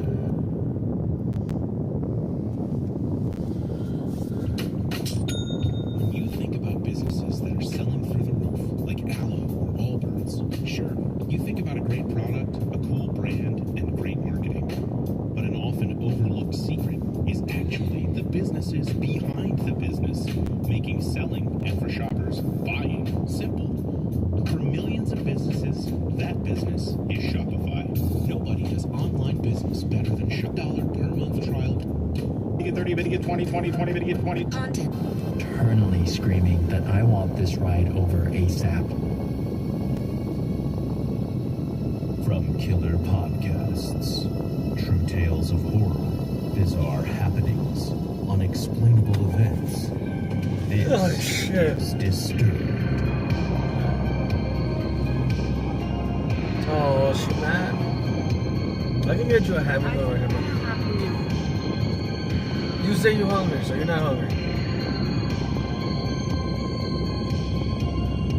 See, what your thing is that you want chips right now. You are not hungry. Hello and welcome back to the show. This week we're bringing you 4 chilling encounters from the r/Let's Not Meet subreddit. Stories that will make you question just how well you really know the people around you. So sit back, listen closely, and dive into the horror.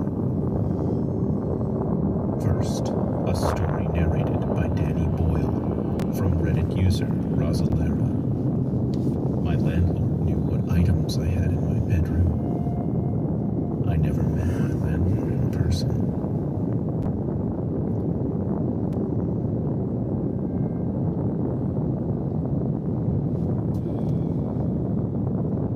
When I was 18, I was desperate to find a place to stay for university. There is a massive housing shortage where I live, so I went on Facebook to find a room. Eventually, a man from Egypt DM'd me saying that he had a private room available. He told me that he moved back to Egypt due to some kind of illness and had been renting out his 3-bedroom house. He had no profile picture or any info on his profile other than his name, but he sent me the address and his son ended up giving me a house tour. Everything seemed nice enough. 3 students were living there at the time, so I asked why they were leaving. They told me that the landlord is a weird guy, but I didn't think anything of it and decided to sign the contract. I was paired up with 2 roommates who were also students, and I didn't see his son after that. Once I moved in, my landlord got my phone number on WhatsApp and messaged me, saying that he wanted to build a friendship with me. Weird, I know. I said I was too busy with school, but that didn't do anything to disturb him. He said he was lonely and needed company. I ignored most of the calls and tried not to worry about it. He wasn't in the country, and I was locked into this lease, so I thought I could just ignore him, pay the rent, and I'd be fine. I was wrong. About a month after I moved into the house, his messages became stranger. I got one that said, "I notice you have a heater and an air fryer on your table. Could you please not use those?" And then another that was like, "Why do you own 2 laptops? That's kind of strange." This man claimed he lived in Egypt, and I had never seen him in person, and my windows were all shut and locked. How did he know what was in my room? Not just our common spaces like the kitchen, but the stuff that was in... That's crazy.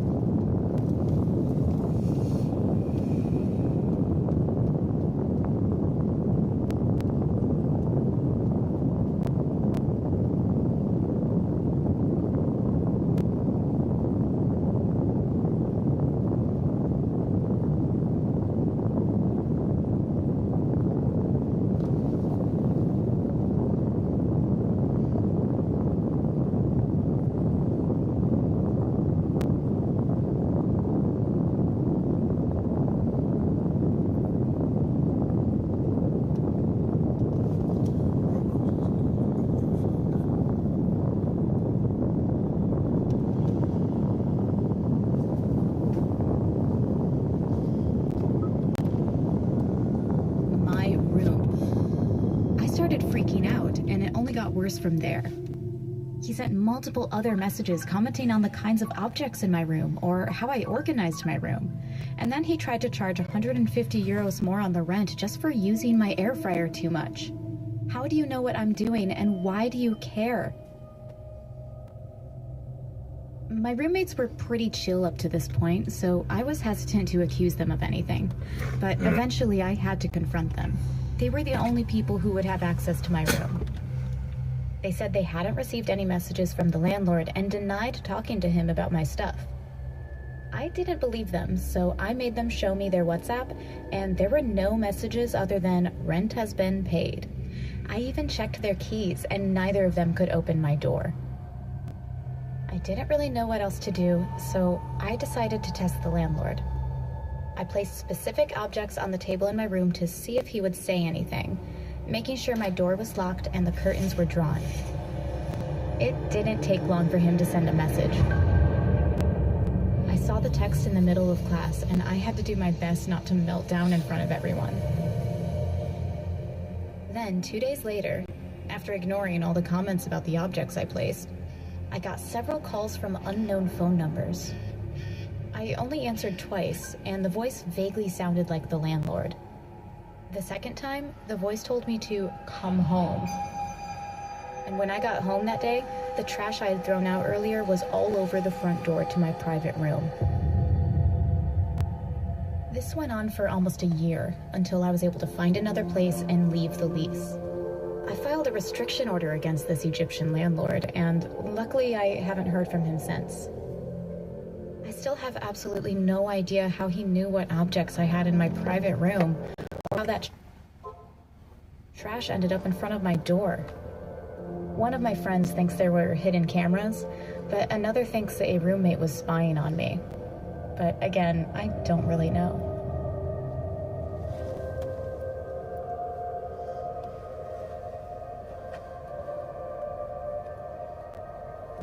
You're listening to Disturbed. That's crazy. We'll be right back.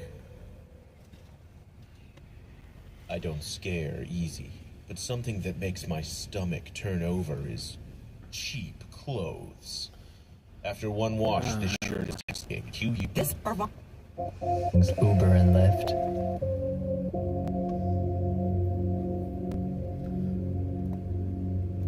So, for context, I'm a 29-year-old trans woman who presents as masculine for work-related things like rideshare. Basically, this means I don't generally get tilted by people calling me he, him because, well, I don't pass. Anyway, I use both apps, Uber and Lyft, and your girl usually doesn't have any problems.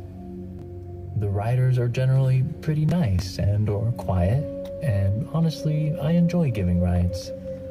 Not a lot of money, but enough in between paychecks and my big girl job to be enjoyable to do when I can. However, as I was cruising off from this I gotta pick up for I got a new request Myra? for like $20-30. Not uncommon, but sometimes that means it's far as shit. This one was only 45 minutes, so Thank you. not too bad. So I'm driving to the pickup pen, and it's at a decently fancy Japanese girl and a kind of rundown dispensary. It arrived. Put the back, please. I'm sitting there for Has a drink inside, so until let's a woman finally walks up to the car. Here's where the scary shit starts. She doesn't immediately open the door. She reaches for the handle, sure, but she then proceeds to lean completely forward against my rear passenger door and laugh. She's laughing into the paint. Then, she bends all the way backwards to the point her legs are almost 45 degrees with her torso. She opens the door, and apparently my last rider left something in the back seat. She stops laughing and starts snickering. I hit her with the, "Hi, are you Donna?" in my forced masculine voice. In a creepily cutesy tone, she says, "Yeah, someone done dropped a thing in your back seat, Mr. Uberman." I notice and ask to keep it in the front seat with me so I can return it later. Oh, damn. Guess she must have left it on accident. She stares at me through the rearview mirror and says, "Ain't you gonna call her?" I tell her I'll do it when a request comes in to return it, like I usually do. Now, quick aside to explain the characterization of this woman I've made so far. I'm not going out of my way to be any kind of prejudice. She legitimately spoke this way. Anyway, we head off towards her destination about 45 minutes away, and she's sitting directly behind me. None of this so far was a direct red flag, because sometimes people are just weird or drunk. What first raised the alarm was when she asked me to stop at a UPS store on our way to her destination. No biggie, right? Here's the issue. She didn't specify where, just the UPS. As I opened up Google Maps to find the nearest one, she says, "Oh, you don't have to, but I have to get my friend out of jail. If I don't get this package, he gonna be there overnight." I don't get what the package had to do with jail, but I just played along. Well, it's just he gonna be there all night if we don't get him out, and he gonna kill somebody. He in jail for killing. What the fuck? Yeah, what the fuck? She notices me starting to freak out and says with a smile, "Oh, we don't have to go there. Let's keep going back on the road. I know you Uber guys gotta make y'all money." Yeah, Uber drivers don't get a lot of money, do they? Weird pivot, but we keep going, and I nervous laugh and say, "Yeah, but I don't mind if you need me to stop." Wrong move. She continues to stare at me from the rear view every time I glance back. We're on the highway before she says anything.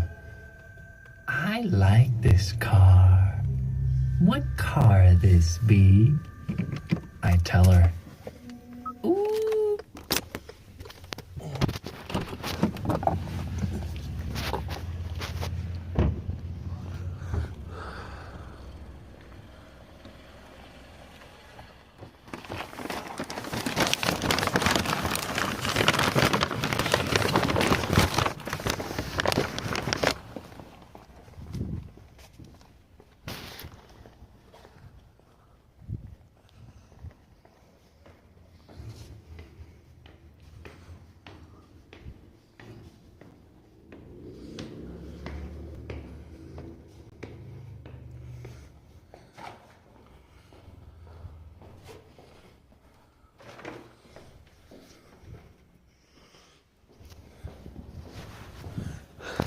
Damn, that story's starting to creep me out, bro.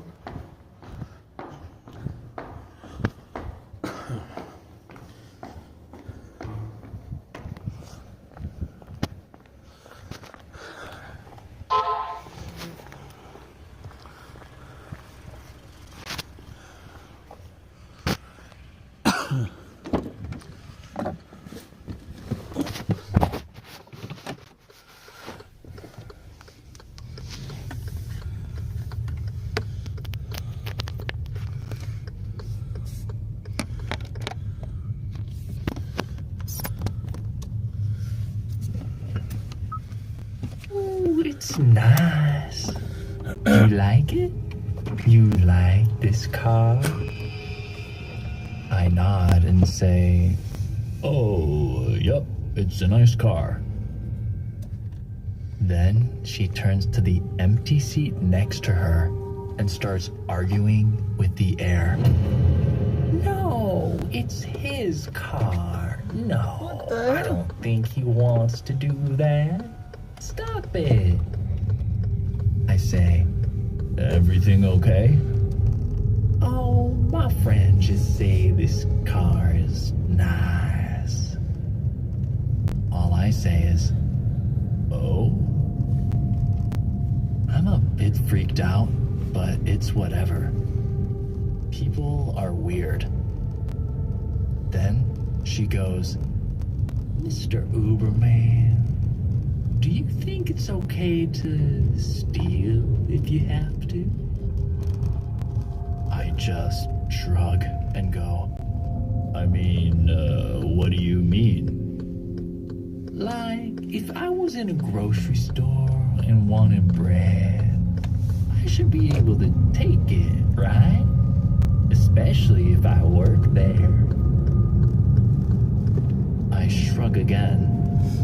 She turns around and shouts, I ain't no thief. It's 'cause I needs it. Towards the trunk, before turning back to me. I got money, right, Mr. Uberman? I got a job, so I got money.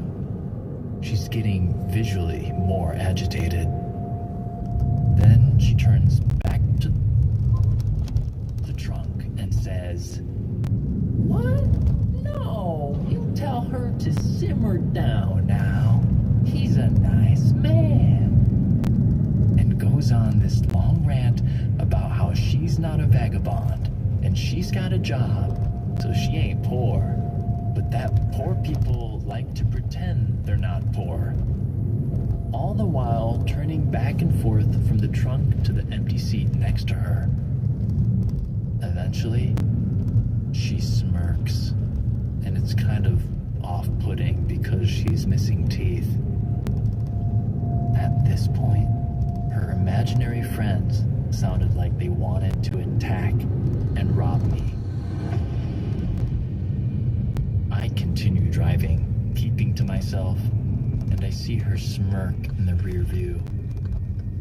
In a new, upsettingly soft tone, she says, Aren't you sleepy? Are you hungry, honey? They say you're real sleepy. Do you like boba? What the fuck? I'm now gripping the steering wheel and avoiding eye contact. Oh, no, I'm okay.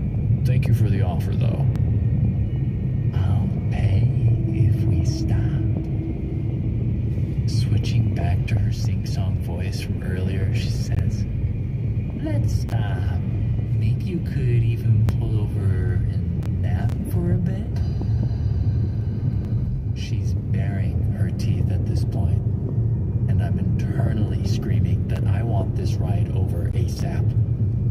But $20 is $20. So we keep driving. Well, you killed her, so it is what it is. She says randomly to the trunk. This lets me piece together that she's talking to dead people. So now I'm definitely not stopping. When we get to a stop sign, she stares at my headrest and leans forward before sticking out her bony finger to poke on my shoulder. How does your body feel, Mr. Uberman? Nah, that's a tweaker, Sure bro. you don't want something to eat? I could feed you if you just pull over somewhere. That's like the 10th time she's tried to get me to stop. Then she says, He's sleepy, ain't he? He gon' kill someone if he don't get some sleep. Someone gonna die. He got 2 choices. He choose. I ask, or who is going to kill someone? She looks aware and gets an angry face. Nothing, no one. So, eventually, after being dead stared. Nah, I'm not feeling that, bro. Imagine having a tweaker in your car, bro, and she's tripping.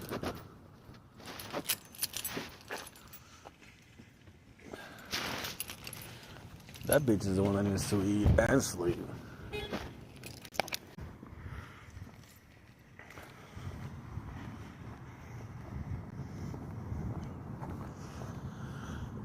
We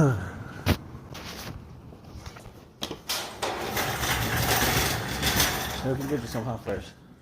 No? You gotta open it, remember?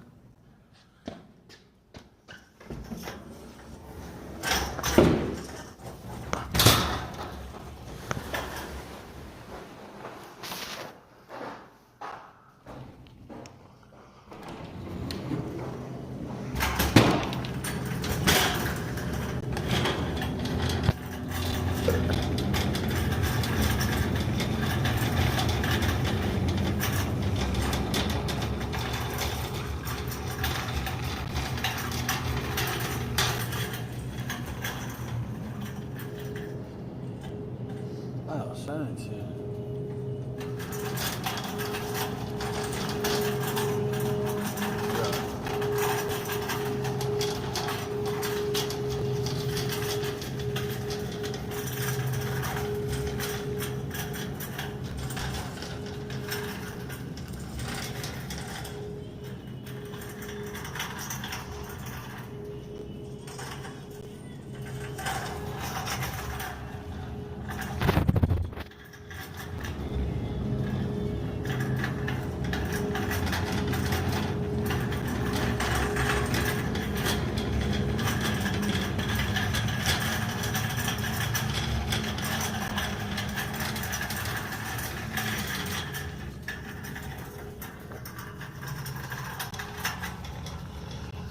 Let's see.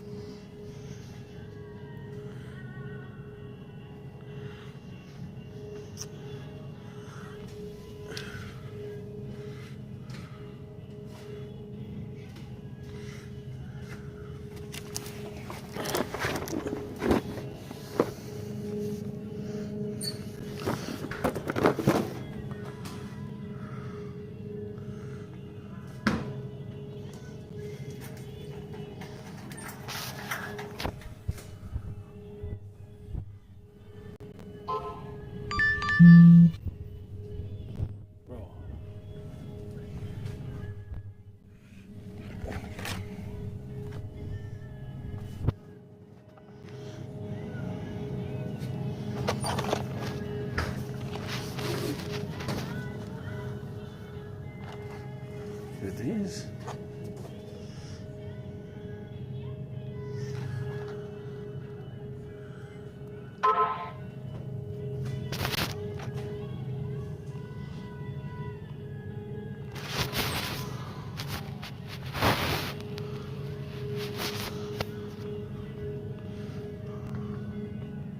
Of course, because fucking connected to.